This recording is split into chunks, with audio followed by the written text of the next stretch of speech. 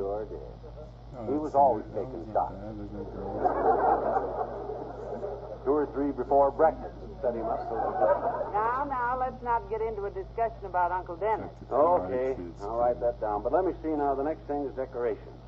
The whole town ought to be decorated for Pancake Day, of course. Pancakes in all the store windows, pancakes hanging from the lamp posts, pancakes draped over the streetcars. You got that down? Got it. Say, who's going to make all these pancakes? Well, as the wife of the sponsor of Pancake Day, my dear, you may have the honor of... Hey, what you doing? Scratching that one out. Oh. Next idea, and this one's a pip. You know that skywriter we see over town all the time? Yes, but what that We'll get him to go up about 5,000... We'll get him up about 5,000 feet and write, "Look out, here it comes." And then he'll dump out a barrel of pancake batter. I'll scratch that one out, too.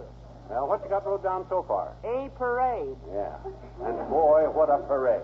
Yes, you have 2 people in it so far. Us. But wait, Molly. Wait till you see me strutting down Oak Street, twirling that baton, and leading the Elks Band in some fast number dedicated to Pancake Day. Such as? Oh, such as "I'll Be With You in Buckwheat Blossom Time," or maybe "Pancakes is a-comin', there's a eatin' tonight." Lovely tunes, both favorites of mine. Good. All right, I'm down. I'll get the Elks Band, the Boy Scouts, a bunch of women carrying skillets. Call Debbie Lynn. Get her to be Miss Pancake of 1952. Oh, good. Dress her in a bathing suit made out of pancake batter. Call the Gazette and get a photographer to come. Hello, Molly. Hi, pal. Hello, Mr. Wilcox. Hi, Junior. I was just getting ready to make a phone call. Today is Pancake Day, and I'm... Pal, I heard all about it from Mayor Latrivia, and I want you to know that I'm on your side. It's a terrific idea. Well, thanks. I was so enthusiastic that I sat right down and wrote a poem in honor of the occasion. Care to hear it? No, thanks, Junior. I was just going to phone the Gazette and tell them about the parade. They'll want to know all The about... Gazette, eh? Well, you can tell them about my poem and let them publish it. I'll read it to you. Well, I got a lot to do, Junior. We'd love to hear your poem, Mr. Wilcox. Thank you, Molly. You done a bad thing, kiddo. I call my Pancake Day poem Pancake Day. Clever title. Today is Pancake Day, National and Pancake everyone Day. should rejoice. For the pancake has always been a favorite with American men and women, and also girls and boys.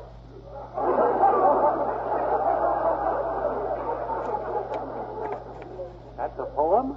Well, the rhythm is a little unusual, pal. It's free verse. Well, I should hope it's free if you tried to charge anybody for that stuff.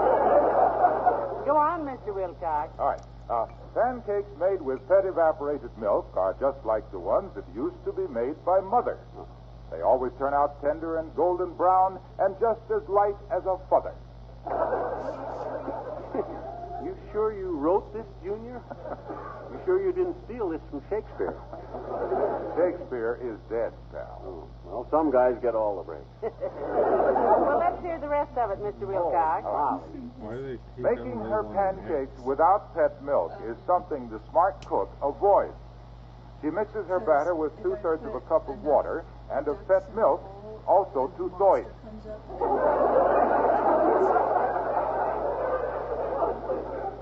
Could you open the window, Molly? I feel a little faint. Is there more, Mr. Shakespeare, or Mr. Wilcox? Oh, yes. Oh, no. Yes. So let us celebrate Pancake Day. And if your friends don't know about it, let us send them messages. And don't forget that pet milk pancakes are good with jelly or marmalade or little pork sausages. We've had it. That's enough, Junior. I got to phone the Gazette right now, and I'm afraid we can't use your poem. You don't like it? I can answer that best with a hunk of my own verse. Poets ought to be respected, even if the stuff they write sounds like it was wrote when they were drunken. But if Harlow Wilcox is a poet, then I am Abraham Lincoln.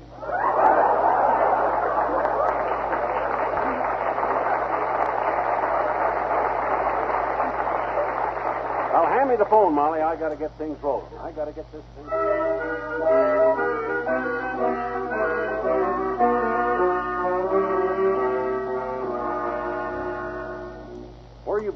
I was hollering for you. I've been at the grocery store. Well, Why? the telephone's been jumping the last hour, Tootsie. Really? I got the Elks band lined up, the Lions Really? Club, the Boy Scouts, the Girl Scouts, the Sea Scouts. The Wistful Vista Gazette is going to play it up on page 1 this afternoon. Wonderful. My goodness, you have been busy. Bet you no grass grows under my feet, baby. Of course not. Who ever heard of grass growing on a coffee table?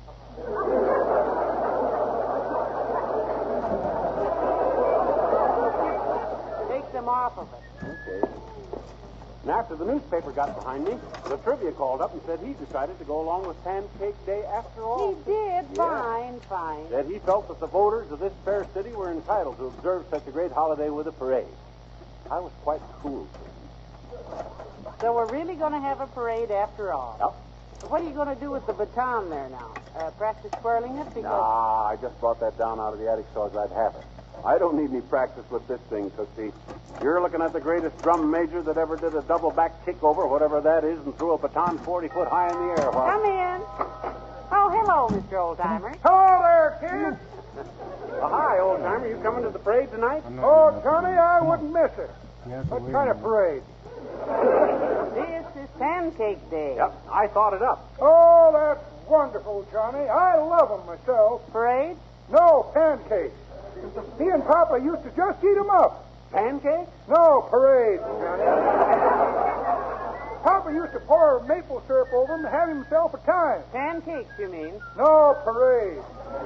Poured a gallon of sorghum on a Legion parade in Chicago one time out of a 10-story window, and the gendarmes raised... Well, now, this parade tonight, this will be a little quieter, Mr. Oldtimer. It starts at 8 o'clock. Well, daughter, I'll be there.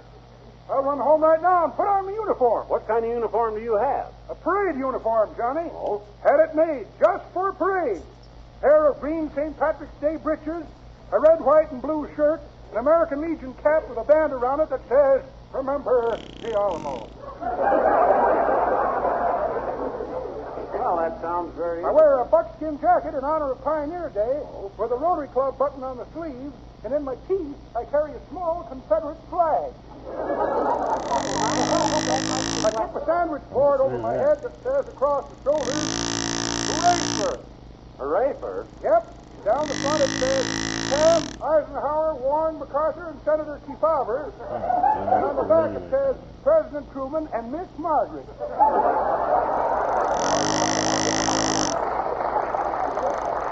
I think that sounds very fetching. Well, it may not look so pretty, daughter, but it gets me invited to lots of parades. I'll see you there,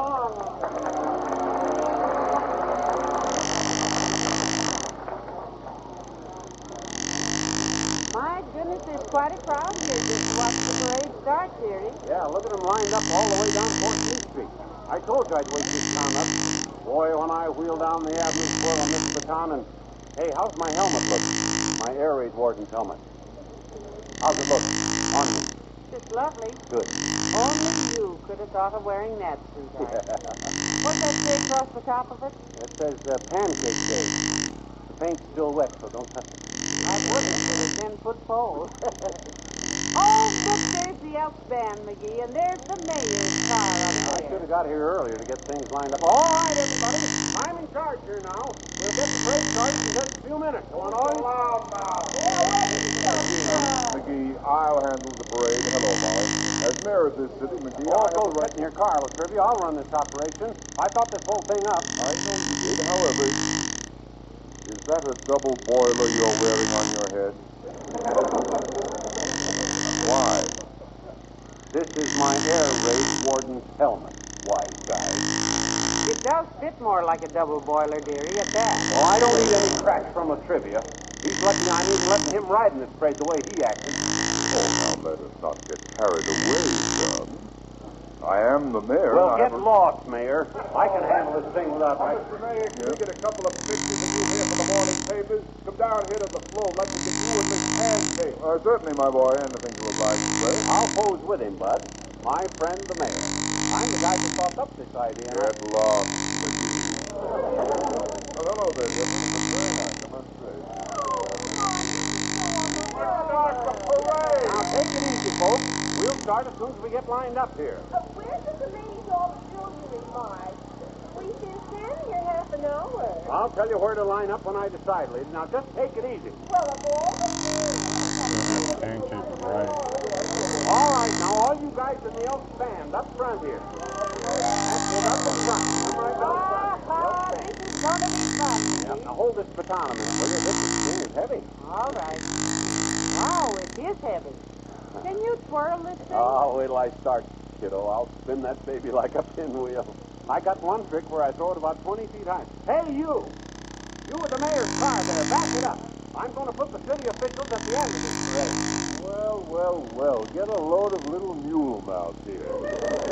Practicing to be a top sergeant, Sonny? Hello, Dr. Gambler. I like that. You going to march in the parade, or is somebody going to push you in two wheelbarrows? Oh, I'm just a spectator, my boy. I figure anything you're connected with is always good for a laugh, except the joke. Incidentally, that's a clever idea there. Wearing a double boiler on your head in honor of Pancake Day. That's my air raid warden's helmet. I'm getting tired of cracks. Oh, hi, Wimp. Hello, Mr. and Dr. Gamble. That came down, Mr. Wimp. Rimbo. Isn't this exciting? I love parades, and I always take interest in these. Yeah. You probably think this is a silly question because I'm sure there must be a very good reason for it, but why are you wearing the double boiler on your head? That's rather I ain't wearing a double boiler. This is my air raid warden's helmet. Excuse me. Well, Grouchy pants. You see, Wallace, he wears the air raid warden's helmet because this is Pancake Day. And he's afraid the waffle interests may fly over and bomb the parade. all right, folks, let's change the lineup now. I want the band in front, see? Then the float with Miss Pancake comes next. Hey, you there, the Rotary Club group. Move back in behind the ladies' auxiliary. McGee, why don't you leave them where they are? It looks all right to me. I got to show them who's running this thing, Molly. My gosh, I can't let them just march any place they please, can I? No, not there, you guys. You from the Chamber of Commerce. Move back behind the Lions Club. No, you better line up in front of the Ladies Club. Don't put the Girl Scouts there. That's it. Oh, for heaven's sake, McGee, start the parade. We'll have a riot here if you don't stop this thing soon. I'll handle it, What I Mr. say? Trivia. He'll handle it, Mr. Mayor. Quiet now, folks, quiet. As the man who thought up this idea, the inventor of Pancake Day in Wistful Vista, I shall now take my rightful place at the head of this parade. Good for you, McGee. Here goes history, Molly. Hand me my baton. Here you are, sweetheart. Good luck. Yeah. How's my helmet fit? Like a double just fine, dearie, just fine. All right, Ben. You all set? Okay, now watch me closely. I'll spin this baton once, throw it up in the air and catch it, and off we go. Well, here she goes. Yes. Look how high he threw it. I Yes. can't see. Oh, it's coming down. He doesn't seem to see it. McGee, watch it. Right on the noggin. McGee, are you hurt? Let Mother. Good thing he was Hey, wearing the pull the double helmet off boiler. me, somebody. It's down over my Oh, eye. you poor lad. Stop. I can't see. Hey, stop. Here, let me help you. Get a can opener. Get the parade started. Come on, Eddie. Strike up the band. Somebody injured over there. Hey, which way they go? I can't see the parade.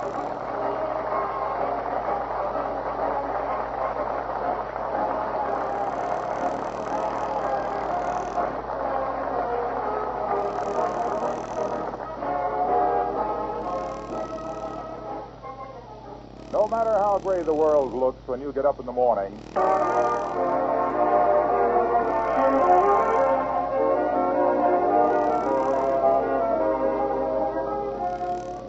Well, it's past our bedtime, dearie. How does your nose feel? Still tender? It's okay, just skinned a little. Well, I tell you, it was a lovely parade. I'm sorry you couldn't see it.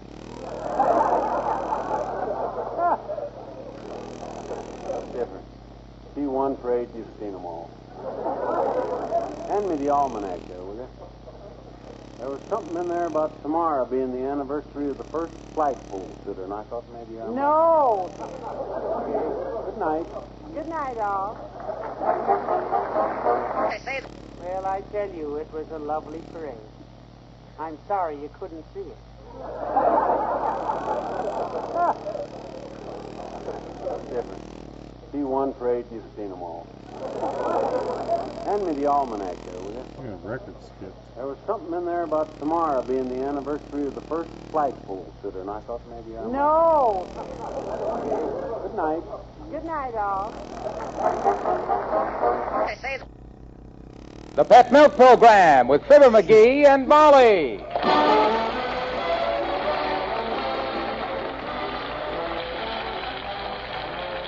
The first evaporated milk, Pet Milk, presents Fibber McGee and Molly with Bill Thompson, Arthur Q. Bryan, Dick LeGrand, Jess Kirkpatrick, and me, Harlow Wilcox. The show is written by Phil Leslie and Keith Fowler and directed by Max Hutto with music by the King's Men and Billy Mills Orchestra.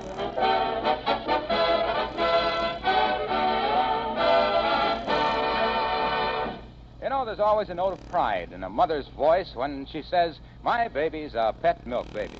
And it doesn't take long to discover why. There's the baby's steady growth, for one thing. "Look," she will say, "he's grown 2 inches."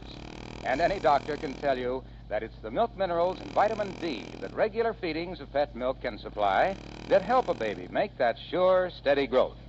Then there's that strong, straight back. Again, it's the minerals and vitamin D in pet milk that help make that strong, straight back possible, and that help baby to have straight, sturdy limbs. As time goes by, you also discover that pet milk helps baby develop good, sound teeth. No wonder, is it, that more and more mothers are realizing there is no better milk you can buy for babies than pet milk. If you're expecting a baby, ask your doctor about pet milk, the first evaporated milk, the first food for millions of sturdy, happy babies.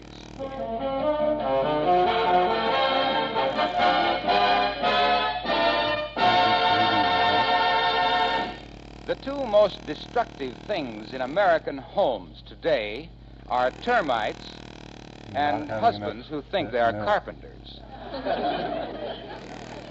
Such a husband is on the loose today. His hands are full of tools, his pockets are full of nails, and the termites are filled with jealousy. As we join Fibber McGee and Molly.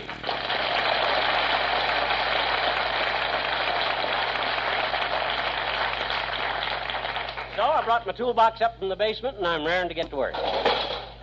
Uh-oh. Today's your lucky day, kiddo. Old Dad's in a fixin' mood. What's busted? My dreams of a quiet morning. No. Everything's in fine shape around here, McGee, so just put the tools back. Oh, now, don't you be bashful about asking me, baby. No job is too big for me, for you. I want to drive nails. I want to bore holes and stuff. I want to saw wood. Good. You stretch out in there on the sofa and saw wood a while. No, I got to work off this energy, Molly. Well, there is one thing you might fix, McGee. Good. The back steps. That top step has been loose for ages. Oh, is that all? No. Well, my gosh, that ain't enough of a job to hold a guy that he's as good a carpenter as I am's interest. Well, it'll be a big favor to me, McGee, especially for the grocery man. Yeah, why? Did he take a flop on that loose step again? Every day. Oh? I understand that in the grocery trade, this place is known as McGee's Flop House. Well, lead me to it, Tootsie. I'll soon fix that. Honestly, though, his falls have begun to follow a pattern. Yeah? Yes, sir. Every morning about this time, he comes up the back walk with my order, and he always hollers, "Grocer boy!" Huh? Yeah. He did it again. Well, why don't he watch where he's going? Open the door, quick. Okay. Well, oops, I fell over it again. Are you hurt, Mr. Frink? Did you hurt yourself? Well, I just can't tell till I get up, Miss McGee.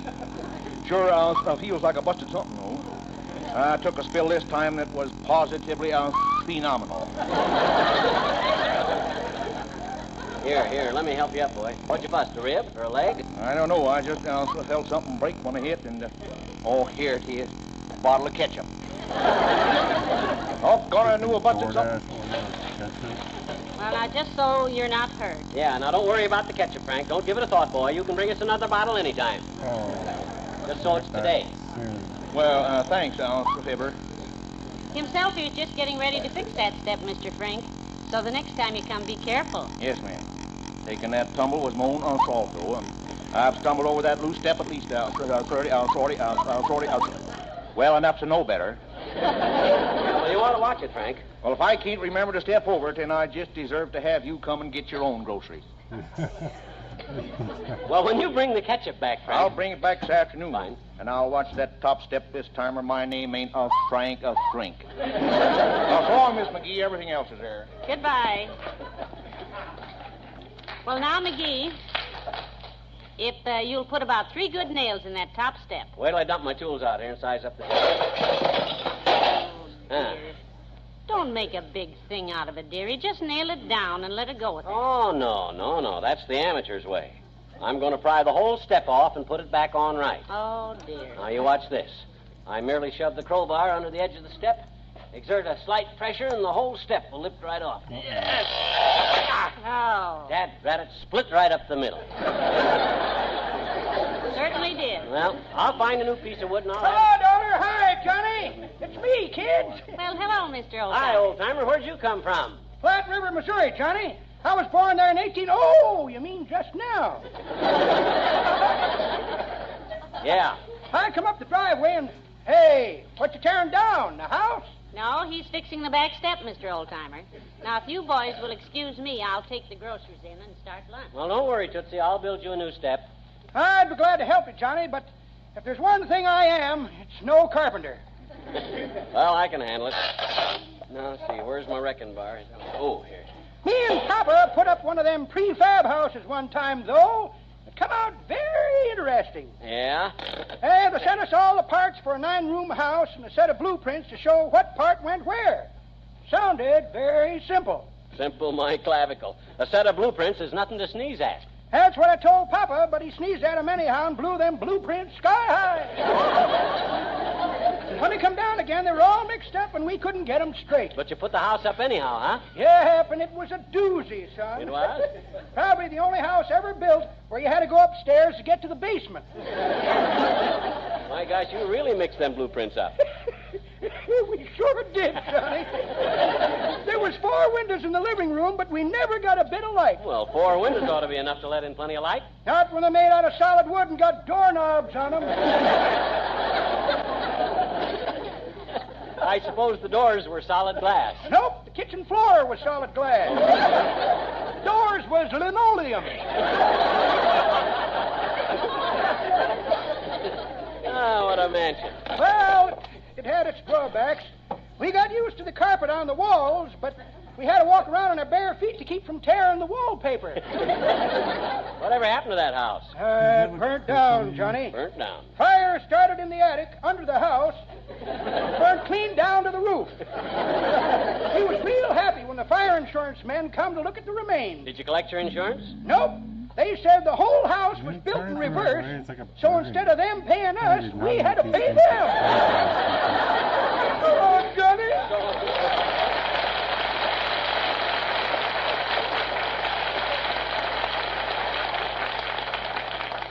Well, now he's gone. I can hunt up some wood and build a new step here. Now, see, I need a piece about 4 foot long, 12 inches wide, so they can...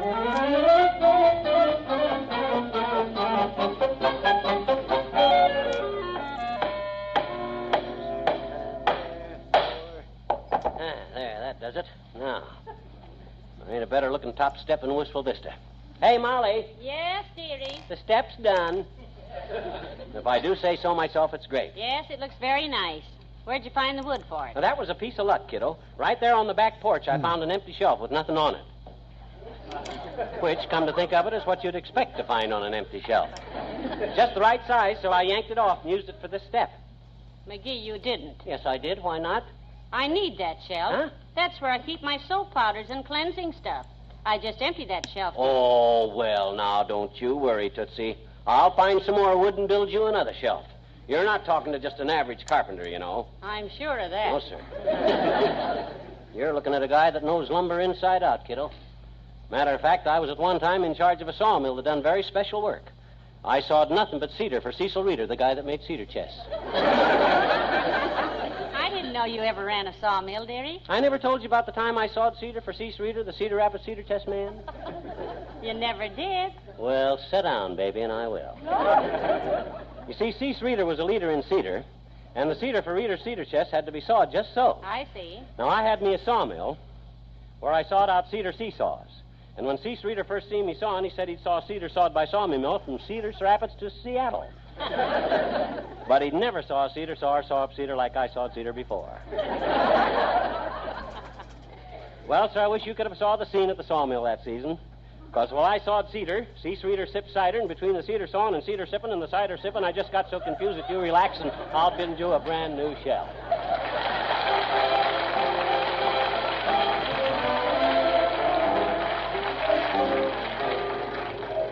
The King's Men and the Wheel of Fortune.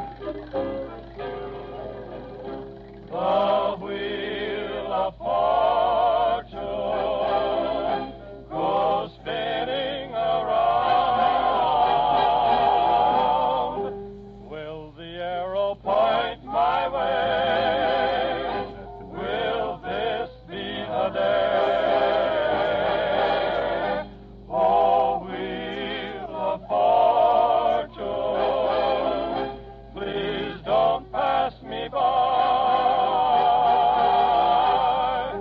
Let me know the magic hour, a kiss and a sigh, while the wheel is spinning, spinning, spinning. I'll not dream of winning fortune or fame. While the wheel is turning, turning, turning, I'll be ever yearning just for love's precious flame. Oh, Wheel of Fortune, I'm hoping somehow, if you'll ever smile on me, please let it be now. Wheel of Fortune, smile on me now.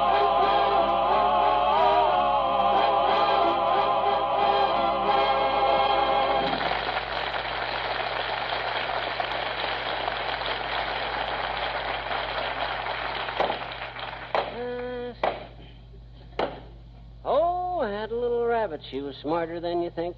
Her children wear expensive coats 'cause their mama married mink. Oh, the monkey and the coconut. Hey, Molly, Yes, dearie. the shelf's done. How's it look? Snazzy, huh? Well, it looks fine, dearie. Good. You found a nice piece of wood to make it with, I see. Yeah, found it in the basement. Must have been pretty good wood because somebody had took the trouble to wrap it all up in white cloth.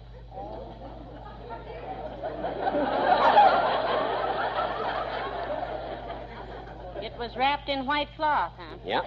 And you sawed it down, made a shelf out of it? I cannot tell a lie. I did it with my little hatchet, saw, hammer, chisel, screwdriver, and a few nails. That was my ironing board.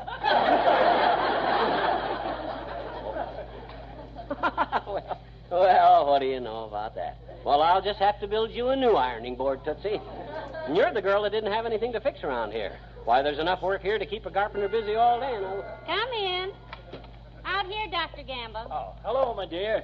And greetings to you, Super Skull. Super Skull? You mean Big Brain? No, I mean Fat Head. That's very clever, Doctor. You're just like a rifle bullet. Fast and deadly, you mean? No, full of lead. Why aren't you in your office painting mothballs to look like vitamin pills?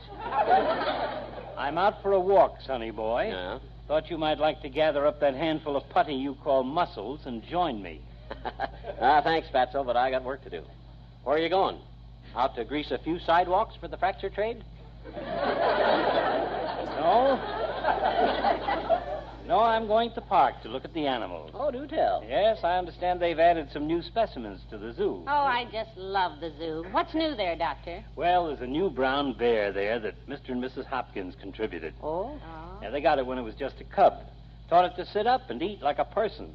Its favorite food was baked beans, they tell me. Oh, well, my, how could they part for the cute little thing? The cute little thing grew up, Molly.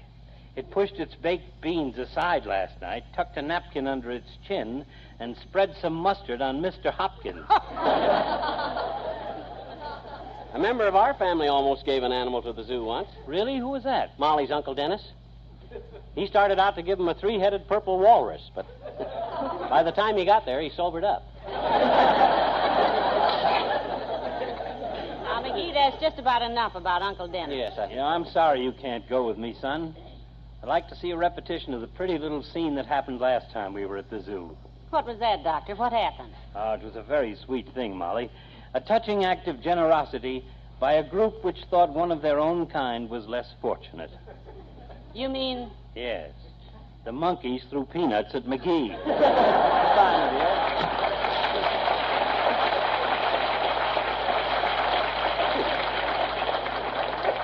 dear. Wise guy. I don't know why that's so funny to him. I got a free lunch and he had to buy his own. Well, I better get busy and find the wood to make you that new ironing board. No, skip it, dearie. You can buy me one of those new metal ones. I'd really rather have Oh, no, that wouldn't be the same, Mommy. A bought thing ain't got the sentiment of a thing that's made with loving hands at home. that. Well, that may be true, but... Hello, Molly. Hi, pal. Hello, Mr. Wilcox. Hi, Junior. I'd ask you to sit down, but I'm afraid you do it, and I'm busy with some carpenter work. Well, that's coincidence because I'm in the building business myself, you know. Sort of a consultant. Oh, new job, Junior? You don't mean after all these years of peddling pet, they tied a can on you? Mr. McGee, please. I simply meant that as a building consultant, I advise housewives on how to build attractive, nourishing meals at low cost. Oh, You see? isn't that a clever tie-in, McGee? Oh, sure. He's sly, this man is. He's slick. Yes, sir. He's as subtle as a tack in your chair. And speaking of attack, here's the point. Oh, that stabbed me. The point is, grocery stores everywhere are featuring Pet Milk's recipe of the month right now for tuna macaroni slices. Tuna macaroni slices. Yep, huh? a delicious combination of tuna, macaroni, and cheese in a golden yellow loaf that just makes your mouth water. Yeah? Made with pet evaporated milk, it's a one-dish dinner deluxe. You fascinate me, Hilo. Oh, it's not... Tuna macaroni slices. I suppose the first thing you got to do is catch a tuna, and then when you get it home... No, pal, the first thing you do is buy yourself a few cans of pet milk. That sweet country milk evaporated to double richness. Yes, but you got... Then you pick up this swell husband-tested recipe at the same time. Yeah, but you got to catch a tuna. No. You buy the tuna in cans, and you don't even have to go fishing. Oh, that's amazing. Isn't science wonderful? My God. You can our tuna for us. You evaporate our milk for us. You know, McGee, I've even read where they can evaporate ocean water now. Just imagine that. I wonder if science ever thought of inventing the Wilcox evaporator.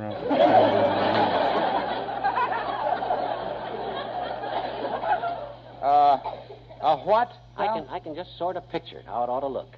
A thing where I press a button and it goes bzzzt. There's a door slam. I look around, and Molly and I are all alone.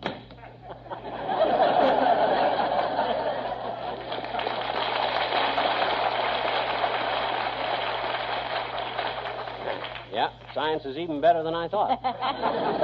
Well, back to work, kiddo. I'm going to find you a hunk of wood and make you an ironing board if I never see the back of your head.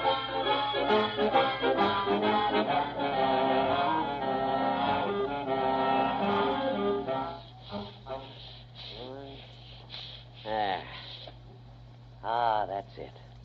Oh, boy, when Molly sees this... Hi, mister. Huh? Oh, hi, Jeannie. Hi. Oh, I'm glad to see you, sis. Where you been lately? Oh, I've been on a trip, mister. Huh? I've been visiting my Aunt Opal and my Uncle Bob. Oh, boy, did I have fun. Good time, huh? Not very. Oh. They got an awful cute little baby, though. Oh? Only my Aunt Opal doesn't like it, so she's going to send it back and get another one. She is? And they've got an automobile and... I said she is? Guess what? Going to send it back. Send what back? The baby. Who is? Your Aunt Opal. I know it. I heard her say to my Uncle Bob, I think I'll change the baby.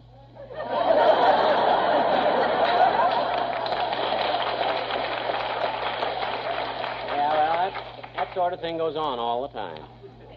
What you doing with the sandpaper, mister? What you doing, with it? Oh, I just finished making an ironing board for Mrs. McGee. A what? An ironing board. When your mother irons clothes, don't she use a board? No, she uses an iron. Now, look, sis. If she used a board, she wouldn't iron the clothes. She'd board the clothes. Any rummy knows that. What I meant was that... Gee, now come to think of it, maybe she does use a board. Yeah? Mm-hmm. Last time she did the laundry, she said she was getting bored with it. I'll let the whole matter drop, if you will. I'd be glad to, I bet. Okay. Well, I better go now, mister. Me and Willie Toops are going to play hide and seek. Not hide and seek, sis. The game is hide and seek. Not the way we play it. We hide in his pantry and eat cookies until we get sick. So long, mister. So long, please. Now I'll show Molly the ironing board and watch her face light up like a tilted slot machine. Hey, Molly. Yes, dearie. The ironing board's done. Cut the shape and sand it down. Take a squint at it, kiddo.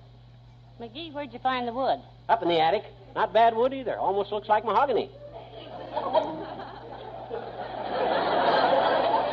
It is mahogany. Huh? That's the extra leaf for the dinette table. Oh, it is, eh? Well, don't give it another thought, Tootsie. I'll just find some more wood and make a brand new leaf for the table. Must you? Well, that's the least I can do. Maybe I won't find any more mahogany. Maybe I'll just have to use pine or oak, but so what? Anything you pine for, baby, is oak with me. Don't you get it, Molly? Pine and oak, it's a play on words. Ain't funny, McGee. Well, I'm a carpenter, not a comedian.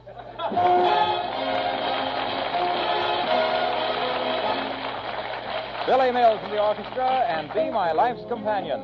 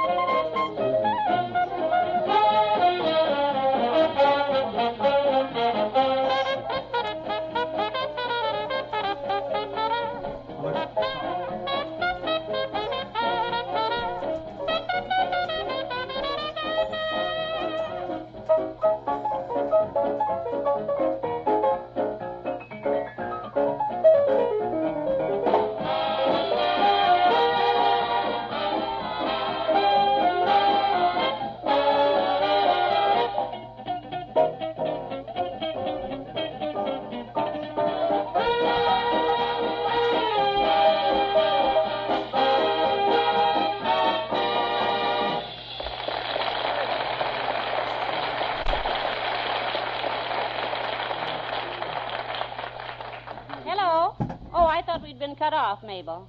Yes, that's right. He used a shelf off the porch to make a new step with, and then he took my ironing board to make a new shelf with. No, he made a new ironing board out of the leaf from the dinette table. Oh, no, he's out there making a new leaf for the table now. You're confused. How do you think Somebody's at my door, Mabel. I'll call you later. Goodbye. Come in. Oh, hello, Ole. Come in. Well, good day, missus. Hello, miss. Hey, that's your little life's companion, missus. Well, he's out on the back porch doing some carpenter work, Ole. Go on back there if you like. He'll be glad to see you. Oh, I know he will, missus, so I think I skip it. You know, every time I go watch McGee work, it somehow winds up that McGee watches and I do the work. He's a very fine voucher, that boy. Well, I understand you're a very talented carpenter, Ole. So everyone says. Oh, I don't like to brag, missus, so I won't argue with you. I was a young carpenter in Sweden, you know, when I met my missus. I didn't know that. Oh, sure. I was hired to help her papa build a corn crib on his farm. And every day this pretty girl comes to watch me work. Oh, and that was your wife, huh? No, that was her mama. But one day Christina comes with her, and when I see Christina, I was a gone goose.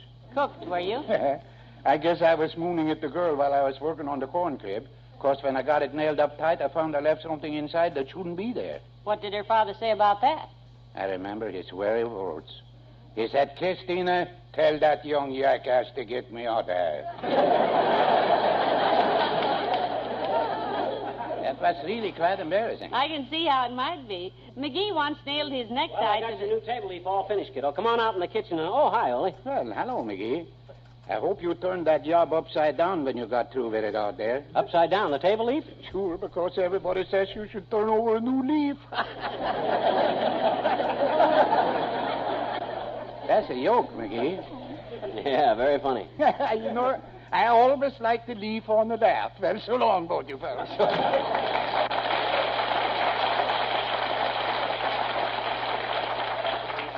He should have left that joke inside the corn crib, too. Huh? Skip it. The job all finished? Yeah, come on, take a look. It fits perfect. Well, I hope you're all through carpentering now, sweetheart. Yeah, all through. There you are. How's it look? Well, it looks wonderful. Yep. Fits perfectly. Of course, it's not Oh, mahogany. I'll stain it mahogany. There's one thing about me, kiddo. When I start out to do a job, I do it. We'll never have any trouble with that top step again, baby. That's the best news. Closer, boy! Uh-oh, I better tell him what... Oh! Oh, dear. What happened? Must have been the bottom step. What about the bottom step? Well, there ain't any. What? Well, I had to get the lumber for this table leaf someplace, didn't I? Come on, let's see what he's got. Fibber and Molly return in a moment. Nutrition experts pretty generally agree that to feel their best, youngsters should have at least a quart of milk every day, and grown-ups should have at least a pint. And even though you may not drink a drop of milk, it's easy to get your day's quota when you use Pet evaporated milk for fixing favorite family foods. You see, Pet milk, sold in handy cans, is twice as rich in nourishing milk substances as the milk usually sold in bottles. That's because it's a concentrated form of milk. Good, sweet country milk concentrated to double richness by evaporation. Naturally, then, by using Pet milk, you can put extra amounts of nourishing milk substances into everyday foods like meat gravy, cream sauce for vegetables, custards, puddings, cream pies, just to mention a few. And the use of Pet milk in such foods makes them not only more nourishing, but more delicious. More economical, too, because Pet evaporated milk costs less generally than bottled milk or any other form of milk. Remember this when you shop for food, and get Pet evaporated milk. Ladies and gentlemen, every minute of every day, someone somewhere calls on the Red Cross for help. And whatever the need, be it a national disaster like the great flood that struck Kansas City last year, or be it one lone plea for a pint of blood, the Red Cross is always ready. And the Red Cross must be kept ready, prepared for any emergency. Never has the need of humanity for these services been greater than now. The drive for funds is underway this month. Let's give just as much as we possibly can, please.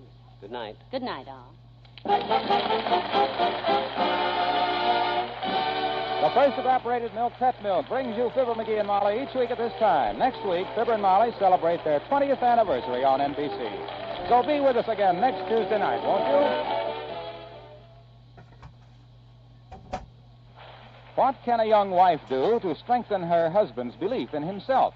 Sometimes just a word at the right time is all that's needed, as Sally Carter discovers in Mary Lee Taylor's Pet Milk Story of the Week next Saturday morning. You'll also hear Mary Lee Taylor's Recipe of the Week for banana orange dessert, a refreshing, wholesome dessert that's easy to fix and economical, too. Next Saturday morning, be listening at this same NBC station for Pet Milk's Mary Lee Taylor.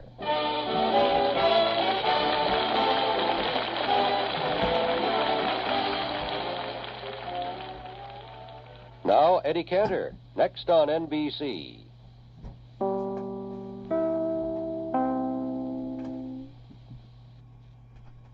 The Pet Milk Program with Fibber McGee and Molly celebrating their 20th anniversary on NBC.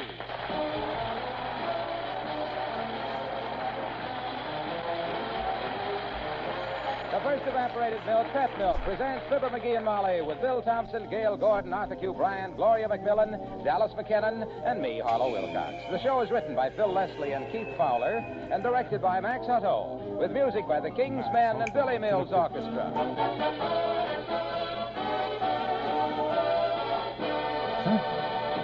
With all the different kinds of milk to choose from, good cooks keep right on reaching for just one brand. Pet evaporated milk. What is the Now, you might ask, what does Pet milk have that causes so many people to reach for it? Well, for one thing, every can of Pet milk has the seal of acceptance of the Council on Foods and Nutrition of the American Medical Association. Another thing, Pet milk is good, sweet country milk from which nothing but water has been taken out. So you know it's honest-to-goodness whole milk in concentrated form. And because it's concentrated, because it's twice as rich as ordinary bottled milk, you can use it in many more ways. In place of coffee cream, for example. Even in place of whipping cream. And when you want to use it in place of bottled milk, you simply put the water back into Pet milk. Half water, half Pet milk. And don't forget, Pet evaporated milk costs much, much less than cream. Even less generally than bottled milk. So do as so many good cooks do. Reach for Pet evaporated milk.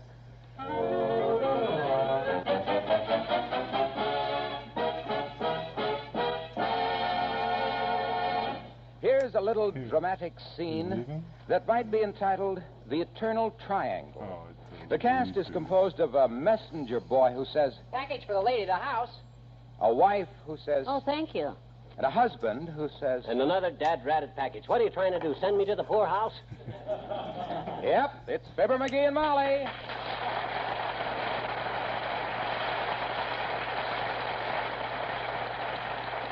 Gosh, the way a woman spends money on clothes is just plain awful. The minute her husband turns his back, she puts everything on hers. I haven't bought any clothes, McGee. I don't know what this package is. Oh, no? Oh, don't try to fool old Dad, kiddo. You thought I wouldn't be home when this was delivered. That's where you thought I wouldn't be. You thought I'd be hard at work somewhere, coughing my lungs out in some smoke-filled pool room. Or breaking my back trying to lift a heavy bowling ball. Come clean, Tootsie, come clean. What is it, a new dress? In a box 8 inches long? Don't be silly. If you'll just hold your horses till I get it unwrapped. Unwrap it. For goodness sakes, it's a 2-pound box of candy. Oh, candy, huh? Who's it from? There's a card in the box. Well, read it. What's it say? It says, Sweets to the Sweet. And it's signed Joe. Joe? Who the happy heck is Joe? Well, I haven't the slightest idea, bless his heart. Oh, come now. Come on, Tootsie. You don't have to be cagey with me. I'm not, McGee. I just don't know I ain't asking who Joe is on account of because I'm jealous. I ain't got a jealous bone in my head. I know that, dearie. No. You didn't even get mad on our honeymoon when I unpacked my picture of Francis X. Bushman. And set it up on the dresser. No, remember? I and you and Francis X got along swell. So who's Joe? I don't know. Have some candy. Looks good. No, thanks. I ain't interested. Whole thing is very unimportant to me. Well, I care who's chumping up to spend his dough sending you candy. Who cares? I just as soon hear no more about it. Good. I'll put it completely out of my mind. Good. There's just one minor point I wish you'd clear up with me before I forget it. What's that? Who's Joe? I don't know. Well, you don't have to get sore about it. My gosh, when a guy sends candy to a guy's wife, the guy whose wife gets it from the guy's got a right to know who the guy Come was. in. Well, hello there, Mr. Wimple. Hello, folks.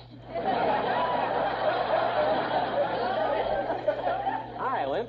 Pull up a chair. What you got under your arm there, boy? Seed catalog? Oh, no. This is my bird book. Oh, I see. I've been out to Dugan's Lake bird watching. Oh. But I haven't seen a really odd bird for days, so I thought I'd come see you a minute, Mr. McGee. Well, that's very thoughtful, Mr. Wimple. Yeah, I think. Someone was telling me that they saw a rare North Polish bird near here, but...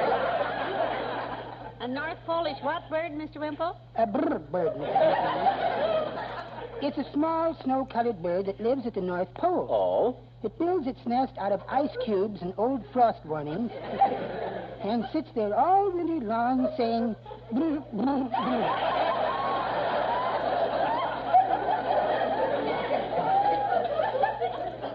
Yeah, you're really bird happy, aren't you, Imp? You keep any birds around the house, canaries and stuff like that there? Yes. Oh? We have a beautiful little bird at the house right now. Oh? It's one of those talking Herza birds. Her's a bird. Don't you mean a talking mina bird? No. Mine escaped, Mrs. McGee. This one belongs to her.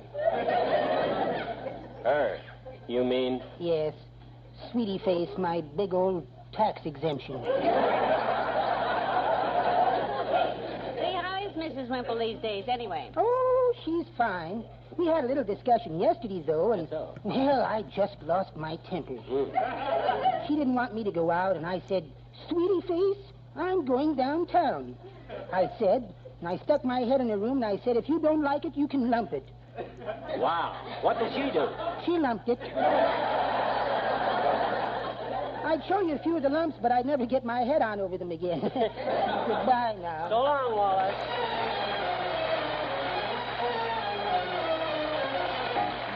Billy Mills in the orchestra and Perfidia.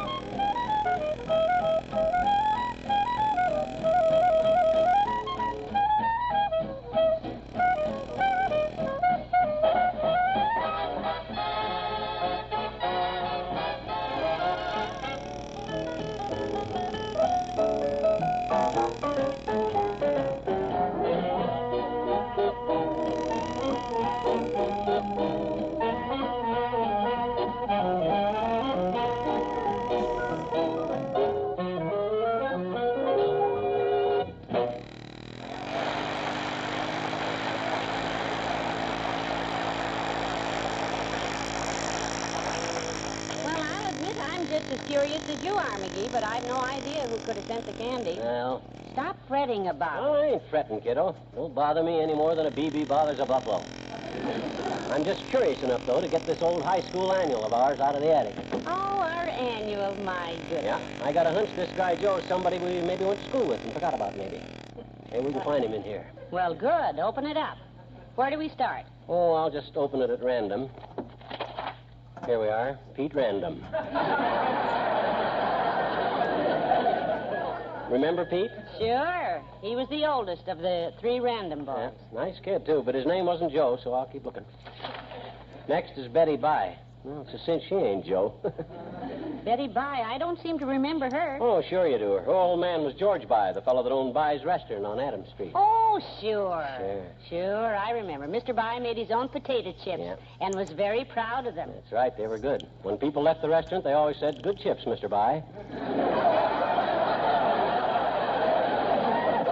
Well, this is all very interesting. Come in. Oh, hello, Dr. Gamble. Top of the morning to you, my dear. And a small slice off the bottom to you, Buckethead. Hi, Fatso. For once, I'm glad to see you. I and Molly are trying to remember something, and a guy with a memory like yours might help us. Well, that's very flattering, but what makes you think I have a good memory? They say an elephant never forgets.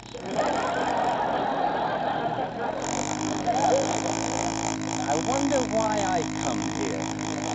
It must be the same thing that leads an Indian mystic to drive an extra handful of spikes into his bed. Sit down, Doctor. You look tired. Well, I am tired, my dear. I employed a new nurse this week, Miss Bullwinkle. She's worn me out completely. Oh, what'd she do, Doctor? Well, she wasn't satisfied with the appearance of my office. Thought it needed a woman's touch. Oh, this morning I came in and the woman had touched it. But good. Bullwinkle redecorated, did she? Well, you might call it that, speaking loosely. Yeah. The whole motif was early American. That's nice. Yeah, organdy curtains at the windows, cretonne slip covers on the chairs, and a pleated ruffle around the operating table. I suppose she framed a few X-ray photos for the walls. No, she didn't, but she did plant ivy in my instrument sterilizer. And she filled my jar of formaldehyde with daffodils. Word there. My surgical bandages have been carefully separated into 2 piles and marked his and hers. My goodness, your office must look more like the Waldorf Astoria. Indeed it does, my dear. In the future, I may refer to it as the Plasma Hotel. So long, Doc. Come in again.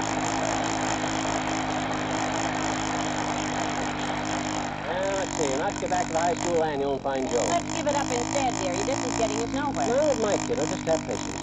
Clyde Wellman, Jay Tomlinson, Grover Cleveland Dittenberger. Joe. Hey, I found him. Here he is. Who? Joe Batts. I'll bet he's the secret admirer that sent you that candy, the dirty rat. Oh, no, McGee. Aha, look at this. There's a letter stuck in this book. It's addressed to Dear Bunnykins, and it's signed Joe. Dear Bunnykins. Yeah, it's something about having a date together. So, Joe Batts, huh? McGee, I give you my word, But see, I'm shocked.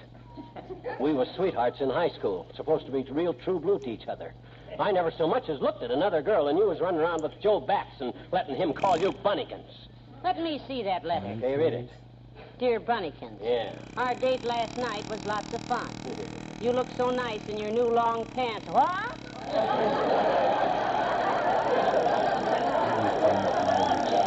New long pants? This is not my letter. Oh, yeah, I remember now. Joe was Josephine Durkin. She wrote that to me.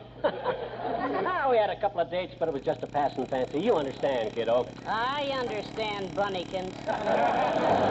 Good. I wouldn't want you to think for a minute that I was... Molly. Hi, pal. Hello, Mr. Wilcox. Hi, Junior. Say, maybe you can help us. We're trying to figure out who sent Molly a 2-pound box of candy. No, don't look at me, pal. I wouldn't dream of sending a girl a 2-pound box of candy. I suppose you send them a 5-pound box? No, I send them a 50-pound case of pet milk. Well, that's a lovely thought, Mr. Wilcox, but girls like candy, too, you know. Oh, well, I'm sure they'd prefer my gift, Molly. After all, what's in a box of candy? Well, in this box, there's a layer of creams. Ah. Nothing compared to the creams you can make with pet. Oh. Cream sauces, delightful cream gravies, mouth-watering cream pies and custards. Every good cook knows the wonderful creaminess that pet milk brings to her family's favorite foods. All right, you win that one, Mr. Wilcox. Yeah. But this particular box of candy has some nut clusters in it, too. I'm glad you mentioned that, Molly. I'm sorry. Because when the meals are prepared with plenty of good, rich pet milk, you just show me the family that will nut cluster around the table.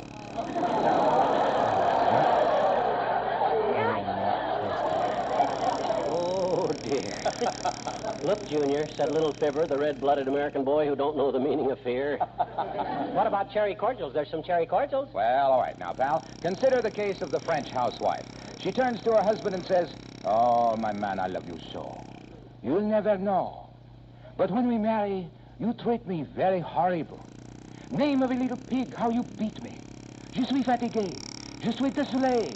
Je suis black and bleu." That's very dramatic, Junior, but what's it got to do with cherry cordials? Then she says, "But that is all changed since I begin to cook with the delicious double-rich pet milk. No longer do you treat me horrible. Now, Sherry, you are so cordial."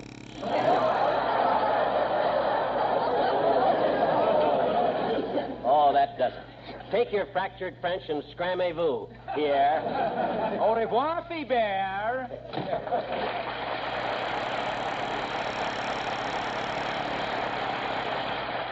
Well, I guess I'm just wasting my time with this annual, Molly. What do I care who Joe is anyhow? I know I'm the guy for you. course you are. Even if I do scatter ashes on your rugs. That's right, dear. Even if I do go bowling when you want to see a movie. Right again. Even if I do use your best linen napkins to clean my shotgun. When did you do that? Well, I haven't done it yet, but I thought I'd run it in while you were in a soft mood. Just testing. Well, McGee, it's as simple as this. Yeah? When we married, I promised to love, honor, and obey you. Betcha. So all I got to do is ask you 3 questions. You still love me? You know I do. Second question. You still honor me? Of course. Third question. Who's Joe? I don't know. Well, you don't have to tell the neighbors about it. Just burns me up that some guy's got the crust to send candy to the... The King's Men and Retreat.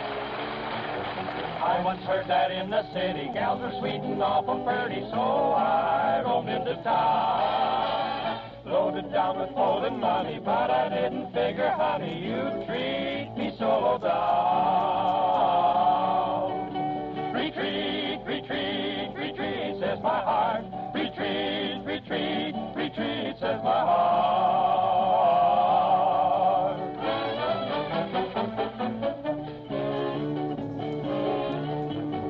If I was a piece of candy, all your sugar would be dandy to melt my heart away. I loved your hugs and I loved your kisses, even thought I'd make you misses, but my heart seemed to say, retreat, retreat, retreat, says my heart. Retreat, retreat, retreat, says my heart.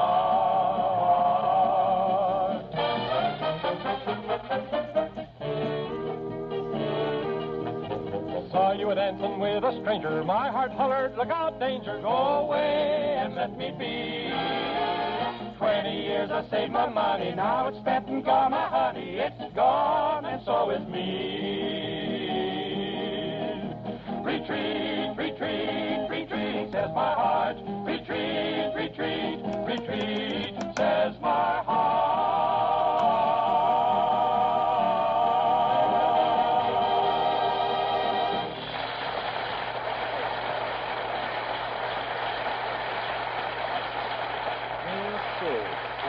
There's Joe Ferguson. No, he couldn't have sent the candy. He's a politician, and they only send mink coats.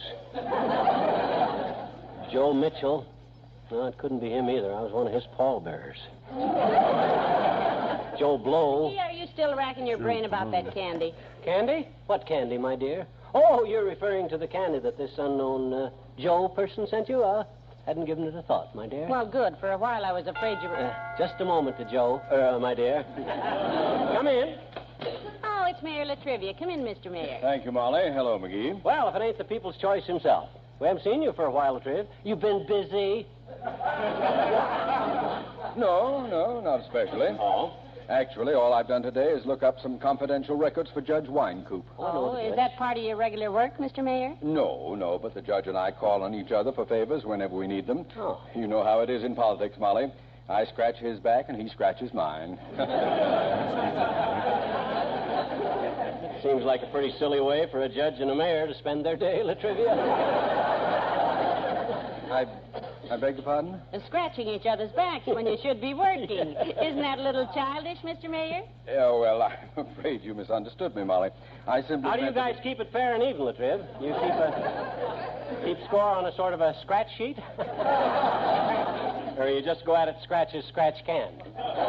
No. Just a minute, please. I merely used an old political expression here, McGee. I'll scratch your back and you scratch mine. No, thanks, Homer. I don't itch right now. Some other time. You're awful sweet to offer it, though, Mr. Yes, Mayor. And a man with your experience who spends all day scratching judges ought to do a fine job. I don't spend all day scratching anybody. Probably just spends half a day scratching Molly and the other half being scratched. Is that right, Latriv? Yes. No. Look, I merely went down and gave Judge Winecoop a hand today. I didn't... Oh, one hand? My gosh, you couldn't do much of a scratch job with just one hand, Latriv. I should say not with a man as white as the judge. You'd need about 6 hands to do it right. It'd take 3 of them just to hold up that long black robe he wears. I didn't scratch him with my hands. I never laid a hand on the man. You used a ruler, huh? Oh, boy, you can really do it with a long ruler. That's the greatest feeling in the world. I didn't ruse a long ruler. Huh? Use a long ruler. Huh? Listen to me, please. Yes? The judge asked me to help him. He had a case that was giving him trouble. Oh, a case of hives or a case of poison ivy? Hives? No. Neither one. It was the case of habeas corpus. Oh, I went down. that poor man. Those foreign skin diseases can be mighty unpleasant. You must have wore out your knuckles, too, on that rough robe of his on account of... I never score out my nickels on Judge Kindfu. Pin my pickles on Fudge Line Lou. You said you... Fine Stew. True. Woo! Look. When I said we snatched each other's jacks, and matched my brother's I wouldn't touch the pudge with a 10-foot yule. Not the Dutch with a bent fist pole. I didn't say anything about it. You were the one. I was just... Scratch his back. I was just...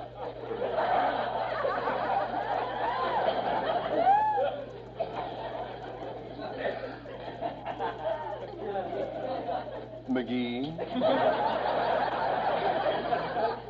Yes, boy? Would you care to join a group of friends at my home this evening? I plan to throw a small party outdoors. Oh, in your patio, eh? No, in the house.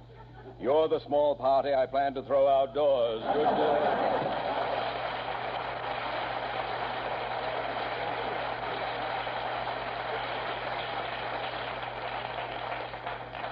Glad you don't get excited like that, McGee. Yeah, just nerves, I guess. Hey, I got an idea, kiddo. You go put your face on and we'll go downtown to dinner. What do you say? To dinner. Oh, wonderful. You're awful sweet to take me out, dearie.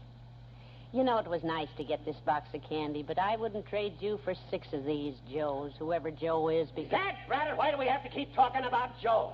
That's all I hear around this joint is candy, Joe. I hope he breaks his big fat neck. Well, bless his little noisy heart. I do believe Mommy's boy is jealous. I am not either jealous, too. He can take a run and jump in the... Oh, wait a minute, dearie. Who's this? Come in. Well, Debbie Lynn. Hello, Debbie. Oh, hello, Mrs. McGee. Hi, Mr. McGee. Ed told me to be sure and say hello for him. Well, Mr. McGee's pouting, dear. How is Ed? Your romance still zooming, is it? Oh, yes, Mrs. McGee. Ed's so wonderful. The silliest darn thing happened to me yesterday, though. I almost lost Ed on account of it. Oh, some girl after him? Oh, no, it was just so silly. I got this box of candy yesterday, you see, with a little card in it that said, "Sweets to the sweet from Joe." Well, you know. And Ed got simply furious. He thought Joe was some boy who was trying to date me. Isn't that silly? It certainly is. Who's Joe? Why, don't you know about...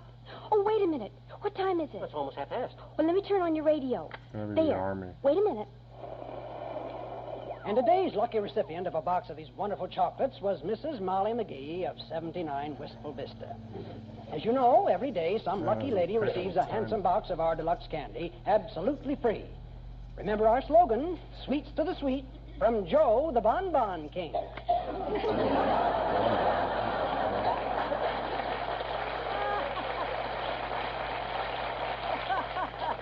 Imagine Ed getting jealous over that, Molly. It just goes to show what the adolescent mind will do, don't it? Hand me another piece of candy, kiddo.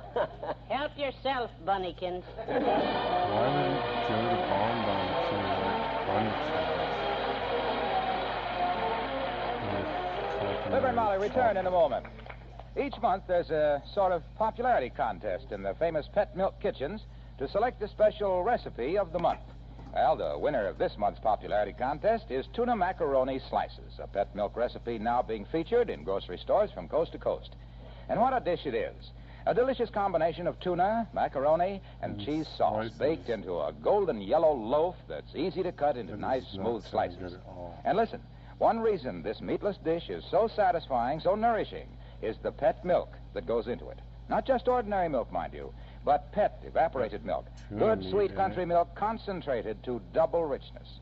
Twice as rich in protein as ordinary bottled milk. Twice as rich, too, in the minerals, vitamins, and other protective substances of good whole milk. So get Pet Milk at your grocer's tomorrow and take along the Pet Milk recipe of the month for tuna macaroni slices. It's a meatless main dish I know your family will like.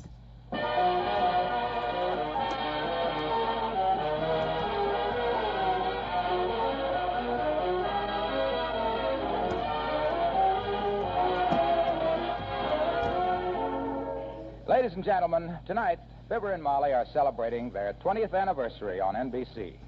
With us is the president of the Hollywood Chamber of Commerce and honorary mayor, Mr. John B. Kingsley, with a message for them. Mr. Kingsley. Thank you, Harlow. Jim and Marion, the people of Hollywood have had this parchment scroll drawn up as an expression of their deep appreciation to you both. It says, in grateful appreciation to Jim and Marion Jordan, whom the world knows and loves as Fibber McGee and Molly, who by their many years of clean, wholesome comedy and by their exemplary personal life have brought great credit to our great community of Hollywood, which in their honor has christened itself Wistful Vista for a day. Jim.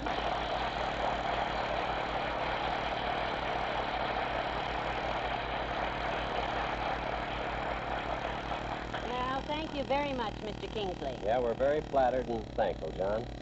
We're thankful to you, to the people of Hollywood, the businessmen, the Hollywood Citizen News, and everybody who helped make this a day we will always remember.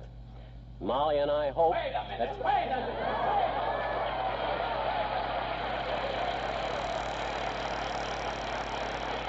What do you mean? What do you mean I can't go out there? I got a message for him. Where are they? McGee, it's Jimmy Durant.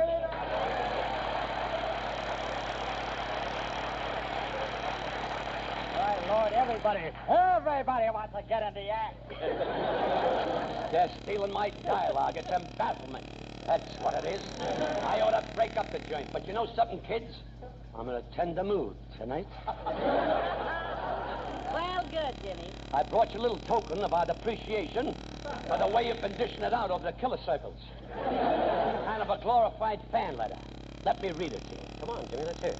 It says, and I quote, in tribute to two wonderful people for the 20 years of good entertainment, clean humor and wholesome American fun, for which have endeared them and the Fibber McGee and Molly program to radio listeners of the United States, including all of us whose names are here inscribed. And it's signed, Bud Allen, Milton Boyle, Eddie Cantor, Jack Carson, Lou Costello, Dennis Day, Ralph Edwards, Phil Harris, Bob Hope, Jerry Lewis, Dean Martin, Groucho Marx, Donald O'Connor, Walter O'Keefe, Jack Parr, Red Skelton, Danny Thomas, Willard Gildersleeve Waterman, Ed Wynn, and yours truly, James Durante. Jack Benny didn't sign it. I really do babysitter. Well, thank you, Jimmy. Thanks. That's just great. It makes us very happy. Ah, you deserve it, both of you. You've been a couple of good Joes. Who's Joe? Oh, we done that, didn't we? Good night. Good night, all.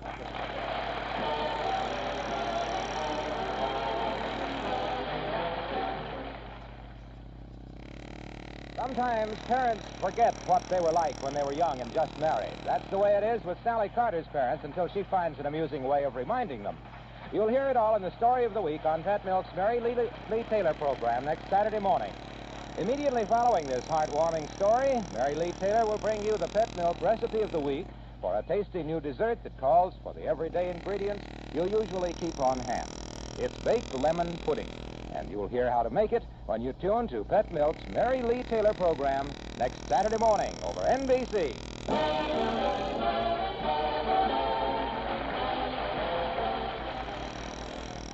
Now, Eddie Cantor brings you more great entertainment on NBC.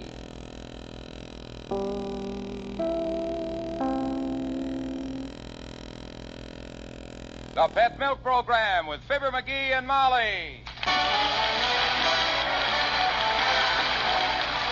The first evaporated milk, Pet Milk, presents Fibber McGee and Molly, transcribed with Bill Thompson, Gail Gordon, Arthur Q. Bryan, Dick LeGrand, Ken Christie, Peggy Weber, Gil Stratton Jr., Tyler McVeigh, and me, Harlow Wilcox. The show is written by Phil Leslie and Keith Fowler and directed by Max Hutto with music by the King's Men and Billy Mills Orchestra.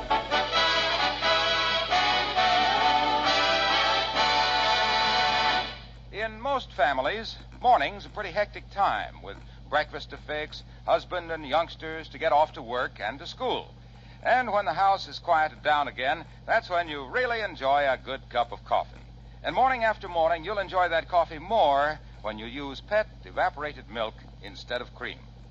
You see, Pet milk is good, sweet country milk with more than half the water removed. So it's just the right consistency for coffee. No doubt about it, pet milk gives coffee the creamy color and fine, mellow flavor most folks like best.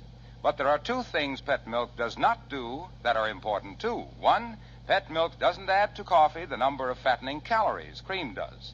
And two, pet milk doesn't cost nearly as much as cream. In fact, it costs less than half as much.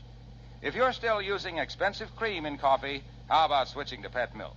Once you try it, you'll know why millions of coffee lovers who used to use cream now use pet evaporated milk.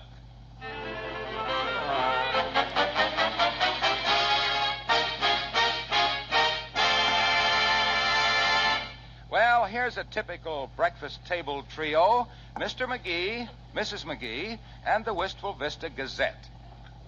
The head of the household is reading the news, while her husband is busy eating. As we join Fibber, McGee, and Molly.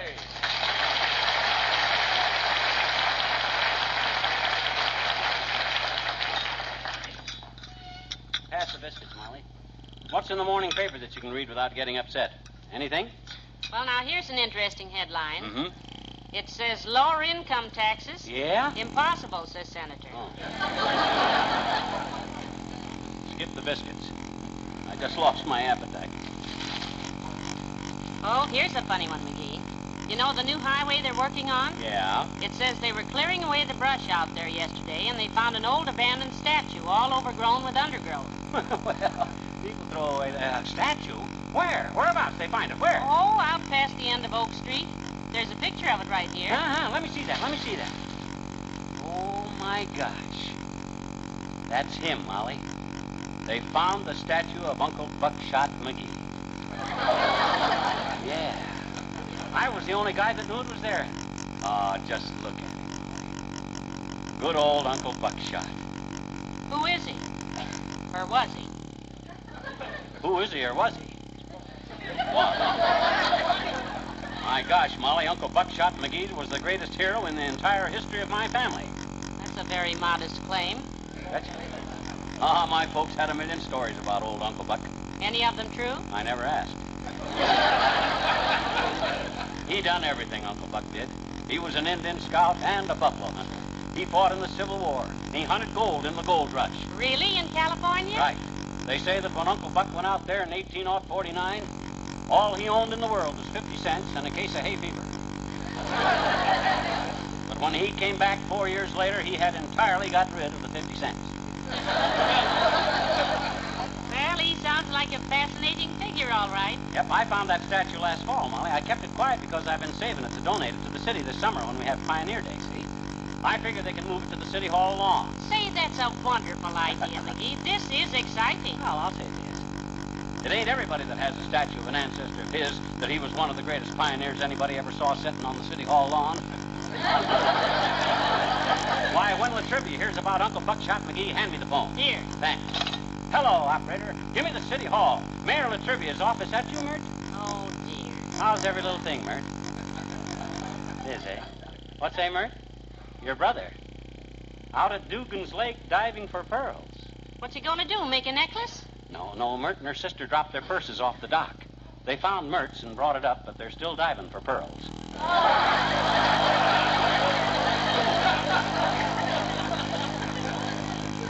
What's that, Mert? Oh, okay. Trivia's phone's busy. Grab your hat. Let's go down to the City Hall. Good. Come on, let's go down.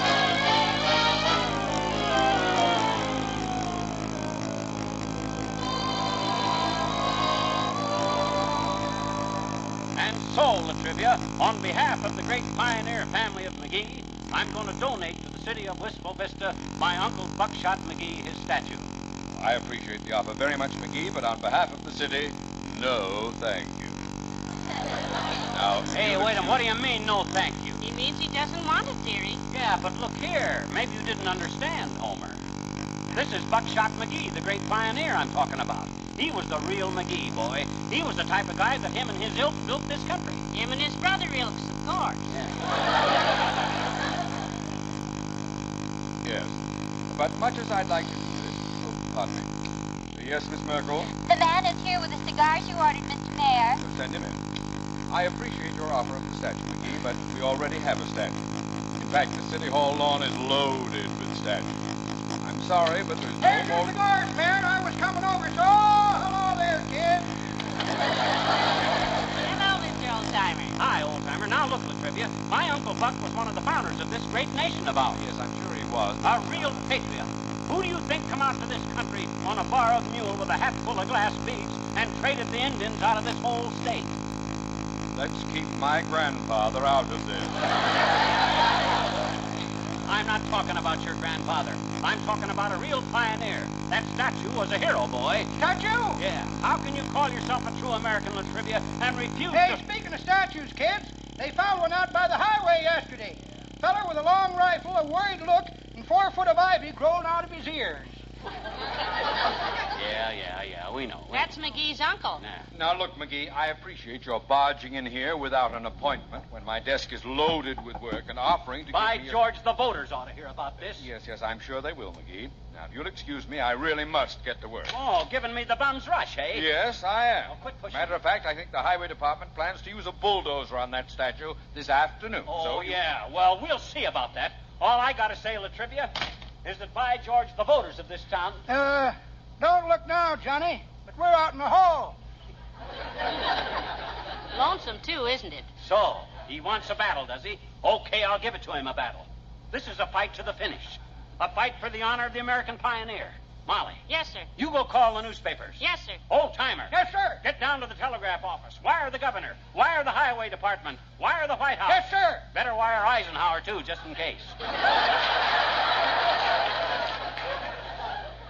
Molly, where's my old Army uniform? Why, it's at home in the attic, but... All right, now you all know your assignments. I'll meet you at the statue. In uniform. Yes, sir. Hold fast, Uncle Buckshot. McGee. Billy Mills in the orchestra and Arden Miller.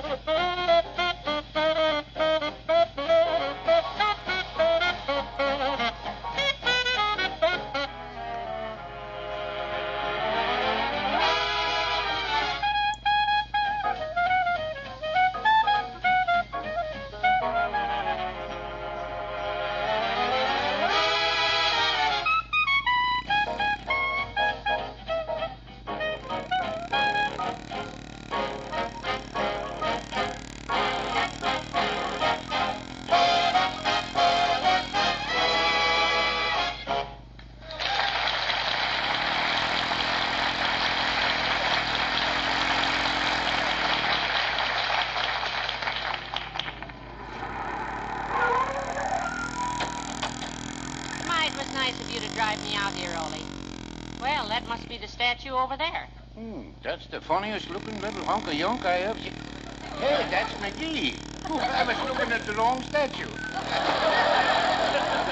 Yoo-hoo, McGee. How's it going?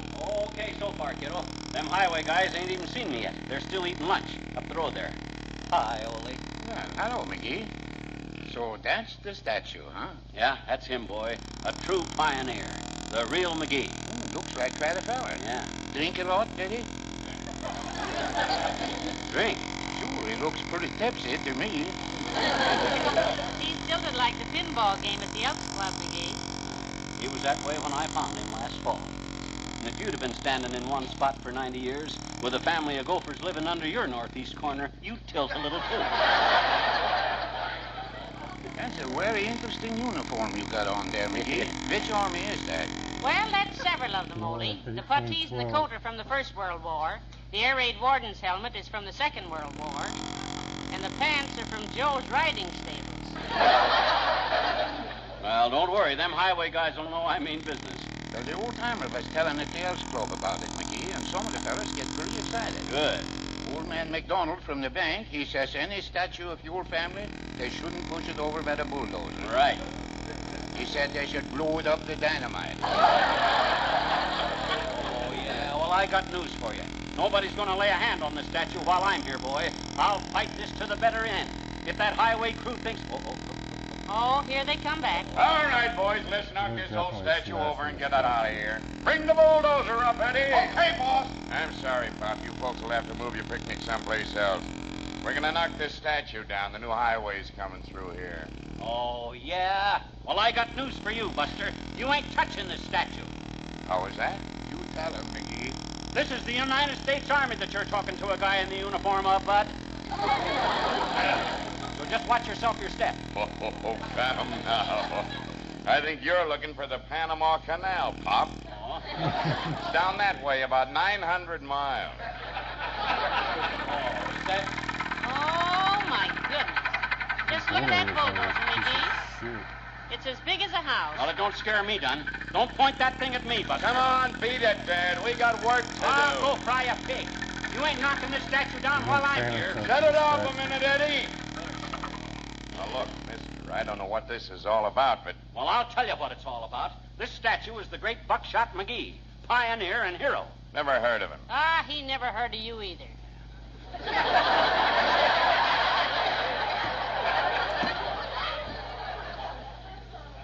He's been dead 90 years. How long you been dead, Buster? Hey, you tell him, McGee. Yeah, that's Well, Heavenly Days, where'd the crowd come from? I didn't hear it. Look, lady, anytime there's a beef, crowds come out of the woodwork. Ah, that's what we want. Wake up the public sentiment. Rouse the rabble. How about it, rabble? Are you with me? Oh, for the love of... Eddie, run down to Harry's bar and get the superintendent. Find out if it's illegal to run over this guy with a dozer, because I don't know. Round one. Ah, never fear, Uncle Buckshot. They shall not pass. McGee, Mother is proud of you. Standing up to that big bully. Motorcycle. Cops? Hey, if that's the cops, McGee, I go stand with the crowd, because I get a wife and kids. Hey, wait a minute. Hey, it's the old timer. Hi, boy. I'm glad to see you. Hello there, kids. How's the battle? Winning so far. Yeah, where'd you get the motorcycle? Borrow it off of somebody? No, I borrowed it from under somebody. Girlfriend Bessie. Oh? She was going down Oak Street on it, and I just reached out and grabbed the back wheel. Bessie was clean down to 14th Street before she noticed she wasn't riding nothing.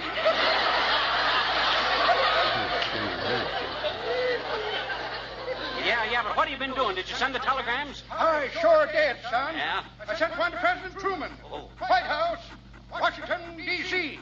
Here's the answer. Yeah, my gosh, give me it. Oh, my. President Truman at the White House. What does it say? Says, unknown at this address, try Blair House.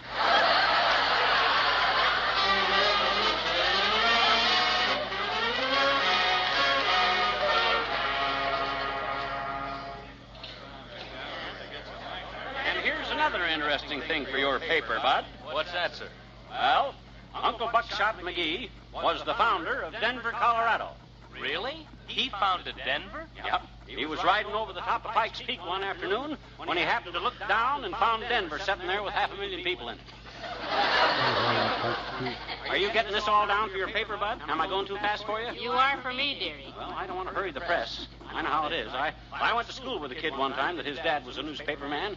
You ever hear of a guy named Eddie Bach? Eddie Bach? Yeah, his dad writes a column. Yes, you've heard of Bach's Pop, son. Please, Molly.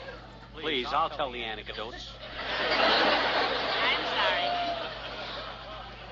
Uncle Buck was a great hero in the Civil War. Well, hello, Molly. Hello, pal. Hello there, Mr. Wilcox. I'm busy with the press, Junior. Be sure and tell your readers, Bud, that the Pioneer McGee blood flows through my veins. Yes. Hope you don't get any of it on you. Hey, this is quite a thing you've got going here, pal. This the statue? Who is it? Who is it? Look, Junior, you can read all about it in the paper. This is a reporter right here. Well, I'm not a reporter, sir. Huh? You said you were working on a paper? Oh, I am. A paper for my psychology exam. I'm calling it Oddballs I've Met. Thank you, sir. This'll get me an A.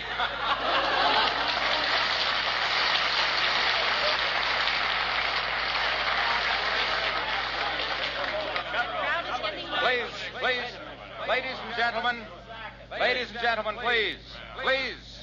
My friends, gaze at this noble statue here. This bronze likeness of one of Wistful Vista's early pioneers. Pour it on, Junior. Yeah, you tell him, Junior. There, my friends, was a man who helped to build this nation. A nation where we are free to live as we choose. A land where it is the right of every man to eat his favorite foods, delicious, nourishing foods prepared with patent evaporated milk. Yeah, how the Sam Hill did he get way over there? Well, doesn't he always? I say to you, my friends, that when your wife prepares your favorite dishes with pet milk, she's not only giving you added taste and added enjoyment, but she's giving you an added helping of health. Junior, the statue. Hilo, the statue. Yeah. Look at that statue, my friends. Look at those piercing eyes, that lean and hungry look. And what is he hungry for? Pet milk. For meat and vegetable dishes, for rich, creamy, smooth gravy, for delicious cream pies made with pet milk.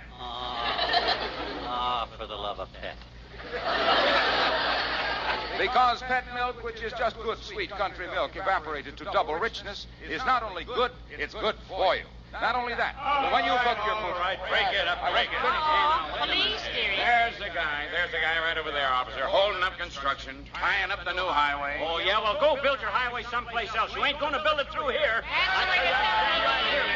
Now, looky here, wise guy. Are you going to come along quietly? Don't you reach for me. Take your hands off of him, you big Logan. Now, look, lady. I got orders from the mayor to bust this up. Oh, the mayor, eh? All right, Flatfoot. Just one question. What is it? You're a city cop, ain't you? Yes. So, do you happen to know where the city limits line is? Certainly. Yeah. It's right down toward town there, about 100 yards. Whoops. Aha! To Houché. Wonderful. He can't arrest you out here, dearie. Now beat it, stupid. Go soak your head. That goes for your big fat mayor, too.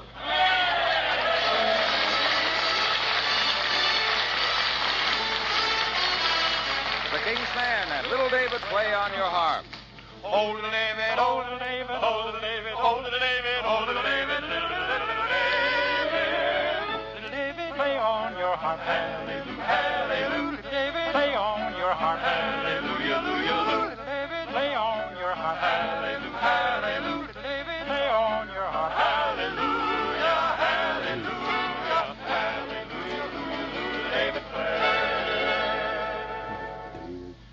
God told Moses, oh Lord, go down into Egypt, oh Lord, tell Pharaoh,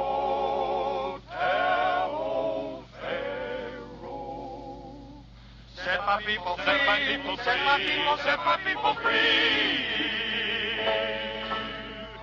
There was a pillar of cloud by day, and a pillar of fire by night, and Moses led the way from night. Now Pharaoh took his army and the chariots rolled. He caught up with the children when lo and behold, the wind came a-blowing, Lordy, how it blew. The water separated and the children went through. Pharaoh tried to catch them on the farther shore, but the water came together with a mighty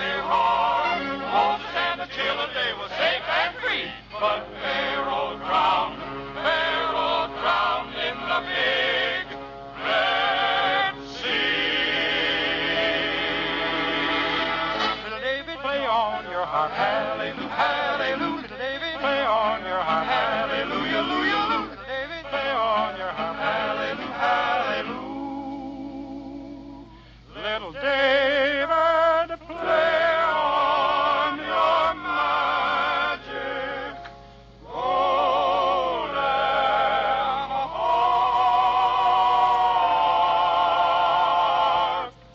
Oh, little David, little David,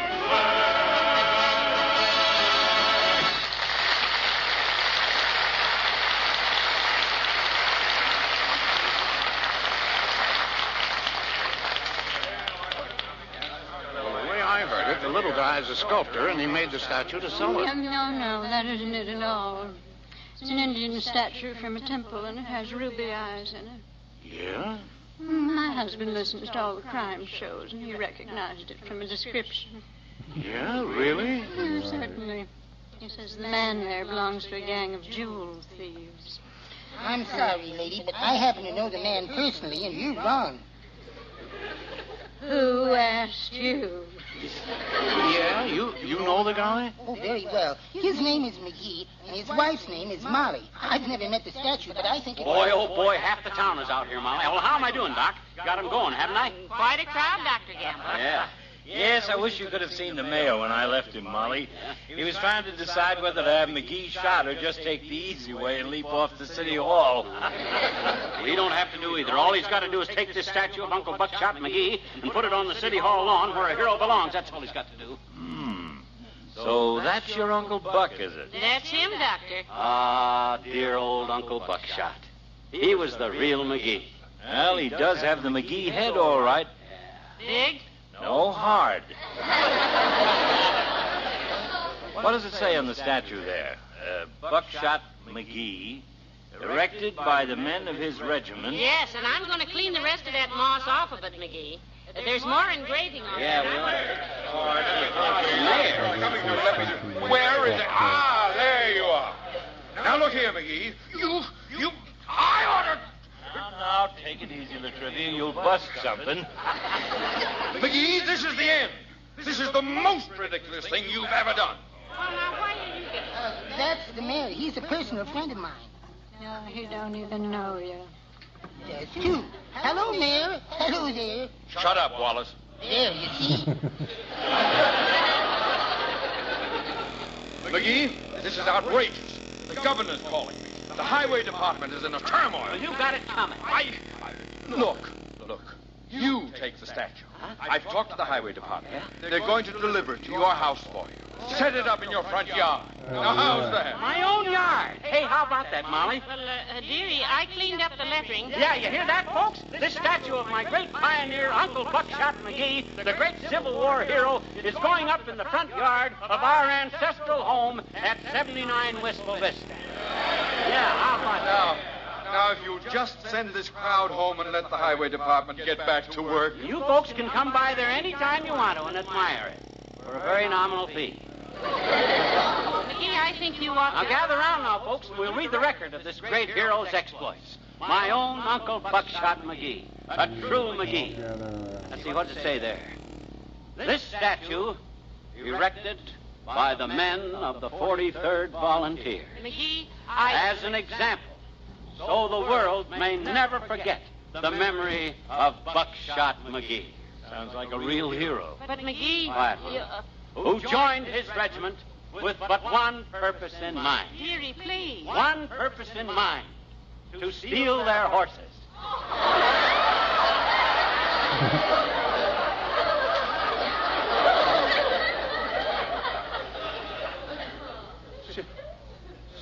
Huh? I tried to tell you. Read the rest of it. Born in 1831, hung in 1864.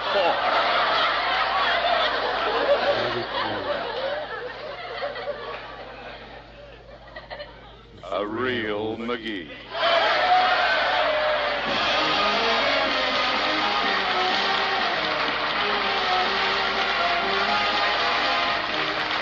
Fibber and Molly return in a moment. Women are wonderful, aren't they? A man might go into a store and get confused by all the different brands there are to choose from, but not a woman. When it's milk she wants, for instance, without hesitating, she reaches for Pet evaporated milk. She knows by experience that no brand of milk, no brand, is better than Pet milk. Why, it's Pet milk that helps her youngsters grow strong and sturdy. It's Pet milk that helps her make so many of the delicious foods her husband and youngsters enjoy so much. The good meat and vegetable dishes, the wonderful scalloped potatoes, the good creamy, smooth gravy and sauces, the delicious cream pies, and dozens of other family favorites. Yes, a woman knows that Pet evaporated milk isn't a milk substitute. It's good, sweet country milk concentrated to double richness by evaporation. And because 1 cup of Pet milk makes 2 cups of rich whole milk just by adding water, she knows she's getting more for her money when she gets Pet. So, you men who help with the family food shopping, take a tip from your wives. When that shopping list says milk, don't take any chances. Reach for Pet evaporated milk.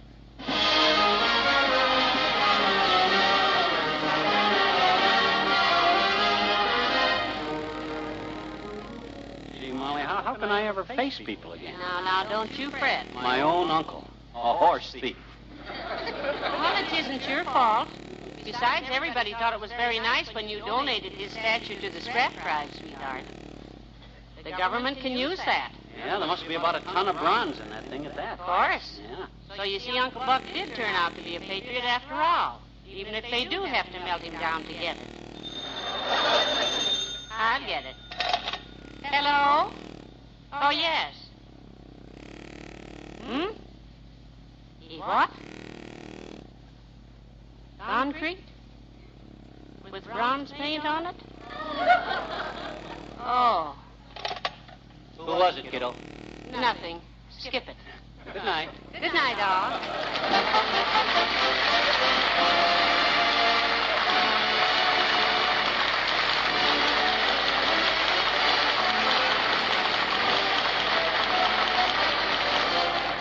The first evaporated milk, Pet milk, brings you Fibber McGee and Molly each week at this time. Be with us again next Tuesday night, won't you? If you've ever moved from a friendly, pleasant street to a strange, new neighborhood, you'll understand the regrets young wife Sally Carter experiences now that the Carters are about to leave Blackberry Lane. How Sally resolves the problems of the old versus the new is told in the Story of the Week on Pet Milk's Mary Lee Taylor program next Saturday morning. The second big feature is Mary Lee Taylor's Recipe of the Week for Olive and Tuna Super Supper, a brand new one-dish dinner that tastes mighty good. Don't miss Pet Milk's big double feature Mary Lee Taylor program next Saturday morning on NBC.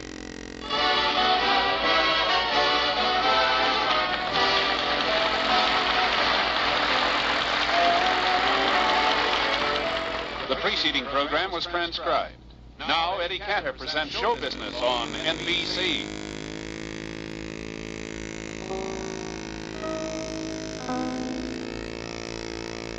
The Pet Milk Program with Fibber McGee and Molly.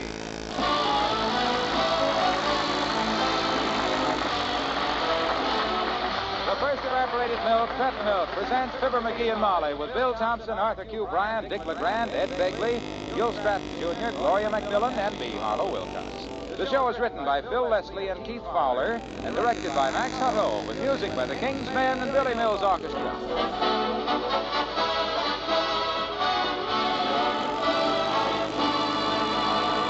Next Saturday is going to be a mighty happy day for Mr. and Mrs. Harry Zarif of New York City.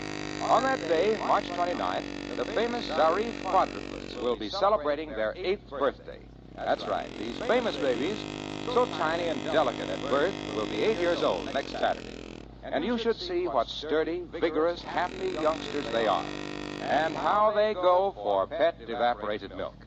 Yes, Pet milk, the milk which helped bring them through the first hazardous months of their life, is still their favorite. And that suits Mrs. Zarif just fine, for she knows how very much this safe, easy-to-digest milk means to her children. She knows that Pet milk will help them through all their growing years, to build strong, straight bones, good sound teeth, and to have fine, well-developed bodies. What Pet Evaporated Milk has done and is doing for the Zarif children can also do for yours. Your grocer has Pet Milk. Get several cans tomorrow.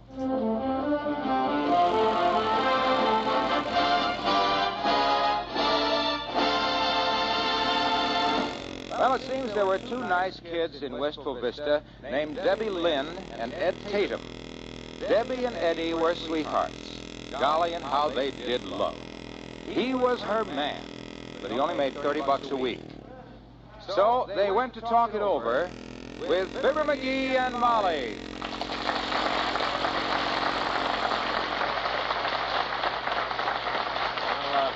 I thought you were doing okay at Kramer's drugstore, Eddie. I heard you were making quite a splash as a soda jerk. Oh, sure. Some splash. Yeah?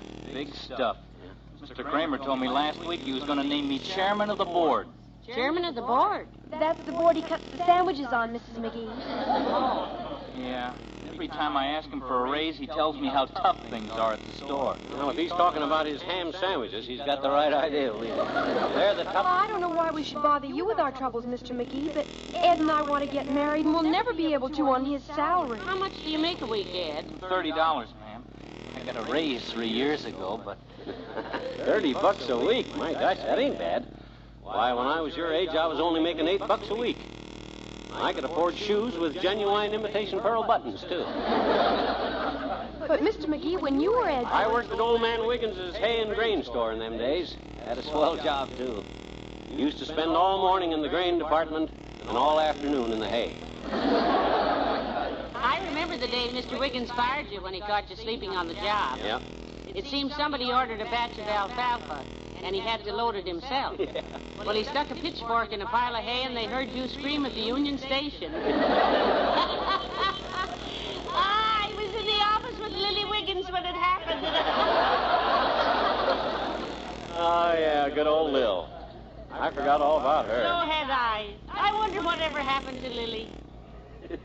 I understand she moved to Kansas City and got in a kind of a romantic mess. She did. Couldn't decide whether to marry a fellow named Pringle or another fellow named Dingle. Like both of them, did she? That was the trouble. Pringle was a tall fellow who gangled, and Dingle was a clumsy fellow who bungled. But both Pringle and Dingle made her tingle. Well, it must have been difficult for the two lads. Yeah, all they did was wrangle. Pringle threatened to tangle with Dingle, and Dingle threatened to mangle Pringle. Well, what did Lily finally do? Well, she didn't want to stay single, so she married Pringle and let Dingle dangle.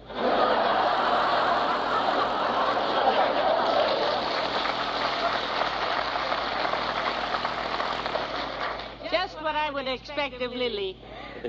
But we're getting off the subject. Like I was saying, Ed, $30 a week ain't bad. I and Molly got married on less than that, and we made out swell. Oh, but things have changed since then, Mr. McGee. Everything's a lot higher now. Funny thing about that, though, most of our money goes farther today than it did then.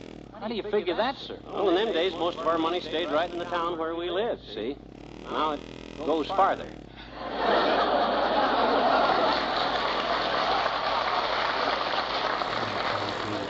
Clear to Washington.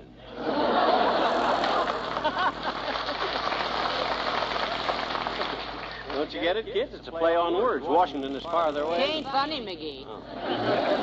Probably millions of people agree with you. Well, if you should hear of another job of any kind, Mr. McGee, I wish you'd let Ed know. I'll just be an old maid if he stays with Mr. Kramer. Well, I'll keep my ears open, kids. Maybe if I had a talk with Kramer... Oh, it's no use, Mr. McGee. I'd better get going, too. You won't be in till late this afternoon, and I'm in charge of the store today. You're running the store? Hey, wait a minute. This is our chance. Chance for what? Chance to pry a big fat raise out of old Kramer. I'll come with you and show you how a drugstore ought to be run. Modern methods, scientific selling, and you can take all the credit. Oh, dear. It sounds great, but Mr. Kramer's mighty old-fashioned. He's not much for new ideas. Don't you worry, Eddie. When he comes in and sees how we doubled his business, he'll want to make you a full partner. Why, I'll have that store buzzing like a batch of bumblebees in a beer bottle. McGee, are you sure this is a wise move? If Mr. Leave us not be skeptical, Mrs. McGee. I got quite a background in the drug business, you know. After old man Wiggins stabbed me with a pitchfork, I went to work at Duffner's drugstore. Yes. Remember? Yes, I remember. I also remember that you didn't work for Mr. Duffner very long either. Yeah, just 3 days to be exact. And then he caught me with my hand stuck in the whorehound candy jar. Quite a career. Yeah, but we won't get Ed Ray standing here. Start the car, Ed. Grab your hat, girls. We're off to Kramer's drugstore.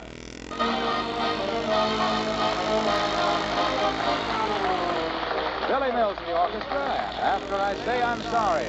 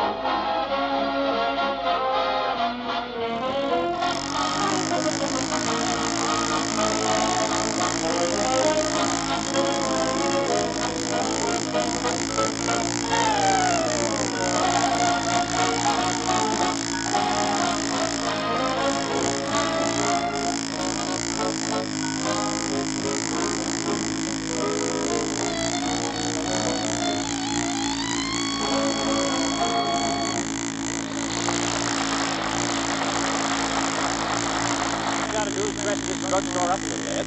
Yes. Get some flash into it, some eye appeal. Eye appeal? Yes, and I appeal to you right now, dearie. Don't you do anything reckless. Sure, kiddo. Boy, does this place need my touch. Look at that sign behind the soda fountain there. Ice cream soda, 25 cents. What kind of selling is that? Well, it tells the story. Yank it down, Ed. Make up a new sign that says ice cream soda is 50 cents. 50 cents? Yeah. Then run a line through the 50 and make it 25 cents. Sure, that way people will think they're getting a bargain, see?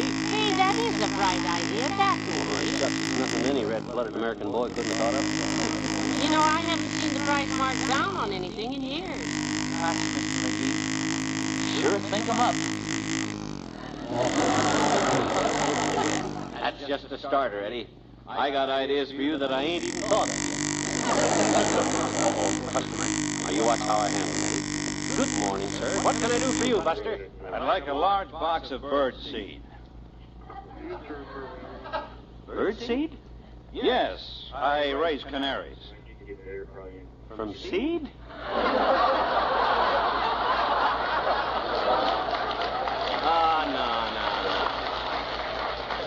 Cut it out, Bud. Anybody knows you raise canaries from eggs.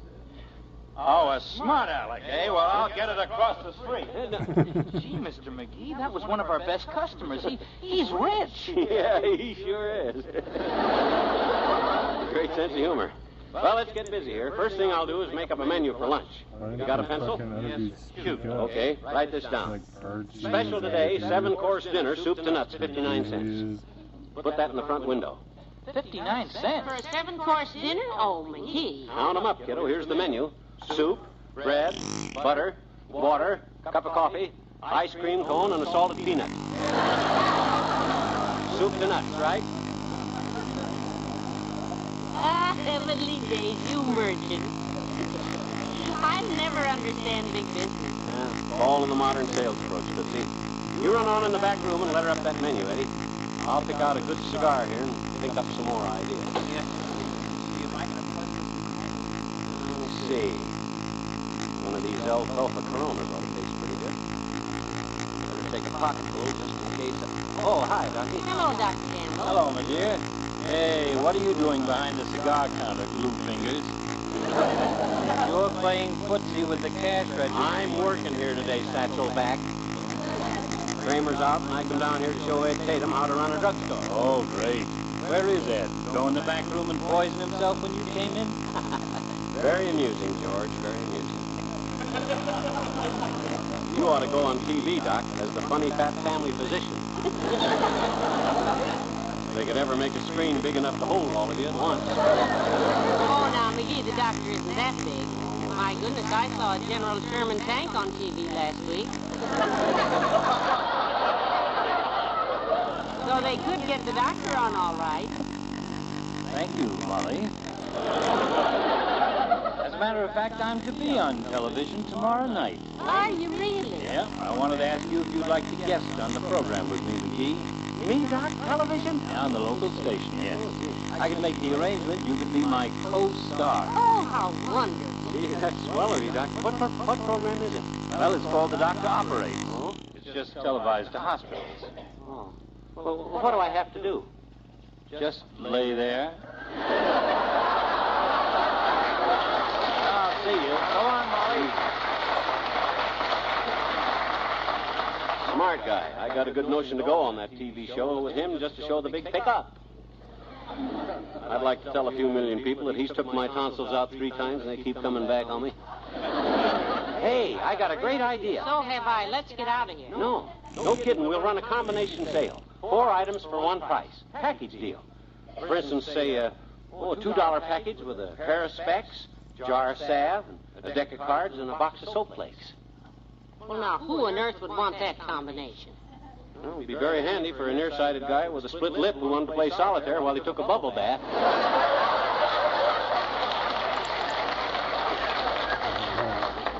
Well, frankly, dearie, I doubt that there's much demand for that. Oh, I didn't see you, sir. Something we can do for you? Yes, ma'am. I'd like a pair of specs, a jar of salve, and a deck of cards, please. Yes, sir. May I ask what you want with them? My nearsighted brother with a split lip wants to play me little canasta. Why? Well, I just wondered. Here you are, sir. And I'm going to throw in a box of soap flakes for free. $2, please. See, kiddo, in the drug business, you gotta expect anything. Why, I got more ideas for this place. You pasted up in the front window, Mr. McGee. Good. Now, I got a few more sales ideas for you, too, boy. I'll have this joint rocking like a ferry boat. Yes, he's an old hand at rocking the boat, Ed. Oh, hello there, Mr. Wilcox. Hello, Molly. Hi, pal. Hi, Junior. What can we do for you? Are you working here, pal? Just giving Ed the benefit of my experience, sort of showing him the ropes. Well, if Ed's smart, he'll take the ropes and tie your hands behind you. Can you wait on me, Ed? Oh, sure, Mr. Wilcox. The usual? The usual, Ed. Okay. A cup of coffee and a can opener coming up. Did he say a cup of coffee and a can opener? That's right, pal. I always carry a can of that good, rich pet milk for my coffee and need a can opener to open it. You carry a can of pet milk in your pocket? My breast pocket, Molly, next to my heart. You see, I like coffee, and there's no coffee like coffee with pet. That milk, that good, sweet country milk, evaporated to double richness. Oh, yes. Nothing brings out the rich, full-bodied flavor, the deep, satisfying deliciousness of a cup of coffee like pet milk. Here you are, Mr. Wilcox. Ah, thanks, Eddie. Look at that beautiful color, kids. With that lovely aroma. Smells good, too. Ah, cold day like this. Oh, hey, did I tell you my idea for people who get lost in the snow? No, Hilo, you didn't. If it's all the same to you, I Well, don't look, think... no. Now, wait a minute, look. You know, they send out a St. Bernard with a flask of brandy around its neck to find people like that. I know that. I do. Uncle Dennis sent us a postcard about that from Switzerland last winter. Oh, yeah. Yeah, he got up early every morning and went out and got lost for the day.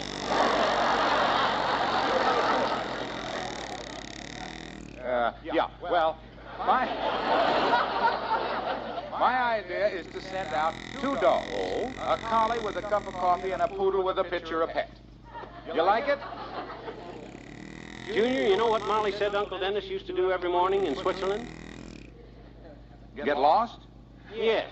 Okay, pal, okay. I can take a hint. So long, Molly.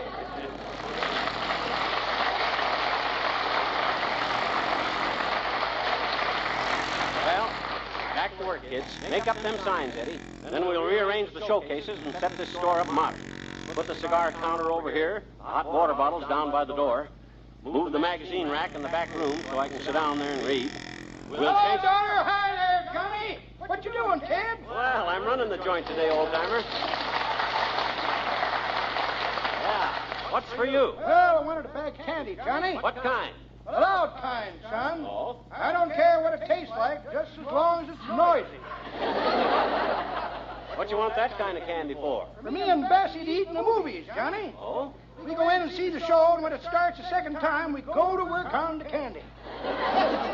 You mean you wait until the second show to eat it? Yep. Then people complain about the noise, the usher throws us out, and we get our money back. Well, that's quite a system. Never misses. Oh? Me and Bessie got so good at gnawing on the candy that we sort of harmonize. She crunches the alto part, and I chop tenor. Well, I can see why people would complain. Oh, it drives them frantic, daughter. Last week, we went to see one of them action pictures, and the lady next to us fainted. What made her faint? Happened when Errol Flynn dove off of a cliff. Yeah? Just as he hit the water, I bit down extra hard, and she thought Errol had busted his neck.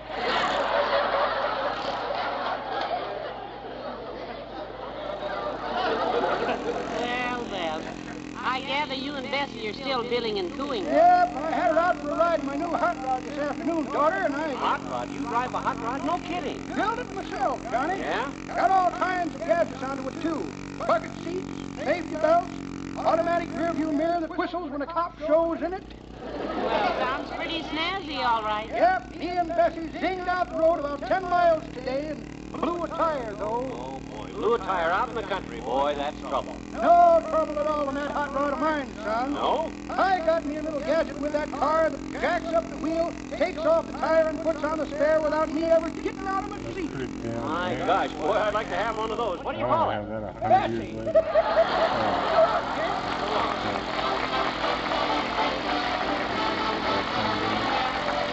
The King's Men and the Candy Dancers Ball. They dance on the ceiling and they dance on the wall at the Candy Dancers Ball. Now a candy dancer is a railroad man and his work is never done. With his pick and his shovel and his willing hand, he makes the old railroad run. There's Mackinac Mac and Toledo Jack when the boys from Idaho. There's the Frisco Kid and Saginaw Sid and good old Cotton Eye Joe. They dance on the ceiling and they dance on the wall at the Candy Dancers Ball. Swing around, swing around, swing around the Jimmy John. Swing around, swing around the Jimmy John. Swing around, swing around, swing around the Jimmy John. Swing around, swing around the Jimmy John. Now the boys will gather at the cradle there at the Candy Dancers Ball.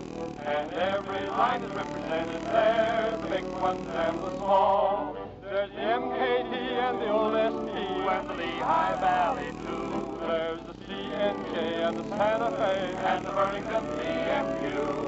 They dance on the ceiling and they dance on the wall at the Candy Dancers Ball. Swing around, swing around, swing around the Jimmy John. Swing around the Jimmy John. Swing around, swing around, swing around the Jimmy John. Swing around the Jimmy John. So swing around, swing around, swing around the Jimmy John. Swing around, swing around the Jimmy John. Swing around, swing around, swing around the Jimmy John. Swing around, swing around the Jimmy John. They dance on the ceiling and they dance on the wall at the Candy Dancers Ball.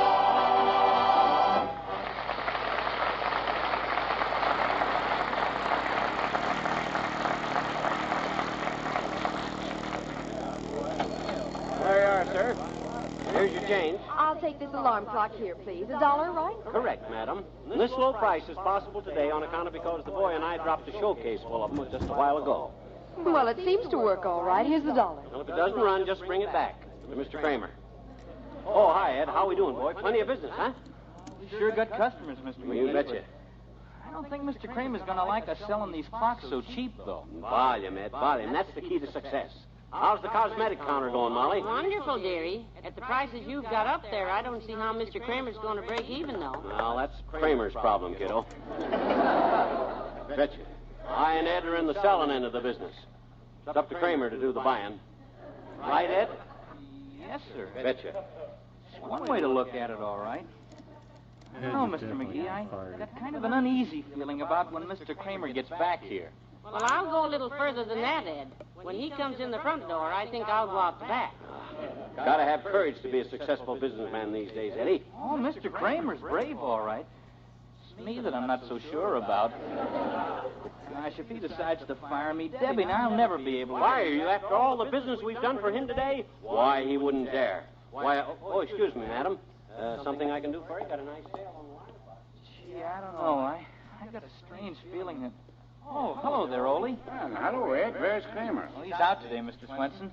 Mr. McGee is helping me to run the store. Oh, you get trouble, son. Well, he's got a lot of big ideas, all right. He thinks we can get me a raise so I can get married. Well, all I can say is if McGee helps you, don't count your chickens till he gets through laying eggs.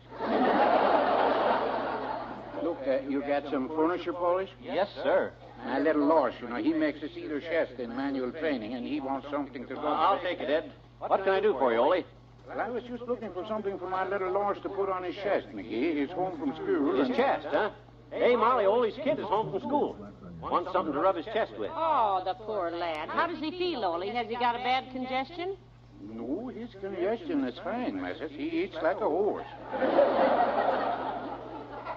Molly means his chest. Yes. Is it red, Ole? Well, it's sort of red and white with streaks. Oh, dear. It's not very pretty. It's about what we expect. Boy, you sure are taking it casual. Does he cough much? Yes. Has he been sneezing, Ole? Oh, he sneezed a lot first, missus. I think it was the sawdust that does it. Sawdust? Sure, a slatter's chest was half full of sawdust when he gets home from school. Chest full of sawdust? Well, what do you expect to find in a homemade cedar chest for manual training? Pots of gold, McGee? Cedar chest? Oh, my gosh, I thought the kid was up. Ed Tatum, where are you? Oh, Mr. Kramer. School's out now, boys. Ed, what goes on here? What's the meaning of that sign out front? Oh, which sign, Mr. Kramer? You know which sign? Hello, Mr. McGee. That banner that says don't go across the street to get cheated, come here. Well, gosh, Mr. McGee, say something. Hi, Kramer. Who moved these showcases? Where's the cigar stand? What goes on here? I'll tell you what goes on here, Kramer. Tell him, dearie. You want to buy something, McGee, or did you stop to get your lighter filled again? Well, can somebody sell me... Now, look, Kramer, I've been showing Ed a few principles on how to run a drugstore for you. What? You got a good man here, Kramer, and you've been paying him starvation wages. And I come down here to see that he gets a raise. That's the stuff, dearie. I think I'll go get my hat. Well, get me some furniture, Paul. You stay where you darn.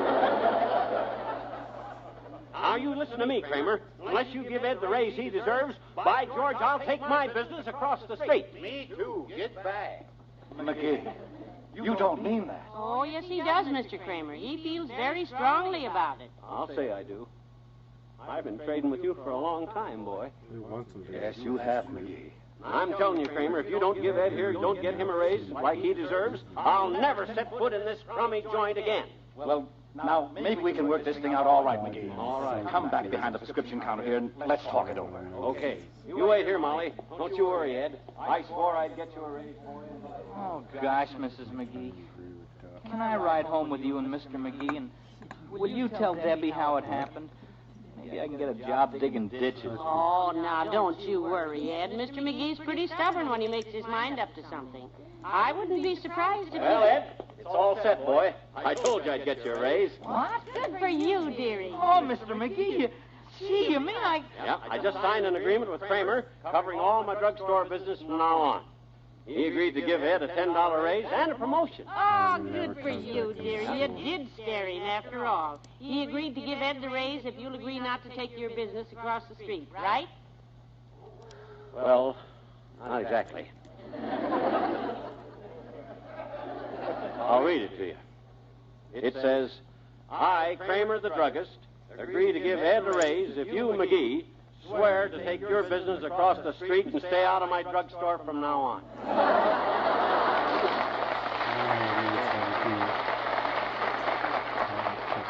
Yeah.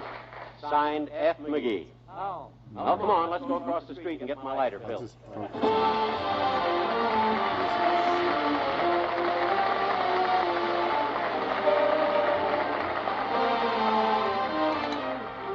and Molly return in a moment. You know, about this time of year, in millions of homes, women sigh and say, I wish someone would give me an idea for a new and appetizing kind of meatless dish.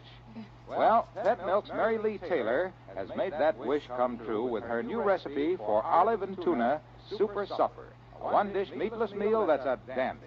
A delicious combination of tuna, California ripe olives, noodles, and a green vegetable put together with the best-tasting cheese sauce you ever met up with.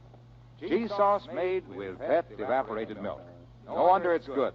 Pet milk is good, sweet country milk concentrated to double richness. All the goodness, all the important protein that's in a quart of good, sweet country milk is concentrated in a pint of Pet milk. That's one big reason why olive and tuna super supper is so super and so satisfying and nourishing. You'll see the recipe for olive and tuna super supper featured in more than a dozen popular women's magazines. Use it soon. Your family will really enjoy it.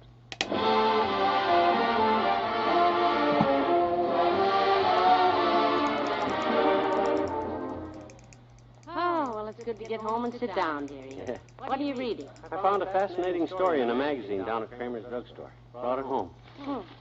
What is the magazine? Radio TV Mirror, the April issue. Terrific story. I'm going to read it again. What makes it so fascinating? I think it's the subject matter.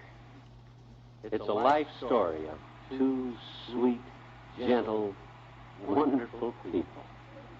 That kindly, lovable old couple from Peoria, Fibber McGee and Molly. You mean us?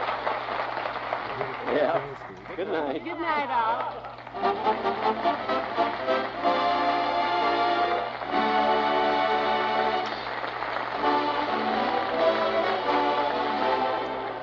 The first evaporated milk, Pet Milk, brings you Fibber McGee and Molly each week at this time. Be with us again next Tuesday night, won't you?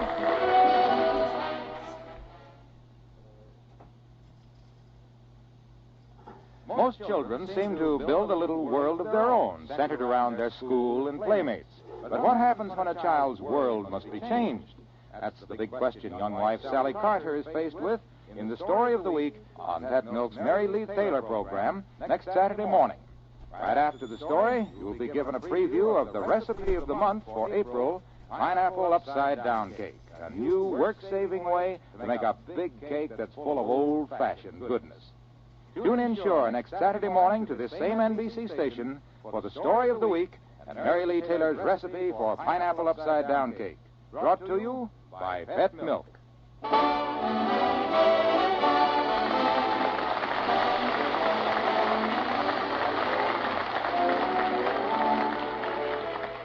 Now, Eddie Cantor brings you his show business show on NBC.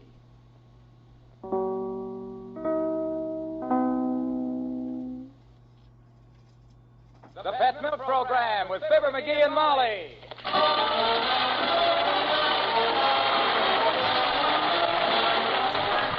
The first evaporated milk, Pet Milk, presents Fibber McGee and Molly, transcribed with Bill Thompson, Gail Gordon, Arthur Q. Bryant, Dick LeGrand, Cliff Arquette, Joe Forte, Gene Vanderpyle, Jeff Silver, and me, Harlow Wilcox. The show is written by Phil Leslie and Keith Fowler and directed by Max Hutto, with music by the King's Men and Billy Mills Orchestra.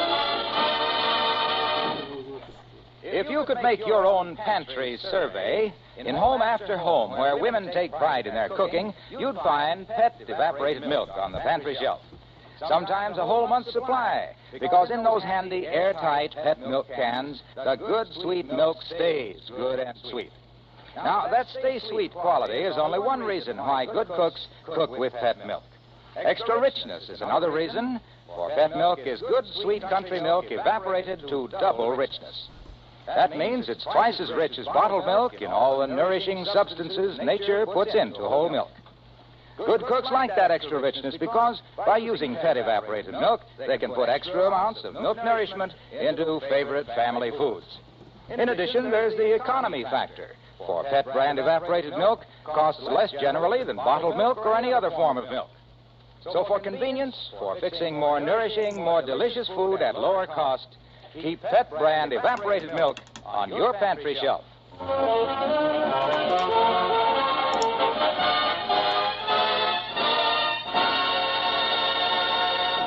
unexpected hot, dry spell has come to Wistful Vista. It's hot in the homes and stores and offices. It's even hotter in the streets. And it's hottest of all under the collar of Mr. McGee, of Fibber McGee and Molly.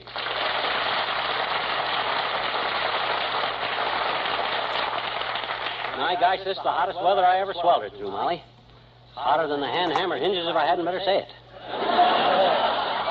No, it isn't really that bad, McGee. I think we just feel it more because it's unseasonal. You know, the weatherman says it will break just as suddenly as it started. Ah, him. What does he know?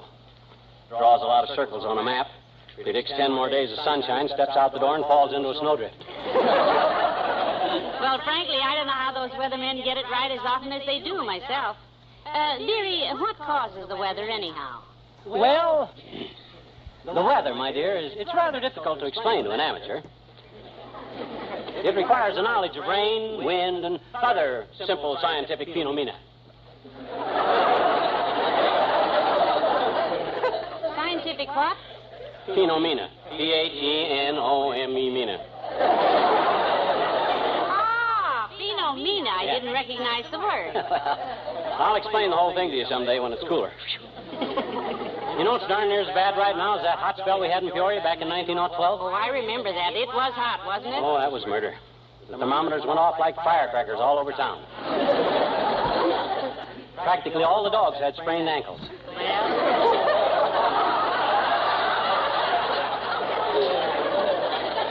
I may regret asking this, but why did the heat make the dogs sprain their ankles? They kept tripping over their tongues. Well, Mother believes you, dearie, but if you told that to anybody else... Come in. Oh, hello, Mr. Oldtimer. Hello there, kids. Hot enough for you? Now, there is a very witty remark.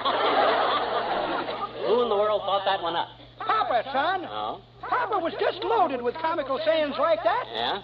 It ain't the heat, he used to say. It's the stupidity. He was so right. I wonder when we're going to get some rain. I'll be the first to know when it's coming, Johnny.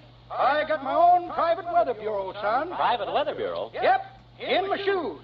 Shoes? Got a corn on one foot that kills me when it's going to turn cold, corn on the other foot that murders me when it's going to rain, and a bunion that slays me when it's going to snow. I don't wish you any misery, but...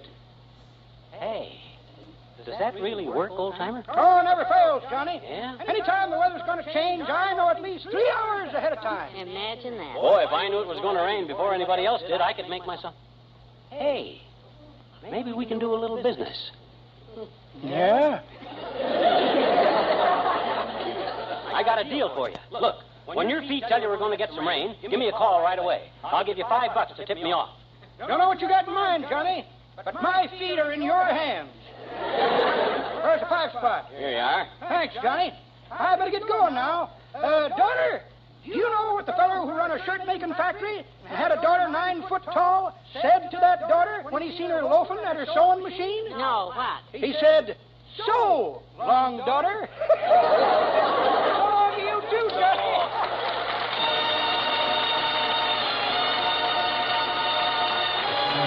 Billy Mills and the orchestra and the Song of the Bayou.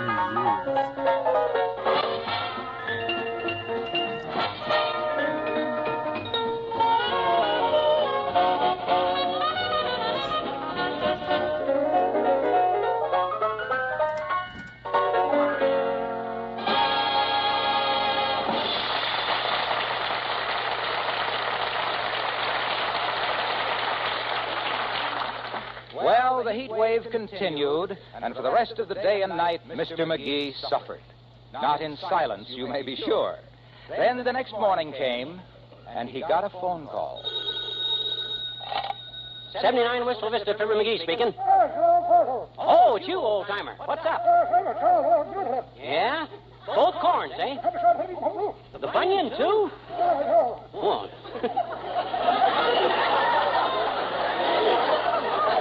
Gee, that's great. Well, thanks a lot, old-timer. Goodbye.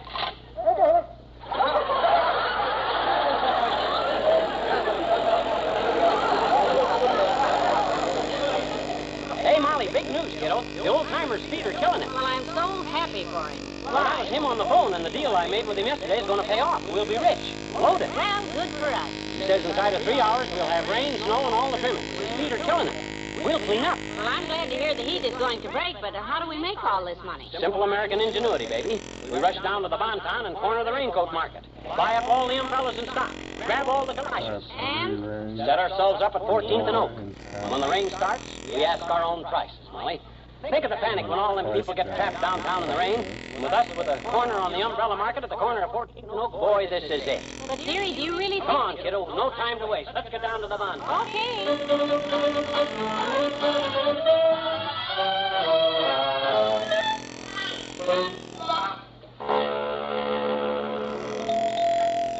Good morning, Blenkinsop. All quiet in the umbrella department, I presume. Yes, Mr. Frisbee, I haven't made a single sale all week. The weather, you know, dry. Quite. If it continues, I may decide to close umbrellas and transfer you temporarily to candlesticks or gents' undergarments. Oh, I wish you would, sir. I get so lonesome here. Of course, I'll be glad to stick it out, sir, if you feel it's for the good of the Bonton.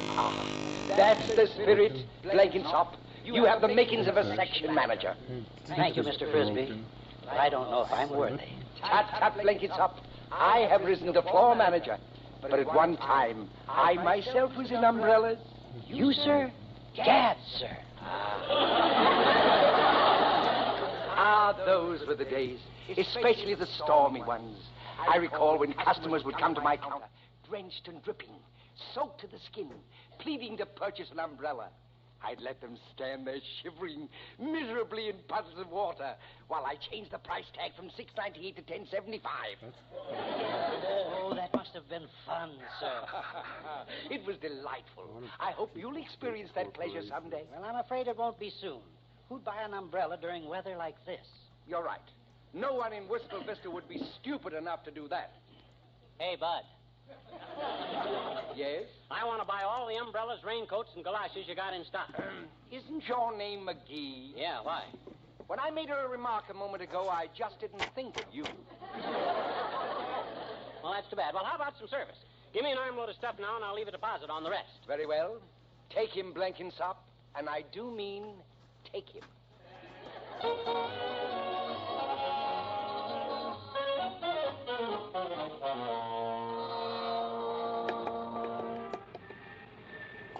Step right up, folks. All right, folks. Step up and get your umbrellas while they last.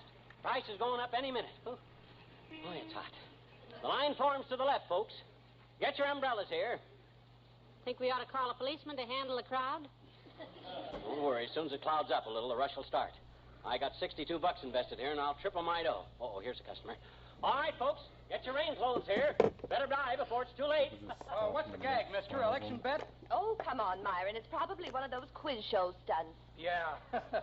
Boy, it takes a real jerk to stand out in the sun like this and try to tell them. No sale, dearie. Well, they'll realize their mistake when it starts cloud bursting, and I raise these umbrellas to $10 apiece. No, oh, look. Hello, Dr. Gamble. Good afternoon, Molly. And a puzzled glance in your direction, public nuisance. Hi, John's other Hopkins. Well, what did you do? Decide to return all the umbrellas you borrowed from your friends now that nobody can use them? Where's mine? No, Doctor. He's trying to... Tell him nothing, Molly. Let him get drowned. Serve him right for insinuating that I don't return stuff I borrow. Oh, get him. Listen, once upon a time, little wide eyes, you borrowed my garden hose. Well, maybe so I did. Yes, you said a small green shoot had appeared in your yard, and you wanted to keep it alive and see what it was. Well, maybe I did. That small green shoot is now 12 feet tall and has a hammock swung from it. But have I gotten my hose back? No. I'll return it when I'm through with it, you big Indian lender. I'm using that hose for a hammock rope. Now, McGee, shame on you. I'll make him return it tomorrow, Doctor. Been pretty busy lately, have you? Well, fairly so, Molly. Oh, incidentally, McGee, you could use a little minor repair job, you know. Me? Yes, you really should have that hirsute epidermis adornment removed from your lower maxillary, my boy.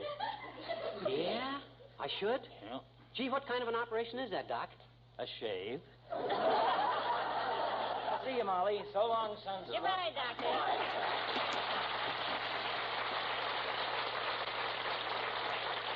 A wise guy. All right, folks, get your umbrellas here. McGee, this is so silly. Huh?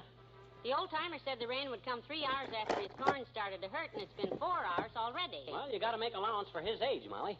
Maybe his corns have slowed down like the rest of him. Hey, boy. Hello, Molly. Hi, pal. Oh, hi, Junior. You want to buy an umbrella? Better grab one while you can, boy. He has inside information that it's going to rain, Mr. Wilcox. Oh, stop kidding. Where'd you get that dope, pal? For your information, Junior, I ain't giving out any information. I got to protect my sources on account Oh, go on. Tell him, McGee. What harm can it do? Well, he might steal the whole idea. He might forget the sacred vows of friendship, which I hold so dear, and turn out to be a sneaky, chiseling rat. I know I would. Well, I'm sure Mr. Wilcox wouldn't. Go on, tell him. Well, okay, Junior. Can you keep a secret? Of course, pal. I'm not a guy who blabs. Good. Any secret is safe with me. Good. I only talk about things everybody knows. Like the fact that pet evaporated milk is such a great favorite with smart housewives. It's no secret, of course, that pet milk adds extra flavor and extra goodness to any family's favorite foods. I might be wrong, Junior, but I think we got off on a sidetrack. Oh, I'm sorry, pal. I asked you a question, and then I didn't wait for the answer. Shall we start over? Yes. Leave us do. All right. Junior, can you keep your big mouth shut? Of course, pal. I'm not a guy who blabs. Good. I always keep my mouth shut. Except when I'm served one of those wonderful cream pies, for instance, made with pet milk. Then it'd be silly to keep my mouth shut and miss the delightful flavor, the creamy goodness that pet milk Hey, is. throw the switch, Junior. Throw the switch. We're on that sidetrack again. Oh, I'm sorry, pal. I just get carried away. Shall we start over? Yes, leave us do. Junior, can you keep something quiet? Of course, pal. I'm not a guy who blabs. Good. Many people have said that I'm too quiet. Good. The only sound they hear out of me is the beating of my heart. Oh? Beating with sheer joy at the sight of a cup of coffee made doubly delicious by the addition of pet milk. I guess the main track just don't go through here. Oh, gee whiz, pal, I interrupted you again. Yeah. I'm terribly sorry. What can I do, pal, to show you how sorry I am? Oh, I don't know. Would jumping off the city hall be too much? McGee, well, I'll tell you about the umbrellas and things, Mr. Wilcox. McGee bought them to sell because he thinks it's going to rain because the old-timer's corn said so. Yeah? Well, pal, if your luck holds out, you should make a fortune. You really think so? Why not? He's been supporting himself on his own corn for years.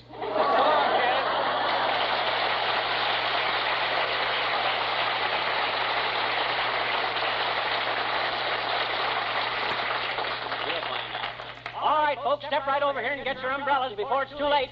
When the rain comes down, the prices go up. Here's a couple of customers. Excuse me, would you mind taking off your hat, sir? My hat? Oh, I know, sis. There. Turn around. That's it. You see, Gordon? Well, all I know is Uncle Frisbee at the Bonton said the guy had a hole in his head. maybe it's just a little hole that you can't even see. Oh, for heaven's sake. Let's go home, McGee, before people... Well, hello, missus, and you too, McGee. Hello, Ole. Oh, hi, Ole. I didn't see you coming, boy. I've been seeing you for quite a while from across the street at the Elks Club. Yeah? McGee, I bet you 50 stupid people have stopped and asked you what's with the umbrellas. Yeah, easy that many. So it should be a nice change for an intelligent person to ask you. What's with the umbrellas, McGee? Well, they're to sell, Ole. McGee thinks it will rain soon. Yeah, I got the tip from the old timer. He can tell the weather by his feet. By the feet, huh? Yeah. That's very interesting. In Sweden, they used to tell the weather by the fingers. Fingers? How'd you do that? Oh, you stick a finger out the window. If it comes back in wet, it's raining.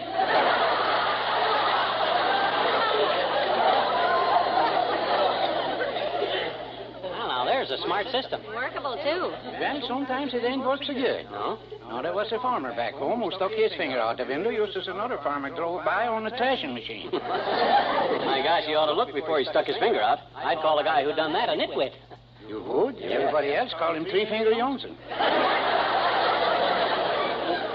Well, if you don't want to get soaked going home, you better buy an umbrella. Any minute now, it's going to pour. Oh, I don't mind the rain, McGee.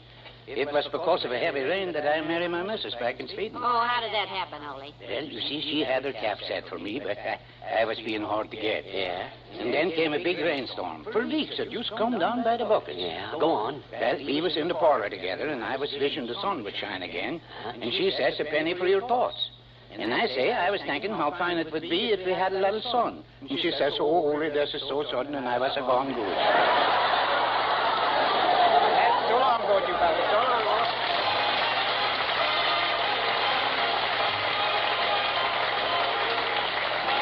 The King's Men and the Cowboy Song. Oh,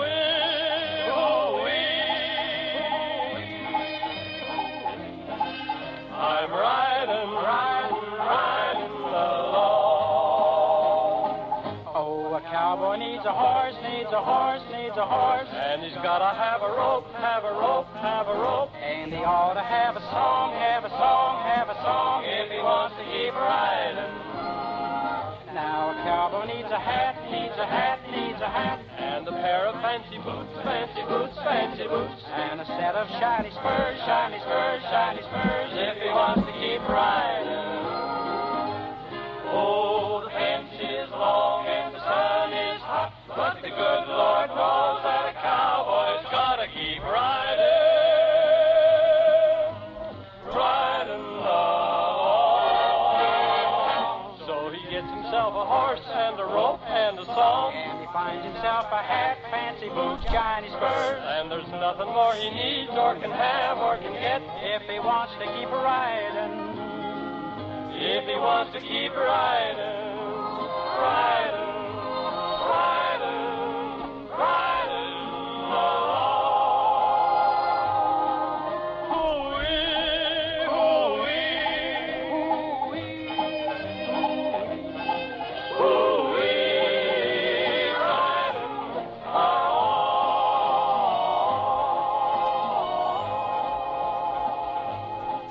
Hoo-wee.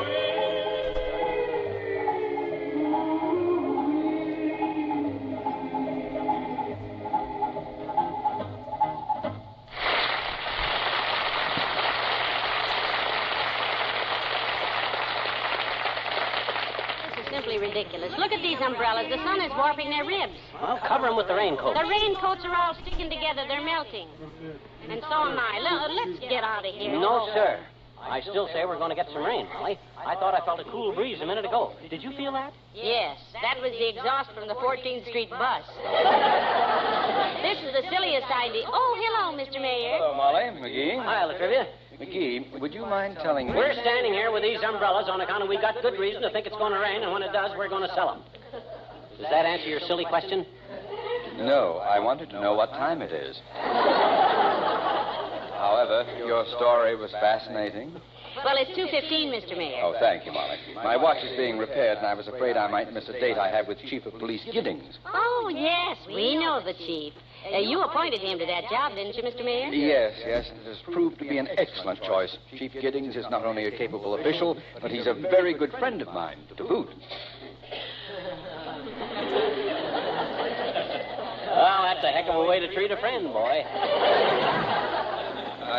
I beg your pardon, McGee? Booting the poor man around just because you gave him a job. I suppose you have to show him who's boss, but after all... No. I didn't mean that at all. I merely said... I gotta admit the chief was built for booting, though. It's hard to resist a target like that. Do you give it to him just with your regular shoes on, or do you wear special boots? I use neither shoes nor boots on Chief Giddings. I don't ever have... Oh, barefooted, huh? Well, now, that's very sporting of you. If I was you, I'd wear boots. You might get him in a bad angle and bust a toe. Well, now, there's no danger of such an occurrence. Look, all I meant is that Giddings is a fine police chief and a good friend. It would be preposterous to treat the chief in such a manner. He's a dignified citizen, a man of standing. Oh, you betcha he's a man of standing. How does the poor guy sit down the way you keep dishing it out? With your big size 12. Oh, please listen to me. I'm fond of Chief Giddings. I knew him when he was just a patrolman. I've seen the chief rise a long way. You've probably seen him rise as much as 2 feet off the floor. You know, a well-aimed kick can really do wonders. Look, this is getting silly. Giddings and I have been friends for years. When I realized he would make a good chief of police, I went before the city council and had him placed in the proper position. Now, do you understand? Well, by George, that rips it. We've had it. You ain't satisfied to kick him in private. Right in front of the city council, you gotta put him in the proper position. Him bending over and you laying the leather on the seat of his poor pants. I didn't lay the heather on the beat of his pants. I laid the leather on the seat of his hands. His hands. Look, when I said Chief Giddings was a friend to shoot, I didn't mean I actually axed him. Actually nicked him, reflected him, booted him in the city council. You were the one that hired him. It was the three of us.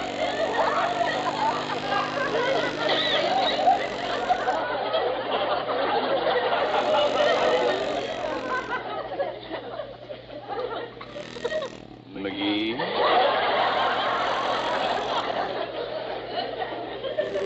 Yes, boy? Have you sold any of these umbrellas? No, not one. I'll take one. How much? Gee, you're a pal, Homer. You can have one for $10. Here you are. Now give me back the 10 and 10 more. Huh? You've made a sale, so you require a city license. $20. I'm collecting it. Oh, no. No, sir. I'll go to jail first. I'll call Chief Giddings to boot. Pay him, dearie. Pay him. I insist. Well, okay. Here, take it. Thank you. I hope we meet again some rainy day when you're selling sunglasses. Goodbye.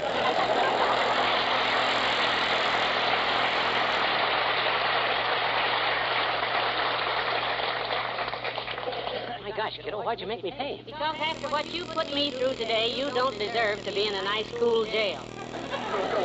Oh, gee whiz, it's worth being miserable out here if we can make a lot of money. And I maintain we'll make it as soon as we... Oh, here he comes, Who?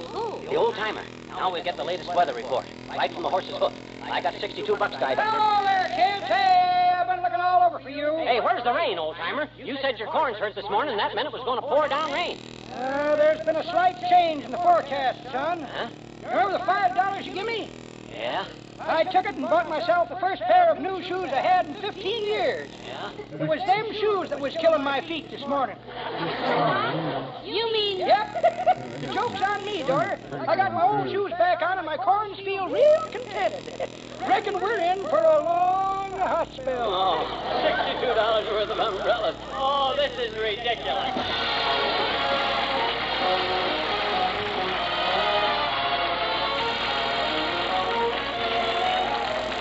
Fibber and Molly return in a moment. With the arrival of the first baby in your home, your way of living is bound to change.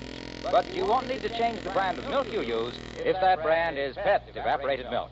For the Pet milk, which helps many a young wife fix the kind of food her husband likes best, is the very same brand doctors recommend so highly for babies. And this you can be sure of. No brand of milk you can buy is better for babies than Pet milk. No milk is easier for a baby to digest. No milk is more uniformly rich. No milk has a better balance of the important milk minerals and vitamin D, the sunshine vitamin. And it's that combination which helps Pet milk babies have strong, straight bones and sound teeth. Helps them make good, steady growth. So give your first baby the right start in life by giving him Pet brand evaporated milk. When you see how he grows and thrives on this safe, easy-to-digest milk, you'll do as millions of devoted mothers do. You'll see to it that all your babies are happy, sturdy, pet milk babies.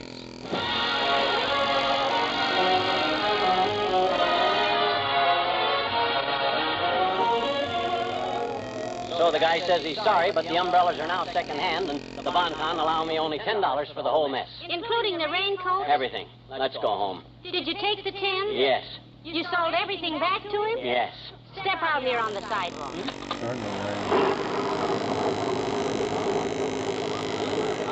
It's raining. Yes. Well, that ought to be good for the rhubarb. Good night, all.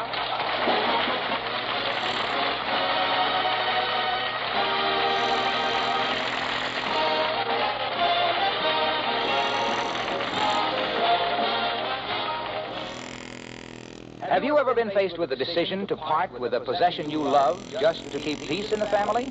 Then you'll understand how Sally Carter feels in the dramatic story of the week presented on Pet Milk's Mary Lee Taylor program next Saturday morning. Be sure to listen. You'll also hear Mary Lee Taylor's Pet Milk recipe of the week for baked chicken wedges, a new easy way to use a small amount of chicken to serve 4 hungry people. Tune in next Saturday morning to this same NBC station for the story of the week and the recipe of the week brought to you by Pet Milk's Mary Lee Taylor.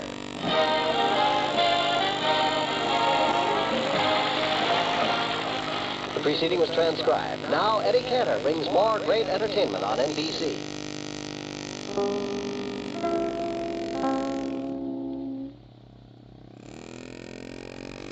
The Pet Milk program with Fibber McGee and Molly.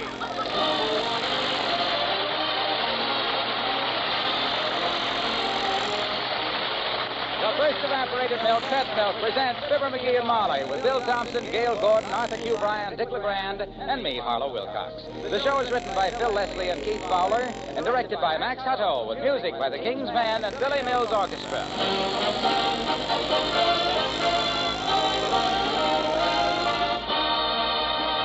Well, Pet Milk's famous food expert, Mary Lee Taylor, has done it again.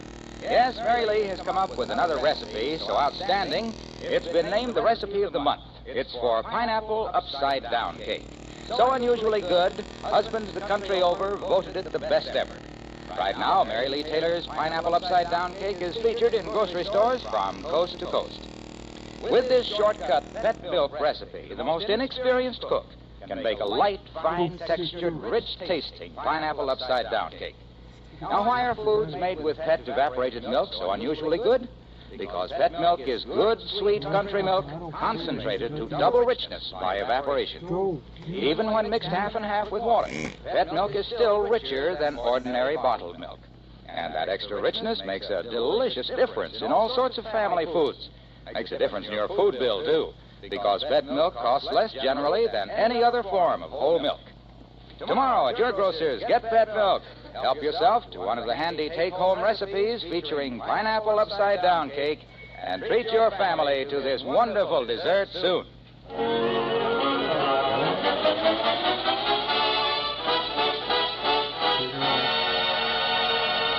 Mrs. McGee of 79 Wistful Vista has a housekeeping problem. There's an unsightly-looking fixture in her living room that makes the room hard to keep clean. She can't throw it away because she can't even lift it. Besides, she's married to it. So here she is, dusting around it, as we join Fibber McGee and Molly.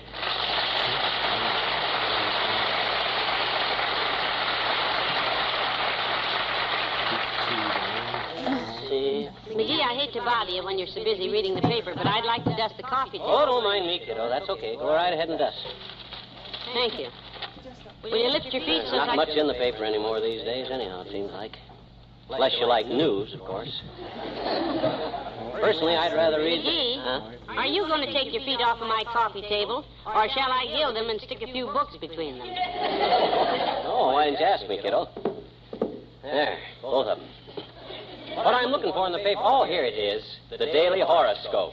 Horoscope? Uh-huh. You don't take that seriously, do you, McGee? Well, I've known it to work out pretty good, like with Uncle Dennis. He was born under the sign of Pisces, the fish. He sure drinks like one. Now, that doesn't doesn't prove anything.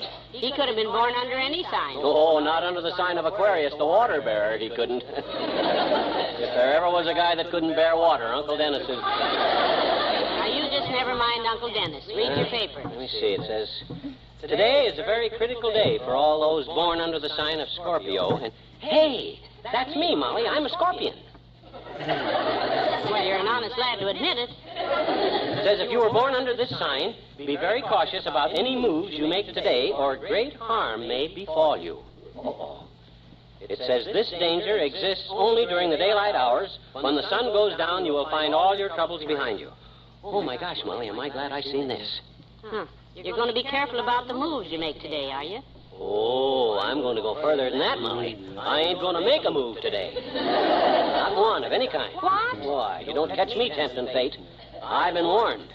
I'm not going to budge from this chair till sundown. What? I'm going to sit right here as quiet as a mouse at a cat show. Oh, for the... Now, McGee, that's a little silly. No, sir. You know Mayor Latrivia and his girlfriend are coming for dinner tonight, and there's a million things to do around here today. You go right ahead and do them. I won't get in your way. I'll set. Well, now, if this isn't the silliest, come in. Good morning, Dr. Gamble. Hello, Molly, and good day to you, Bubble Nose. Hi. Drag up a Davenport and set a spell, suet seat. Oh, thanks. I'm just passing through. Oh? I only have one more call to make this morning, and then I'll be free for the day. Thought you might like to get your clubs out and set golf back a few hundred years. Not today, Fatso. I'm not moving out of this chair till after sundown. Too dangerous. Oh? Yes, sir. Who's after him now, Molly? And I hope they catch him. It's the stars, Doctor. Stars? Yes. He read a horoscope in the Gazette that said he should be careful today. And you know him. He goes overboard like an orange peel on a ferry boat. Oh, so now it's his horoscope, is it? Yep. Ah, that's just an excuse to stay home because he knows I'd beat his ears off. Quit dreaming, you dreamer. You never beat me an honest game of golf in your life. Naturally not. You don't play an honest game of golf. Oh, now, Doc. I do, too. You do not. He does, too. I do not. You do, too. He does not. And stop arguing with my wife, you big bully. But just ask him about the last time we played, though. Oh, that. Ask him who it was took 32 strokes getting out of the woods and then claimed he was using his club to kill a snake. McGee, you didn't. Yes. And ask him what I brought out of them woods when he started beefing about it, too. What, Doctor? A dead snake. A little cheater. Well, my goodness, that wasn't cheating, Doctor. Heck, it wasn't. That was my dead snake. I planted it there for just such an emergency. Heavenly days. Well, I'm really sorry he can't play with you today, Doctor. You two sterling sportsmen are very evenly matched. Yep. Well, I better get along and make that last call. I'm going to see young Dr. Benson, a new rival of mine. Oh, a new doctor in town? Yes, he's a nice lad. He spent 6 years in medical school, had 2 years of postgraduate work, and 3 years as an intern. So today, he hung up his shingle. Oh, and you're going over to welcome him, are you? No, I'm going over to treat him. When he hung up his shingle, he drove a nail in his hand.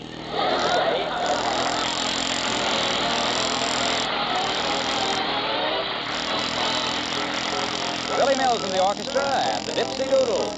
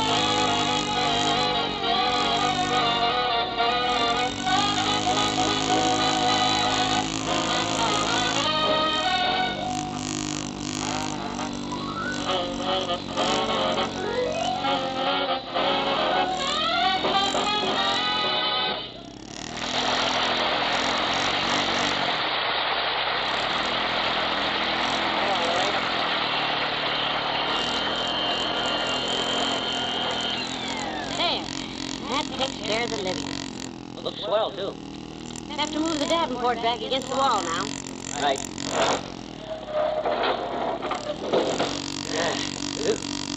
That Davenport is heavy, isn't it? Yes, it is. But how could you tell? Simple, kiddo. I could tell by the way you strain. I sure wish I could help you, but McGee, now this is ridiculous. We've got company coming tonight, and if you can't give me a hand with all I have to do, would you just kindly go bowling or something so I Listen, can... Molly, you heard my horoscope. Be careful of any moves I make today. It's too risky. Oh, for goodness sake. It didn't say you had to grow to that chair. It merely said... Please, my dear. I'm afraid you just don't understand the deep meaning of these here things. You're so right. You see, it all depends upon the position of the stars, Molly. The stars have been guiding our lives for countless generations, like the Democrats in the White House. How do they do that? Well, the way them stars are lined up decides everything, even our health, whether we're sick or well. All them stars are marked with little signs, see, and that's what we call the signs of the Kodiak. No, dearie, Zodiac, not Kodiak. A Kodiak is a bear in Alaska. And that's what I say. It don't matter if you're bare in Alaska or fully dressed in Wisconsin. You catch your death of cold if you go against the Kodiak. And I'm not going to move because... Come in, for goodness sake. Well, mere Latrivia, we weren't expecting you this early. Well, I just stopped by for a minute, Molly, to tell you that Miss Newell and I may be a few minutes late this evening. Hi, Latrivia. Oh, hello. Her appointment at the beauty parlor has been delayed. My gosh, boy, you don't have to buy the girl a new face just to impress us. Of course not. Just drag her along the way she is. The gal's homely, she's homely, so what? Miss Newell is not homely. She merely likes to be well-groomed. Groomed? That's for horses, Latrivia. You don't mean this gal's as big as a horse and they got a... No. That'll do, dear. I think you like Lillian, Molly. Charming girl. Studying to be a concert violinist, you know. Wonderful. How'd you meet her, Latrivia? Well, I was sitting on a bench in the park one day. She walked by and dropped a hanky. You don't have to tell me, boy. I know how they operate. I go to the movies. She did not drop her hanky. Of course not. She dropped her violin case. On my foot. Oh, she's a sly one. It was purely accidental, whatever you're thinking, McGee. And I'm sure I know what you're thinking. Lillums is a very refined girl. Lillums? Oh, no. Yeah, well, that was a slip of the tongue. Well, we're looking forward to meeting her, Mr. Mayor. Pretty, is she? Like a vision, Molly. Eyes like pools of moonlight. Teeth like pearls. Does the moon love 'em, Lillums? Who knows I love me? Oh, stop that! Looks like this Lillums kid is out to get him. Nothing of the sort. Yeah? Miss Newell and I merely enjoy each other's company. She took me to visit her family recently, and I found Uh-oh, that's all, Homer. That does it. You're a dead duck. Oh, don't be silly. Her parents treated me with great respect. Matter of fact, her father even showed me his collection that he's so proud of. Collection of what, stamps? No, the shotguns. Oh! But if you think for 1 minute that he was going to aim... Mr. Mayor, now don't get upset. McGee's just teasing, but when you and Miss Newell get here tonight, I'll make him behave. I shall be deeply grateful. We'll be here about 7. Oh, bye-de-bye, honey bunny. Bye-de-bye, dear honey. Don't get lost. Never mind. I'll get lost.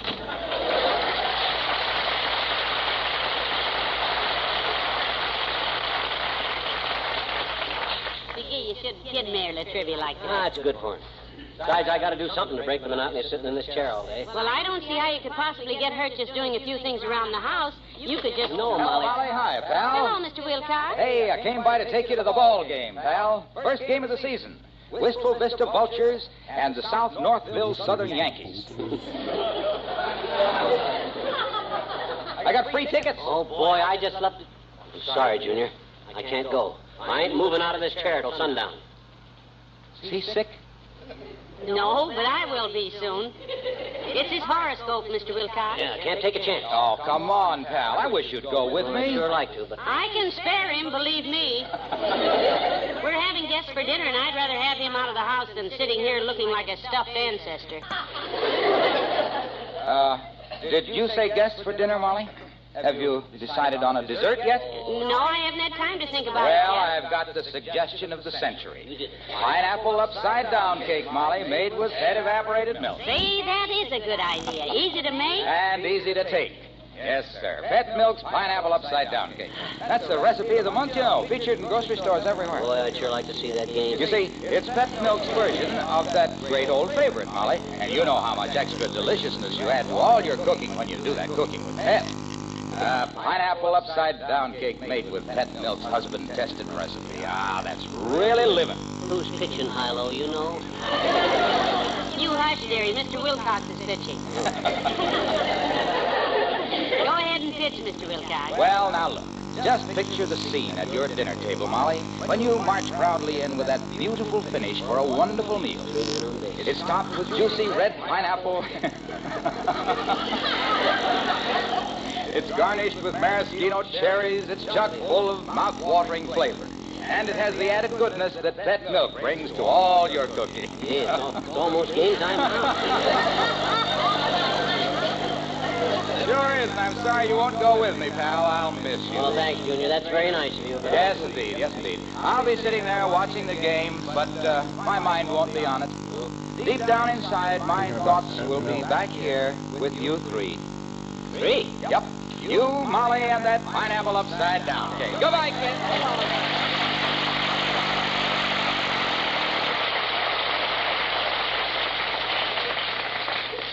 Why didn't you go with him, McGee?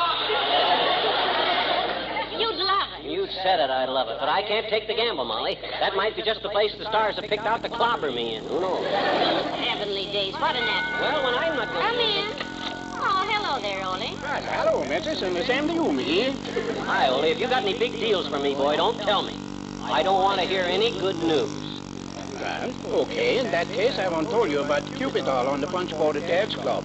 The one you've been trying to win all week. Well, what about it, Ole? What about it? Oh, nothing. I just happen to know where to punch to win it, that's all. You gotta hurry, though. Oh, boy. No, sir. Not today, Ole. His horoscope has him grounded, Ole. He's as worried about the stars as a Hollywood columnist. You know about horoscopes, Ole? Oh, sure, McGee. My boy Norris, he's with the Navy on submarine. Oh, yeah. Every day he looks through the horoscope. That's the periscope, Ole. It is? Yeah. Well, anyway, Lars, he always looks through it in the paper every day to see what happens to him with the sign of his phone on it. Oh, that's his horoscope, Ole. Well, McGee, you said it was a periscope. Well, I thought you meant a periscope. I said a horoscope. You said he looked through a thing on a submarine, and them things you look through on submarines is a periscope. You ever been in the Navy, McGee? No. Well, I was. I was a sailor on a Swedish submarine before I was married. Okay, so when you were in the sub and you wanted to see outside, what was the round thing you looked through? A porthole. That's good, you look through a horoscope. Well, personally, Ole, I think this whole thing is a lot of nonsense, but himself here is sticking to it. You bet I'm sticking to it. All the signs of the Kodiak point to trouble, and if I make any moves before sundown, I can't go against the signs, can I? Well, my Uncle Otto Svensson tried it, McGee, just last week. Yeah? He went against the sign at 14th and Oak in his little old jalopy. He got a new name for Uncle Otto now. Really? What do you call him now? The late Mr. Svensson. Well, I give you regards to the Cupid doll, McGee. So long, both you fellas. So long.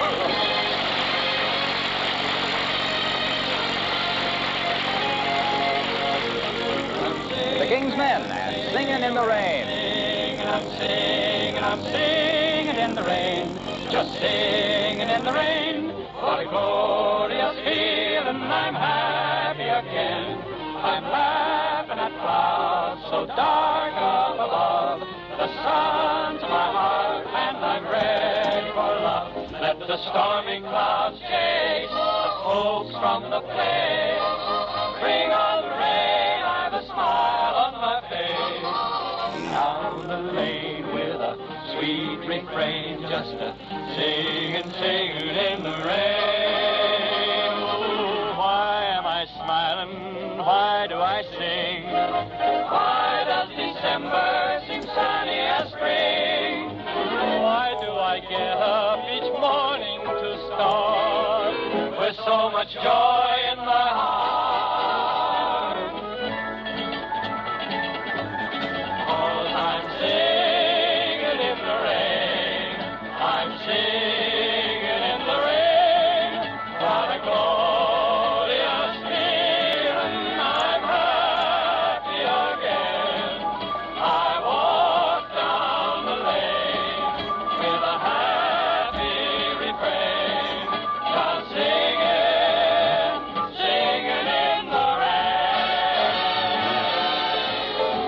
I'm laughing at clouds so dark up above. The sun's in my heart, I'm ready for love, and I'm singing in the rain.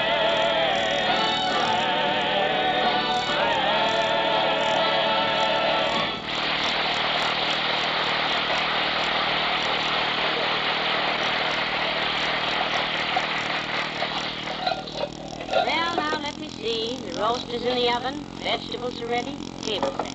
Oh, I mustn't forget to put the candles on. Clock says 6:15. The mayor and Lillian are due at 7. Hey, Molly! There he goes.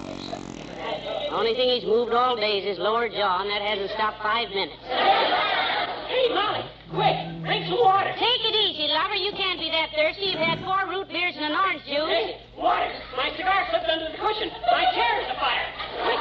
Heavenly days. Get up, McGee. Get out of the chair. Now, give me the water, quick! The water! Of all things. Oh, boy. That's got it. My gosh. I thought I was going to have to move for a minute there. Horoscope or no horoscope? Well, that does it. Look at that fine chair, the arm of it. That's just delightful. Oh, just a little hole burned in it, that's all. About the size of my head. Don't worry, baby, I'm okay. In 10 minutes more, the sun goes down, and this terrible ordeal of mine will be over. I'm so happy for you. It took a lot of courage, a lot of willpower, but I've been brave. The horoscope says when the sun goes down, you will find all your troubles behind you, remember? I'll be glad to get up when the... Who's that? Come in. Oh, it's Mr. Wimple. Hello, Mr. Wimple. Hello, folks. Hi, Wimp. Come in. How's everything at your house, boy? Oh, she's fine, Mr. McGee. You mean... Sweetie Face, my dainty young wife. Your dainty young wife? I can dream, can't I? She was fixing dinner last night, and I went out in the kitchen, and I said, Sweetie Face, I said, spring is here, the season of romance. Lean down here, I said, and give your little Wally a great big smack. Oh, you devil, you. Did she do it? Yes, but I picked a bad time to ask, Mr. McGee. Oh? Have you ever been smacked with the flat side of a fresh halibut? A 5-pounder? No, I guess he just hasn't lived, Mr. Wimple. Well, today has been just a lovely day for me, though. I've been out in the woods with my bird book, bird watching. Oh, you see anything interesting out there? Oh, yes, indeed, I did, Mr. McGee. Good. I saw a red-breasted sapsucker sucking sap. Then I saw a dead woodpecker busy at work. A dead woodpecker working? What was he doing? Pecking dead wood. That's what they always do. That's why they... You really love birds, don't you, Mr. Wimple? How did you get so interested in them anyhow? Oh, it all started years ago, Mrs. McGee, when a little bird saved my life. Saved your life? Yes. I was lost in the North Woods. Wow. Miles from civilization. No compass, nothing. I had about given up when a little seagull flew into my camp one day. Yeah? The little fellow just seemed to sense my plight. He flew around and around me like he was trying to tell me something. Finally, I understood. And that little bird saved my life. My goodness, he must have been a smart little bird. Oh, I wouldn't say he was smart exactly, but he certainly was delicious.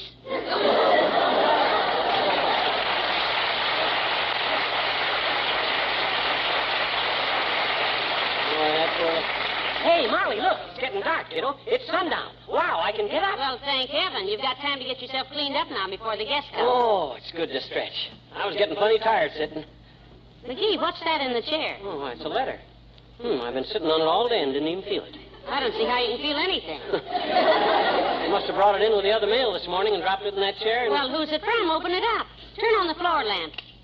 That red bulb must be burned out. Bring it over here by the window. Yeah, there's enough daylight over here. Uh-oh. It's from the Light and Gas Company. What? It says final notice.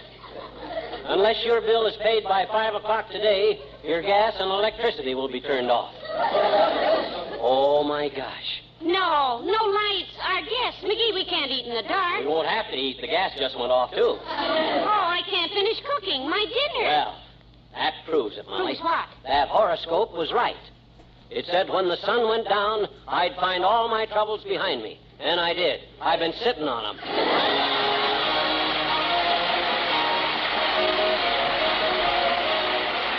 Fibber and Molly return in a moment. The woman who's been married a while and whose babies are now school age has no question in her mind about what brand of milk to buy for her family. She gets Pet brand evaporated milk because she knows by experience there is no better milk. She's seen her babies grow strong and sturdy on Pet milk and knows that no milk is easier for a baby to digest. No milk has a better balance of the milk minerals and vitamin D needed for building sound bones and teeth. She also knows how easy it is with Pet milk to fix the kind of good, nourishing food her husband and youngsters like best. Fix it for less money, too, because Pet milk costs less generally than bottled milk or any other form of milk. And she knows that Pet evaporated milk isn't a milk substitute. It's the real thing. Good, sweet country milk made double rich by evaporation. There's no better milk, that's for sure.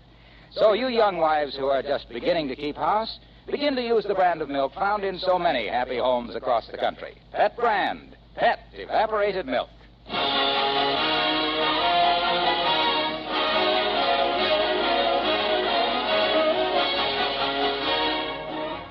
Ladies and gentlemen, we Americans love to refer to our country as a land of freedom.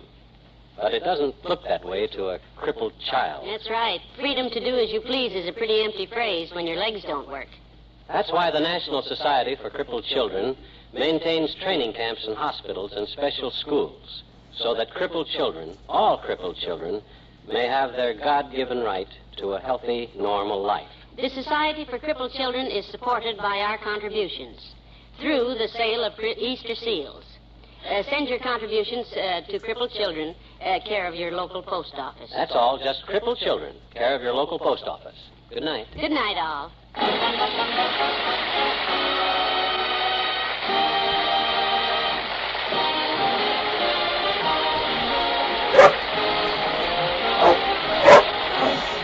burst evaporated milk, Pet milk, brings you Fibber, McGee, and Molly each week at this time. Be with us again next Tuesday night, won't you?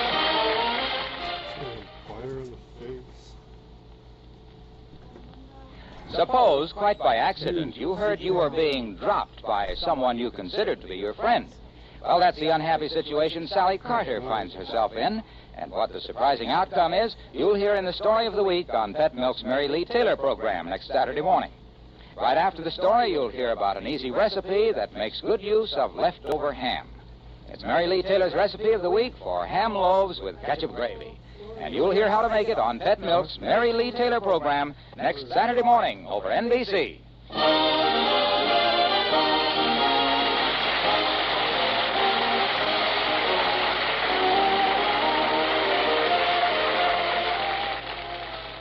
Now, Eddie Cantor brings you more fine entertainment on NBC.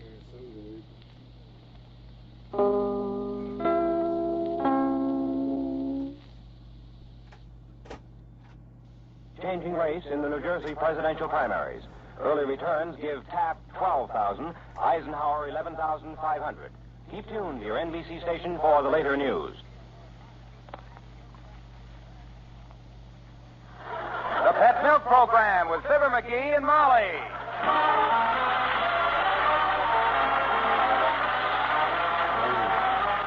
The first evaporated milk, Pet Milk, presents Fibber, McGee, and Molly with Bill Thompson, Gail Gordon, Gil Stratton Jr., Gloria McMillan, Cliff Marquette, Lou Krugman, and me, Harlow Wilcox. The show is written by Phil Leslie and Keith Fowler and directed by Max Hutto with music by the King's Men and Billy Mills Orchestra. With the arrival of the first baby in your home, your way of living is bound to change. But you don't need to change the brand of milk you use if that brand is Pet evaporated milk. For the Pet milk, which helps many a young wife fix the kind of food her husband likes best, is the very same brand doctors recommend so highly for babies. And this you can be sure of. No brand of milk you can buy is better for babies than Pet milk. No milk is easier for a baby to digest. No milk is more uniformly rich.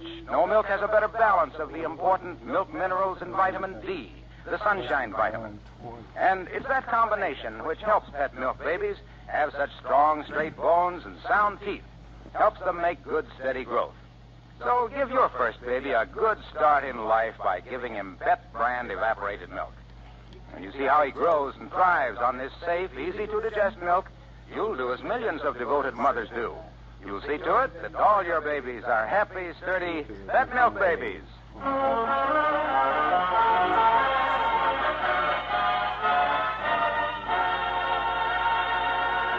At 79 Wistful Vista, the start of a new day is somewhat like the start of a race. The wife lines up at the kitchen stove, the husband lines up at the breakfast table, and they're off. At the home of Fibber McGee and Molly.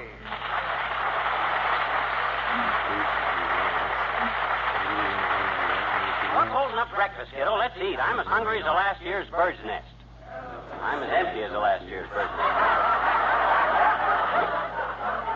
You better do them all twice. Now, McGee, we just got downstairs, and I've barely started to boil the water for the eggs. Yeah. Please hold your horses that you eat light. Well, I'm as hungry as a horse, I'll admit that. If you got a bale of hay handy to tide me over to... Now, relax a minute. Turn on the radio. Listen to some music. Okay. I'm going to starve to death. I might as well do it to music. WBIS has records. Well, folks, that was Ronnie Bay, the tearful tenor, with his latest recording, The Big Black Cloud That Balled. Glad I missed that one. They all weep these days, don't they? Yeah, it seems to be a requirement. No sob, no job. The last 15 minutes of recorded music was brought to you by Cheap Charlie Morgan's cut-rate clothing store. Cheap Charlie sells clothes cheap because the clothes at Cheap Charlie's are cheap clothes.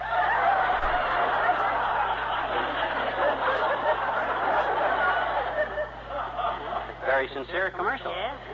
The next group of records will be presented through the courtesy of Tony Hippolito, the genial, jovial proprietor of Tony's Roma Restaurant at 14th and Oak. Today, Tony has an important announcement to make. More talk, heavenly day. He's decided to give his customers a break and serve them all the food they can eat for just $1. Listen for further details after the next recorded selection, which will be You Got Very Damp When I Cried Over You.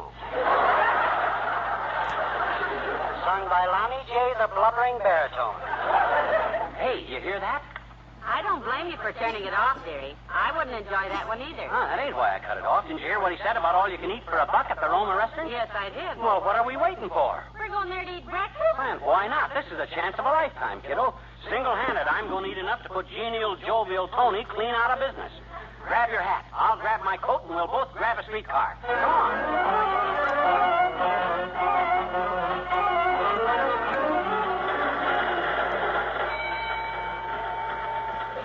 Goodness, this is a terrible streetcar. The noise it makes. Yeah, sounds like a keg of nails rolling down the Rocky Mountains. But boy, when I think of the food I'm going to eat for $1, it's... All policemen next. All policemen with Georgia Cross plan. Around the bus plan. Did you ever notice that conductor, McGee? He has a sort of an accent, hasn't he? Yeah, at least. He learned to talk that way as a child, they tell me. Really? Had a very interesting family. His father was a shoemaker and always talked through a mouthful of nails. His mother was a tobacco auctioneer. With that background, he was a singer. Talk about drivers next. Talk about drivers. Next we need a car from all the rest of them.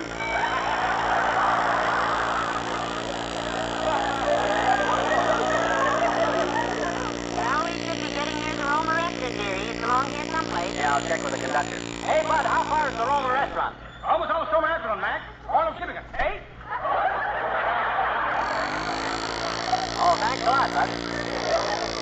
The next stop, Molly. So how on earth did you figure that out? I looked out the window. Just beyond Kramer's drugstore, and there's Kramer's now. Well, if I had to figure Call for Lazimer next. Call for Lazimer. Change for nerve. Come on, this is it.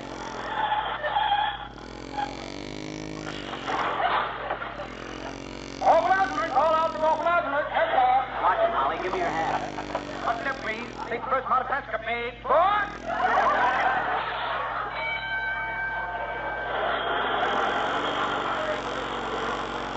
No, we're right in front of the place, kiddo. Come on, let's get in and grab a table. My, the Roma hasn't changed much since the last time we were here. No, nothing new but the prices, kiddo. And at these prices, I'll eat. America, look who's here. It's the Signora McGee and Bellissima Signora. I kiss your hand. Not mine, you don't. A long time no see, Waldo. Yeah. Here, I give you the best table in the house.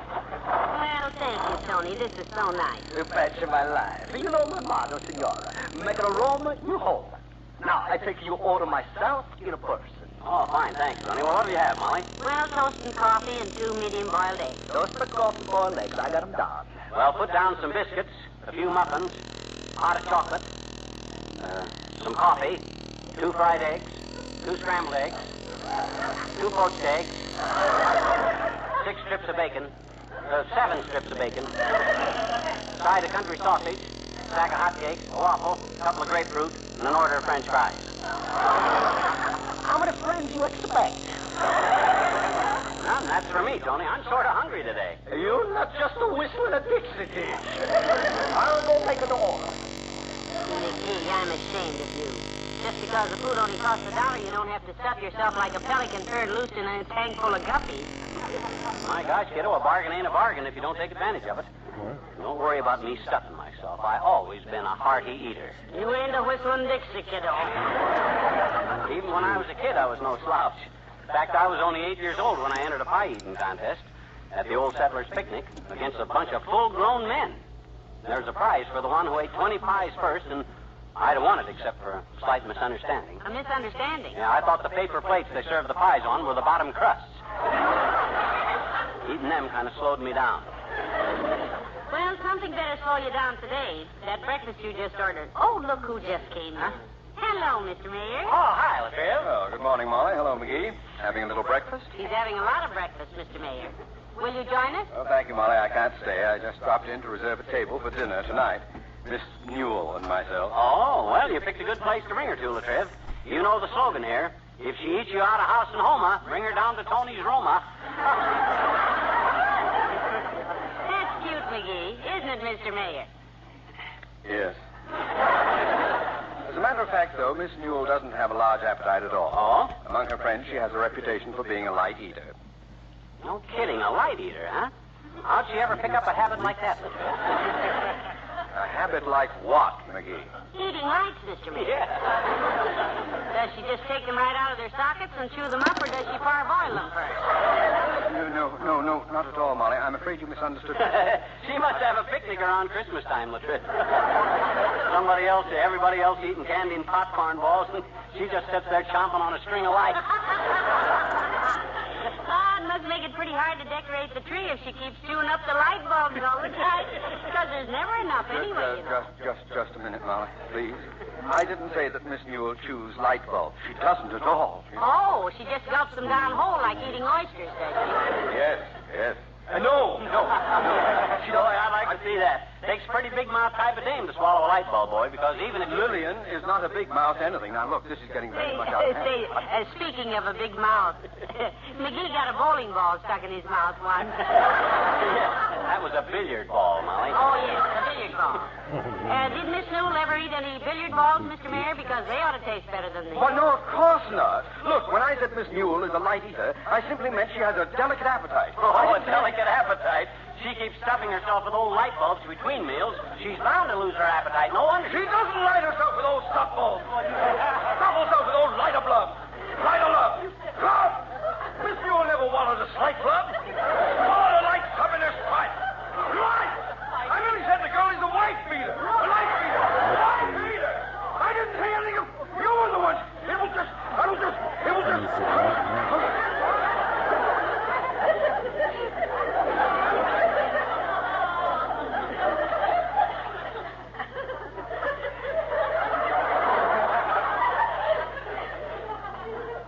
McGee?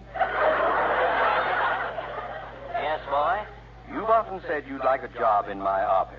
There'll be an opening in the City Hall tomorrow, and you're the man I'd like to put in it. Yes, swell. What do you call it? The elevator shaft. Good day.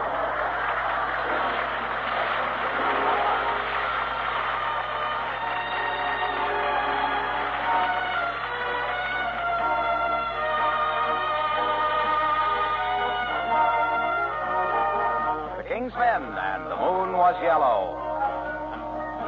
The moon was yellow, and the night was young. A smile brought us together, and I was wondering whether we'd meet again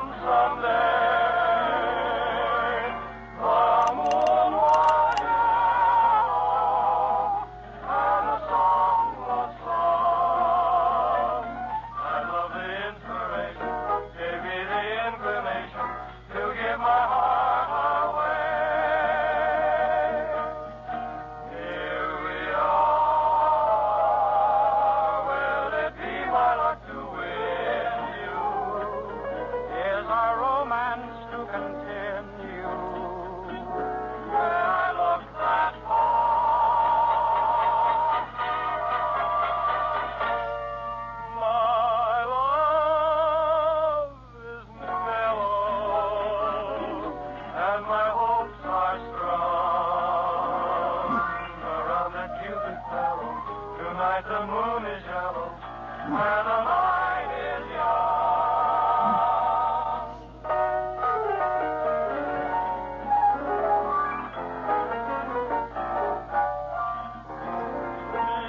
Behold, the moon is yellow, and the night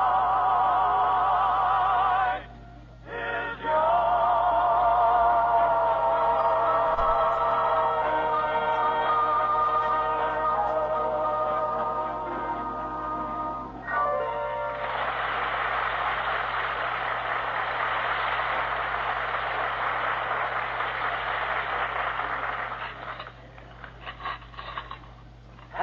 What a breakfast. That's the best I ever had. No, for just $1. How do you feel, dearie? Oh, I feel fine. Well, it's amazing, that's all I can say. If the average person ate that much, he'd have to be carried out of here by 2 men. The Mayo brothers. Gosh, I didn't eat so much. Only eggs, bacon, ham, sausage, hotcakes, waffles, cereal. Hey, wait a minute. I didn't have any cereal. Hey, Tony. You yell out loud for me, senor? Yeah, I forgot to order cereal. Bring me some hot oatmeal with it. Sorry, senor. I don't serve cereal now because while you ate, it stopped being breakfast time. Now is lunch time. Oh, lunchtime. Well, that's okay. Give me a lunch menu. McGee. What's wrong, kiddo? I always eat lunch. Well, here's a lunch menu. I recommend the spaghetti and a meatball. Good. I'll take them. And bring me the veal scallopini, the beef stew, a green salad, side order of raviola, and a stack of pizzas. Well, I guess that'll hold me for now, Tony. I think you make a good guess. Now I go breaking the news to the cook. Oh, McGee, this is incredible. Right on top of that huge breakfast you ordered. Hello, Mrs. McGee. Mr. McGee. Well, Debbie Lynn. Hello, dear. Hi, Debbie. Where's your boyfriend? Oh, hi, Ed. Pull up a chair, kids. Oh, we've already eaten, Mr. McGee, thanks. Oh, yes, and besides, Ed has to get back to his job. If he's late, Mr. Kramer throws a fit. How come you're eating here, Ed? I thought you got your food at the drugstore for free. Well, I do, sir, but some days I just can't face it. Yeah? It's always sandwiches, sandwiches, sandwiches. I'm getting so I can't look a Swiss in the rye anymore. Well, don't you worry, Ed. I'm taking the domestic science course at school, you know, and after we're married, I'll cook all your meals. I hope so. How are you getting along with the course, Debbie? Well, my meat and vegetable and dessert grades haven't been too good, Mrs. McGee. In fact, there's only one thing I've made an A on. What's that? Well, sandwiches. Well, I better get back to work, Mr. McGee. Ah, that's the spirit, Ed. You work hard, boy, and save your money. One of these days you'll have yourself a stack. Yes, sir. You know what the stack will be, don't you? Sandwiches. Come on, Debbie. Goodbye. Now, Bye. Go on, kid.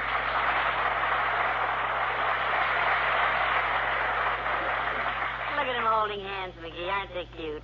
So in love. Yeah, and speaking of love, Molly, Yes, dearie, yes. I'd love to eat here every day. Just think, breakfast and lunch for only $1. I say something wrong? Skip it. Oh. My goodness, if I ever thought I'd have to play second fiddle to a platter of spaghetti and meatballs. Hello, Molly. Hi, pal. Hello, Mr. Wilcox. Hi, Junior. Looks like everybody's eating at Tony's today, and I don't blame him. Pull up a chair. Oh, thanks, pal, but I'm on my way to put a call to Hollywood and close a big deal. Oh? I saw you and Molly through the window and dashed in to tell you about it. Well, who are you calling in Hollywood, Mr. Wilcox? Walt Disney. Walt Disney? Yeah, I've got a great story for him. It's a sort of a sequel to Snow White and the Seven Dwarfs. What's the name of your epic? Coffee Black and the Two Dwarfs. Would you like to hear it? Is there any way of stopping you? No. All right, now listen to this. Once upon a time, there was a very attractive girl named Coffee Black. And all her life, she dreamed of being the favorite of the great Prince John. Prince John. Yes, his full name was John Q. Public. Oh, yes, I've heard of him. Well, Prince John Q. Public was fond of Coffee Black, but not really crazy about her. To him, she seemed to lack something. You sure you didn't swipe this from Grimm's Fairy Tales, Junior? Sounds pretty grim to me. Nice, dearie. Go ahead, Mr. Wilcox. Well, sir, one day Coffee Black was walking in the woods, and she came to a little house. And there she found two dwarfs, Lumpy and Milky. Uh-oh. I'm already suspicious of that last one. Well, Coffee Black told them how she wanted to captivate Prince John Public, and they agreed to help her. Lumpy said, I can make you sweeter, and little Coffee said, go right ahead, sugar. You see, Lumpy is really a lump of sugar. Cute dialogue, huh? Yeah, too cute for words. At least any words I can say out loud. Well, Lumpy made her sweeter, but the prince still didn't fall for Coffee Black. Oh? So she went back to the dwarfs, and Milky said, I'll make you richer and lovelier. And Coffee said, Milky, you're a pet. Pet Milky, get it? Yeah, I get it, but I ain't sure I want it. Well, Milky made Coffee Black richer and lovelier with a marvelous creamy complexion. And when Prince John Public saw her, he said, my pet, you're for me. Oh. And the moral of this story is, if you want coffee fit for a prince, always use pet milk to give your coffee that fine, creamy color and satisfying goodness every coffee lover loves. And you'll drink happily ever after. You expect to sell that to Disney? Why, of course. Oh? It may not be art, but it certainly is commercial. See you later, kids.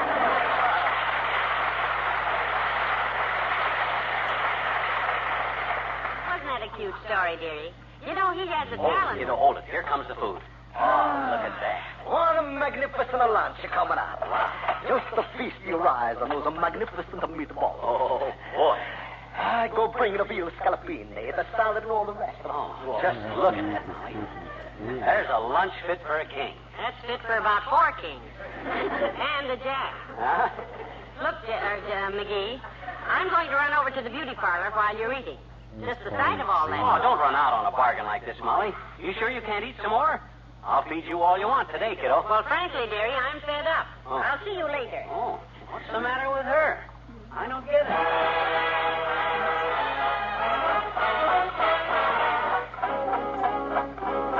Billy Mills in the orchestra and the Newland Rag.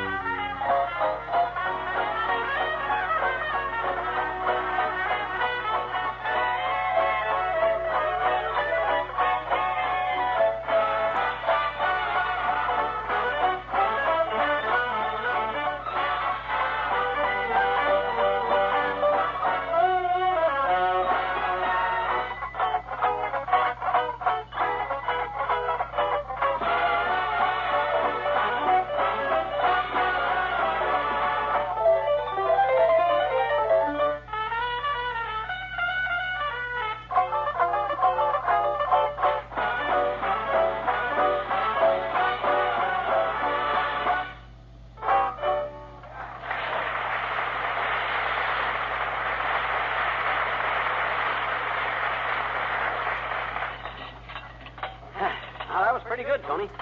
Might as well give me another cup of coffee while I'm waiting for Molly, I guess. Cup of coffee number 17 coming up. You can clear away these dishes, too, whenever you want to. I couldn't eat another bite. Good. Of lunch, that is. As soon as Molly gets here, we'll probably order some dinner. You know, there's one thing good about you, McGee. Your appetite. Yeah. I never see... here's the senora now. Sit down, Mrs. McGee. Thank you, Tony. Well, I see you're still here, dearie. Yep. Just killing time till you got back, Tootsie. I'll bet you're killing the cook, too. Don't you worry about the cook, Mrs. McGee. I'll bring you the dinner menu, senor, in case you get hungry. Heavenly days, McGee. How can you possibly pack away any more food? Frankly, I don't know, but this wasn't my idea, you know. It was Tony's idea to give his customers all they can eat for $1. Who am I to disappoint a guy that's got his heart set on me eating all I want? Hello there, kids! Well, hello, Mr. Oldtimer. Hi, old-timer. What you doing here, kids? Eating or old-timer. Will you join us? Thank you, daughter. I'm just taking a short cut through here. I'm on the way to pick up my girlfriend, Bessie. Oh, Bessie. We haven't seen Bessie lately. How is she these days? Oh, she's fine, daughter. Pink of condition. Healthier than a brewery horse and just about as pretty. We're going on our annual family picnic at Dugan's Lake today. Family picnic, eh? Yep, me and Papa and Bessie and her mama. That's nice. Last year's was a real dinger. Ain't had so much fun since you could buy things for a nickel. Well, what did you do? Oh, we had us a picnic at the picnic, daughter. First, there was a baseball game between the old men and the young men. Played 50 innings to a scoreless tie. No scores at all? Nope. Papa was the entire old men's team, and I was the young men's team. Yeah. We get on base all right, but we couldn't drive ourselves in. Must have been a fascinating game. Well, sir, after we got through the ball game, we ate. Oh. Then we frolicked in the lake for a spell, and Bessie and her mama said they'd bury me in the sand. Oh, how cute. They started burying me, but right in the middle of it, I made a startling discovery. I got up and took off like a quail. Why, old-timer? Well, I noticed just Bessie was covering me up. Yeah? Her mama had a hammer and a chisel and was carving me a headstone. Go on, old-timer.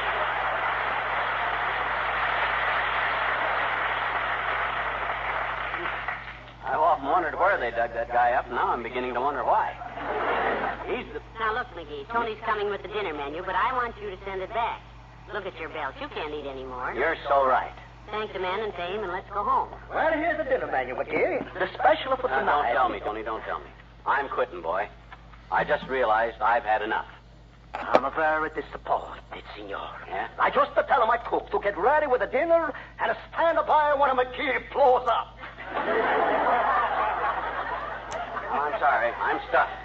I want to congratulate you on the swell advertising idea, though, Tony. That gimmick of all you can eat for $1 is the greatest thing I ever heard of. As soon as that catches on, you'll pack this joint. Yes, Tony, you'll make everything but money. Yeah. I'm glad you like the idea.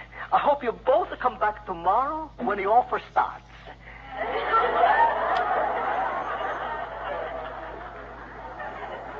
Tomorrow? I heard it on the radio today, and that's why I came down here. I guess you don't listen to the whole announcement, McGee, huh? Tomorrow, all you can eat for $1. Today, here's a you check. Oh, my gosh. Oh, look at that. $17.65. Oh, this is inflation.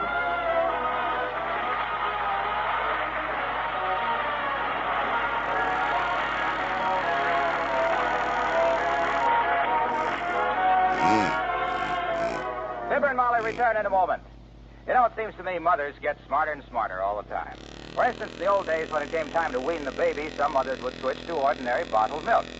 Well, they had a time of it, too, because the baby was used to pet evaporated milk, and he had some pretty definite ways of telling Mom he didn't like any change in diet. Well, these days, mothers don't have that trouble at weaning time. They just keep baby on pet milk, and everything's rosy. Baby likes pet milk in the bottle, he likes it in the glass. And even more important, the very same protective substances in pet evaporated milk that help babies build sound teeth, strong, straight bones, and make sturdy, steady growth help youngsters through all their growing years. Yes, it's getting so in happy homes throughout the country. Youngsters have safe, easy-to-digest pet milk from the time they're born till they have pet milk babies of their own, which is probably one reason why there are more sturdy, happy youngsters today than ever before.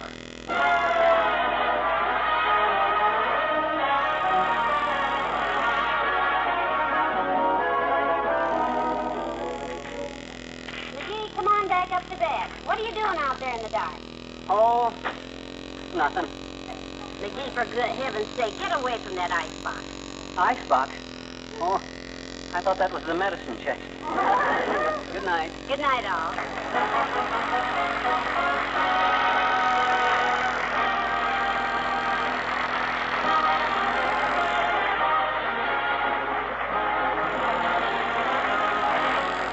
The first evaporated milk, Pet Milk, brings you Fibber, McGee, and Molly each week at this time. Be with us again next Tuesday night, won't you?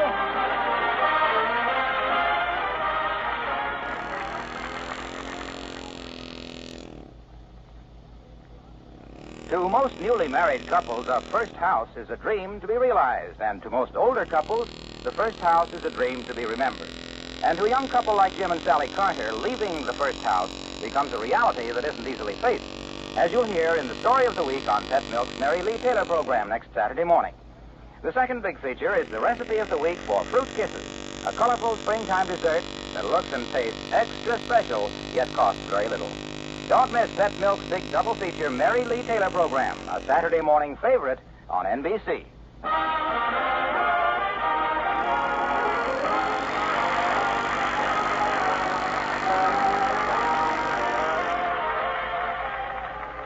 Now, Eddie Cantor brings you more fine entertainment on NBC.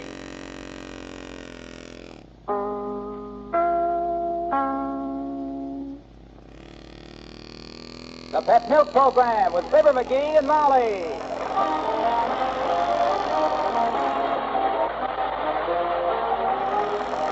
The first evaporated milk, Pet Milk, presents Fibber McGee and Molly with Bill Thompson, Gail Gordon, Arthur Q. Bryan, Dick LeGrand, Ken Christie, Herb Vigran, and me, Arlo Wilcox. The show is written by Phil Leslie and Keith Fowler and directed by Max Hutto with music by the King's Men and Billy Mills Orchestra.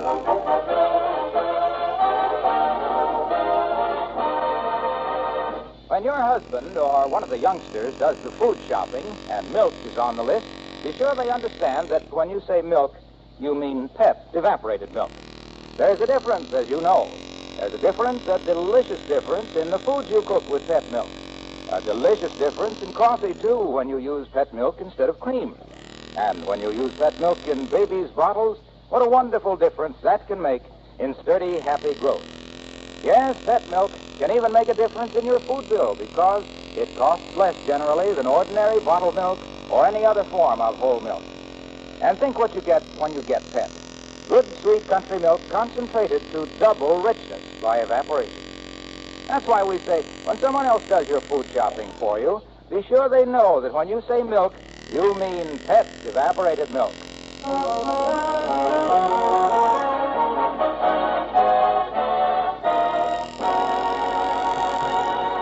When a woman goes downtown to a bargain sale, there's no telling what she'll bring home, is there?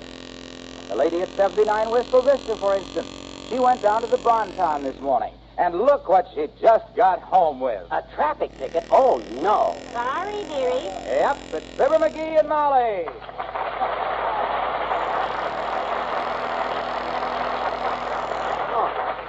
Gee whiz, Molly, another ticket. How could this happen, kiddo? It wasn't so difficult.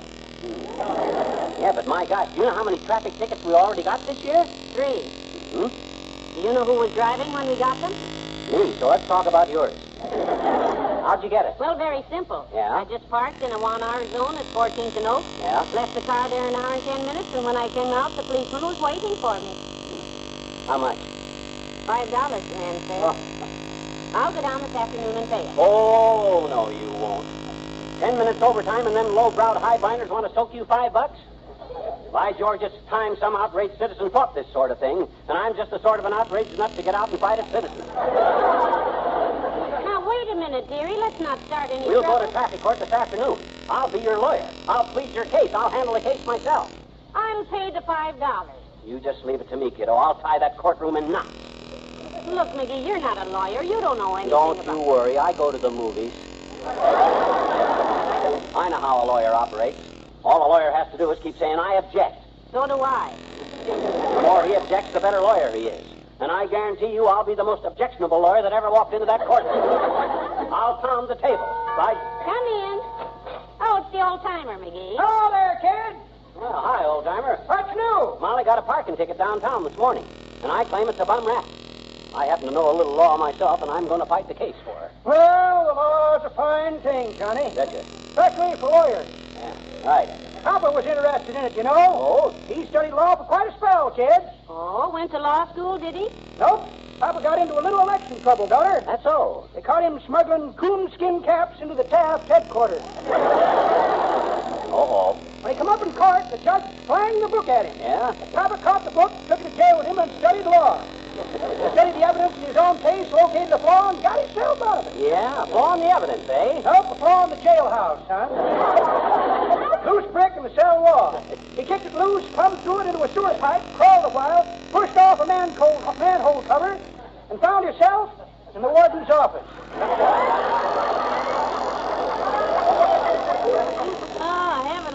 must have been quite a surprise to him. Yep, surprised the warden, too, daughter. Yeah? He was holding his secretary in his lap at the time. When Papa popped up through the floor, the warden like to leapt out the window. Hi, gosh, what'd your father do? Well, Papa was always a gentleman, kid. Yeah? He tipped his hat politely to the lady, and he says, "I beg your pardon, warden." And the warden says, "Your pardon, Bud." And Papa walked out a free man. Well, I hope you do as well today, daughter. So long, kids. So long.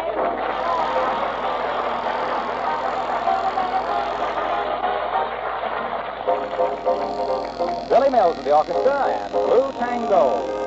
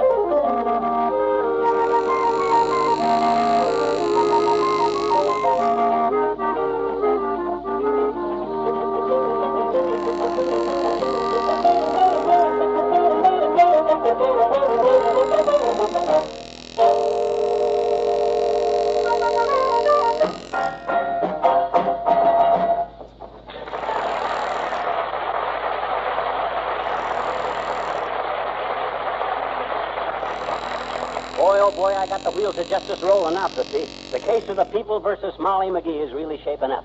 The people? Yep. You mean I've got them all against me now? What have you done now? No, that's just a legal term. Don't worry about it. I've been plenty busy, though. First, I went down to City Hall and got the case set for 3 o'clock. Then I stopped at 14th and Oak and took a whole roll of pictures at the scene of the crime. And then Pictures? For what? to show the jury. Juries love to look at pictures. Especially street scenes where they might recognize somebody they know. You gotta be tricky when you want to be... Come in. Well, hello, Dr. Gamble. Good morning, my dear. And the merest nod to you, Mallet Head.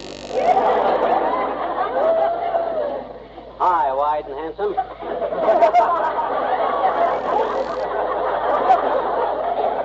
You're looking fit as a fiddle today. Bass fiddle, that is. My, aren't we in a frisky mood? Been feeding the little fellow red meat, Molly? No, Doctor. He's all steamed up about going to court this afternoon. Oh? I got a traffic ticket. Yeah. Would you like to come along and give me moral support, Doctor? Well, I believe not, my dear. My last experience in traffic court was a most unhappy one. You got a ticket?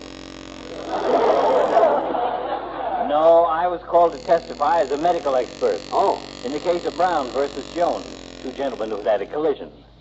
Both men admitted they'd had a glass of wine before the accident, so Brown claimed Jones was tighter than a 32 girdle on a 44 lady. And Jones claimed Brown was higher than a flying saucer. Well, what were you supposed to do? Decide who was intoxicated. Huh? Brown's lawyer said he'd been drinking sherry and gave me a glass of it to prove there could be no ill effects. Then Jones's lawyer claimed that Brown had really been drinking Sauterne and gave me a glass of that. Sounds like nice work. Then Jones's lawyer gave me a glass of claret, which he said Jones had been drinking. But after I disposed of it, Brown's lawyer objected. Oh? He said Jones had actually had muscatel, so I tried that. My, you were busy. At that point, the judge asked me to reach a decision and name the guilty party. I sat up very straight, and in a loud, clear voice, I announced a name. Which name? Sweet Adeline.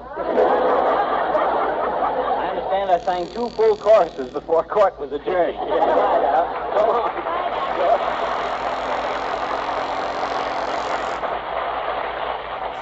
Look, dearie, if you're determined to go to court with this little parking ticket, then at least let me get the advice of an honest-to-goodness lawyer. No, sir, you're safer with me. A lawyer would just charge you a big fee and sit back on his nolly pross. You don't seem to have a very high opinion of lawyers. No, and I got a good reason for it, too. Did I ever tell you about the time my cousin Henry hired a lawyer named Root to write a writ? I don't believe you did. Well, you just sit tight, Tootsie, and you'll hear all about it. Henry wanted a writ written, so he went to Root and asked what was his rate to write a writ. They charged too much? No, the rate was right, but Root wrote a lot of rot that made it the wrong writ. Oh, too bad. Yeah, and there wasn't time for Root to get out of the rut and rewrite the writ right, so my cousin lost the case because of the rotten writ that rat Root wrote.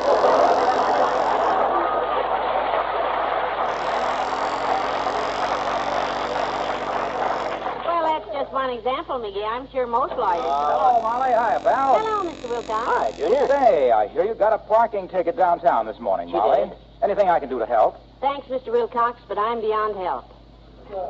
McGee is going to be my lawyer. I got this case all planned out. It's in the bag. And guess who's holding it? Well, gee, I hope you win your case, kid. You know, I've often dreamed about being a great lawyer myself. I'll bet you'd make a good one, Mr. Wilcox. Well, yeah, I think so. I bet I'd always get my clients acquitted. Everybody says I speak very convincingly. I think they mean constantly, Junior. I never heard anybody. I'd face the jury and I'd say, ladies and gentlemen of the jury, all that my client asks is another chance. Me too. If I had another chance, I'd lock the front door. Don't send this man to prison, I'd say. Send him back to his home. Send him back to his wife and big ones. Don't you mean little ones? No, I mean big ones. Those big tall cans of pet milk. With the fabulous recipes printed on the labels. Those exciting, mouth-watering favorite family dishes made with pet milk from the recipes on the labels. Well, the eyes of the jury fill with tears. Embarrassed for you, are they, Hilo? They fill with tears as they realize how cruel it would be to separate a man from those wonderful husband-tested recipes. Oh, yes. Picture my client locked in a cell, I say, away from all that he holds dear, away from the happiness that comes only from those nourishing, doubly delicious dishes his wife prepares with pet evaporated milk. A hush comes over the courtroom. A pall is cast over the scene. Then Paul gets up and casts you out the window. I plead, send this man home, I say, and he'll go straight. He'll make good. Yes, he'll go straight home and make good meals even better by using pet milk recipes. It's time for the verdict. The jury leaves the courtroom. I left right after their eyes filled with tears. They come back almost at once, and the foreman says, not guilty. I've won. My client is free to go. The door is open. So's the one behind you. Right. Goodbye.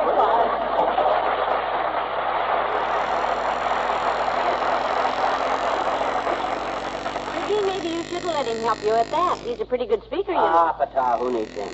We're going to make courtroom history today, kiddo. I'll make headlines in every paper in town. Yes, I can see them now. Attractive housewife gets 40 years for parking violation. Kidding, I know what I'm doing. When I get that cop that gave you that ticket on that witness stand and start popping questions at him, I'll have him so mixed up he won't know his own name. I'll just bet you will. Here, I'll give you a little demonstration. How a smart lawyer puts a witness's foot in his own mouth. You be the cop and I'll cross-examine you. When Counselor McGee starts to... Hold it, Counselor. Come in. Oh, it's Ole. Hi, Ole. Hey, you're just in time to be a witness, Ole.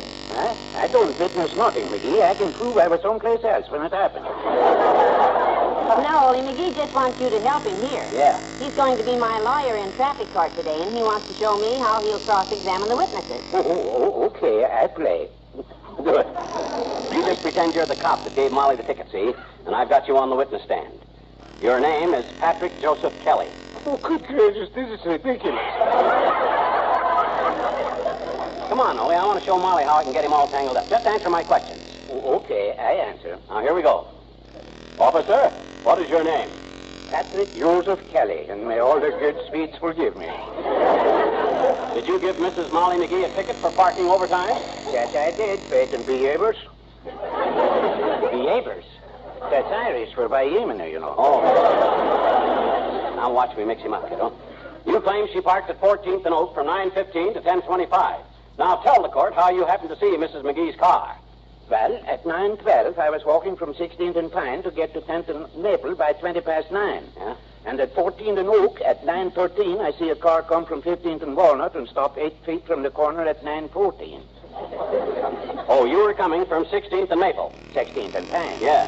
To get to 10th and Oak at 13th past 14. 10th and Maple at 9:20. Well, how did you know it was 8:12 when the car stopped 14 feet from the Walnut? 9:14, when the car stopped 8 feet from the corner, I look at my watch. Is it a good watch? Oh, sure. It has 17 years, and I buy it in 1935 from a shop at 18th and L. Yeah? That's how I know the car stopped at 9:14 when I was going to 10th and Maple. Oh, it's got 14 elms, and you bought it from a shop at 19th and 35. 17 years from a shop at 18th and Elm. Yeah, in 1520. 1945. Well, how could you be sure? How could you be sure the elm stopped 35 feet from the corner of 19th and Jewel when all you've got is a car with 17 walnuts that you bought from the maple shop? I object. Thank goodness I'm a free man.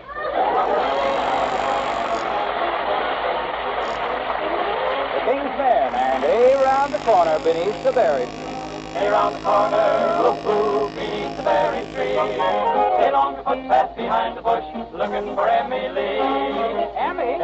Oh, tonight all the folks will cut the corn, Tonight I'll be glad that I was born. For my Emily I'll see, she'll be cutting corn with me, and we'll meet beneath the bitter berry tree. Hey, round the corner, whoop-whoop, beneath the berry tree. Hey, along the footpath behind the bush, looking for Emily. Emmy? Oh, tonight all the stars are shining bright. Tonight all the cornfields are a sight. I have reached the meeting spot, but my Emily has not, and I wonder, can it be that she forgot? Hey, round the corner, beneath the berry tree. Hey, along the footpath behind the bush, looking for Emily. Tonight as the moon begins to sing. Tonight there are footsteps which I think will at last bring her to me, my beloved Emily. But I don't see why so late she has to be. Here on the corner, beneath the berry tree. Here on the footpath behind the bush, looking for Emily. Emmy. Oh, I've told Emily to go away, far away. But now I am sad she didn't stay. And tomorrow night if she comes looking round for me, I'll be sitting beneath the bitter berry tree. Here on the corner, beneath the berry tree. Here along the footpath behind the bush, looking for Emily.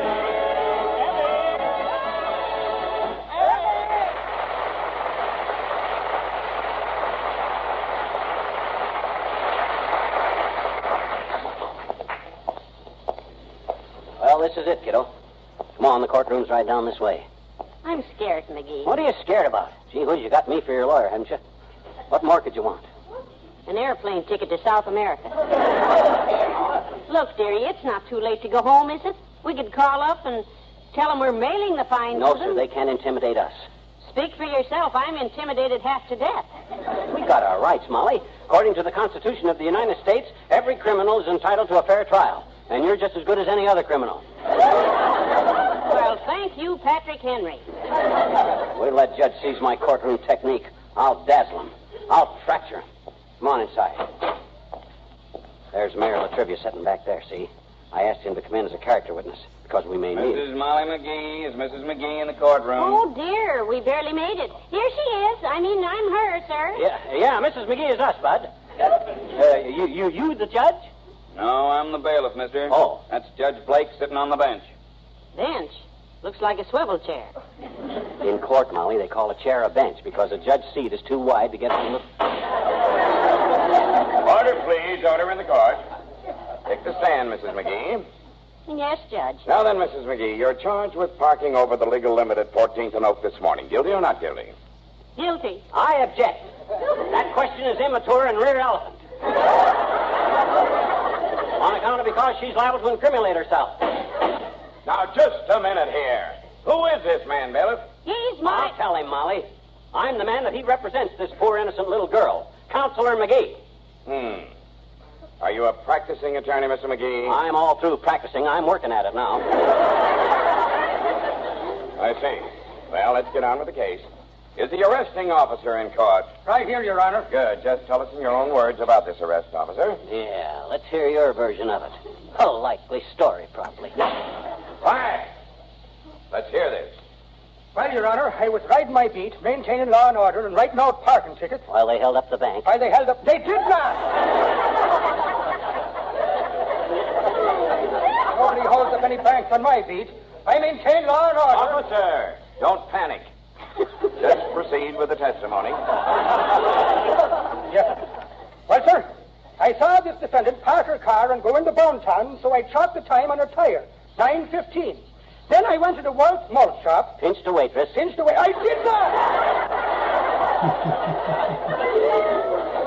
I had a cup of coffee. Oh. And I rode my beat till 10:25, and Mrs. McGee's car was still parked there. I took out my book, reached into my cab. And got a banana. Make him stop that, son! Quiet, McGee. Quiet, McGee. Oh, intimidating a witness, eh? I object. Objection overruled. Order in the court. Order in the court. Shut up, bailiff. Shut up, bailiff. Oh, that's me. Quiet, everybody, quiet. May I say a word, Your Honor? Please do, Mrs. McGee. Somebody ought to make sense here. Well, I just want to say that I'm sorry. I'm not in the habit of breaking the law, but I just didn't realize how long I was in the Bonton. Right. It could happen to anybody. And we got a witness right here to tell you that my client is not a criminal. Mayor Latrivia, front and center. Thank you. If Your Honor pleases, I've been asked to appear for this lady, although I'm not quite... Well, the court is honored, Your Honor. Bailiff, let his honor through the railing there. Yes, Your Honor. This way, Your Honor. Thank you. You know this defendant, Your Honor? Very well, Your Honor. Well, how long has Your Honor known her? Many years, Your Honor. Now, I do not presume to judge the merits of this case, Your Honor, but if Your Honor pleases, she is an honest, law-abiding citizen. I'll swear to that, Your Honor. On your honor, Your Honor? On my honor, Your Honor. If you two, Your Honors, will stop yakking for a minute, we can get on with letting this defendant go. We've heard the evidence. I vote for acquittal. How do you vote, Molly? Acquittal? Okay, that settles the whole... All right, that will do. I understand the defendant admits her guilt. Is that correct? Yes, Your Honor. So what? If she wasn't just an ordinary citizen, she wouldn't even be here. If she was a big shot, she wouldn't have got a ticket in the first place. Quiet! Okay, I'll be quiet. McGee, I should hold you in contempt of court for that. What's that? Let me tell you that in this court, every defendant is treated alike. Oh, yeah? If the governor of this state violates our laws, he will be punished. Oh, yeah, well, that's all I wanted to hear you say, Buster, or Judge. Hand me that big brown envelope, Molly. This one? Right. Your Honor, I have here a set of pictures I took myself with my little brownie this morning. This is the corner where my wife was arrested. Very interesting, but I don't know what Take a you look at expected. him. Take a look at him. See that black car against the fire plug there? That belongs to His Honor, Mayor Latrivia. Yeah. See him sitting behind the wheel? What? Let me see that. Is that you? Is that you, Your Honor? Parked next to a fire plug? Yes, it is. But I can explain, Your Honor. You... Come to think of it, I can't explain either. I'll say you can't. Oh, that's a good picture, Mr. Mayor. Yeah. That's Miss Newell with you, isn't it? She's cute. And... Never mind, I'm paying. Who do I pay? Just pay the bailiff, Your Honor. $5, Your Honor. Oh, thank you, Your Honor. Here, bailiff, take it. Now, that's the stuff, Your Honor. Now, take a look at this picture here. You recognize that green sedan? Your fine, Mrs. McGee, is also a sedan. Let me see that. Right there in front of Kramer's drugstore where it says absolutely no parking. Whose car? Well, that is... Bailiff, take this $10. Mark Mrs. McGee's fine fade and mine, too. That's my car, McGee. And that's my point, Judge. That's my hero, boys, Counselor McGee.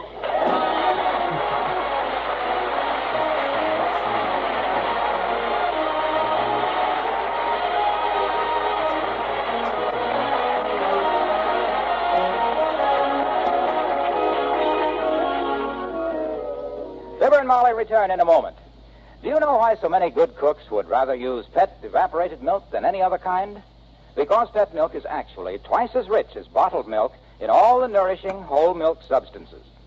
You see, all cow's milk is about 87% water. By evaporation, the pet milk people take out a little more than half that water. All the nourishing milk substances stay in.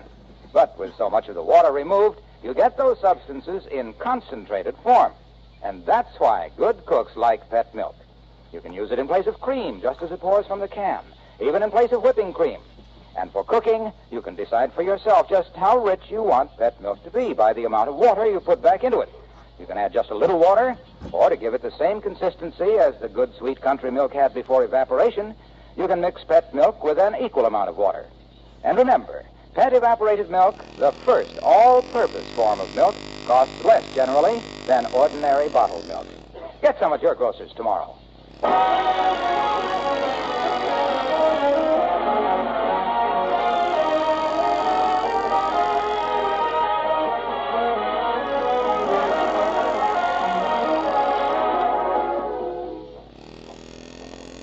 Wasn't that Judge nice, McGee? Yep. Believe me, I'll be careful where I park after this. Car's right down here. Uh-oh. What's the matter? Look, ticket on the windshield. What? Why, those dirty rats. Giving us a ticket while we're in court. Give me that ticket. Here. What does it say? It says... Oh. Would you take $700 cash for this car? See Smiling Joe, the friendly pirate, at 14th and... Oh, good night. Good night, all.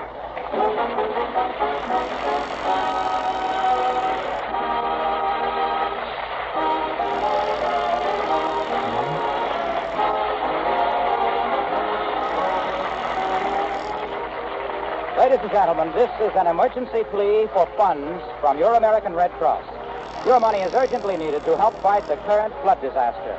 Please send your donation immediately to your nearest Red Cross chapter.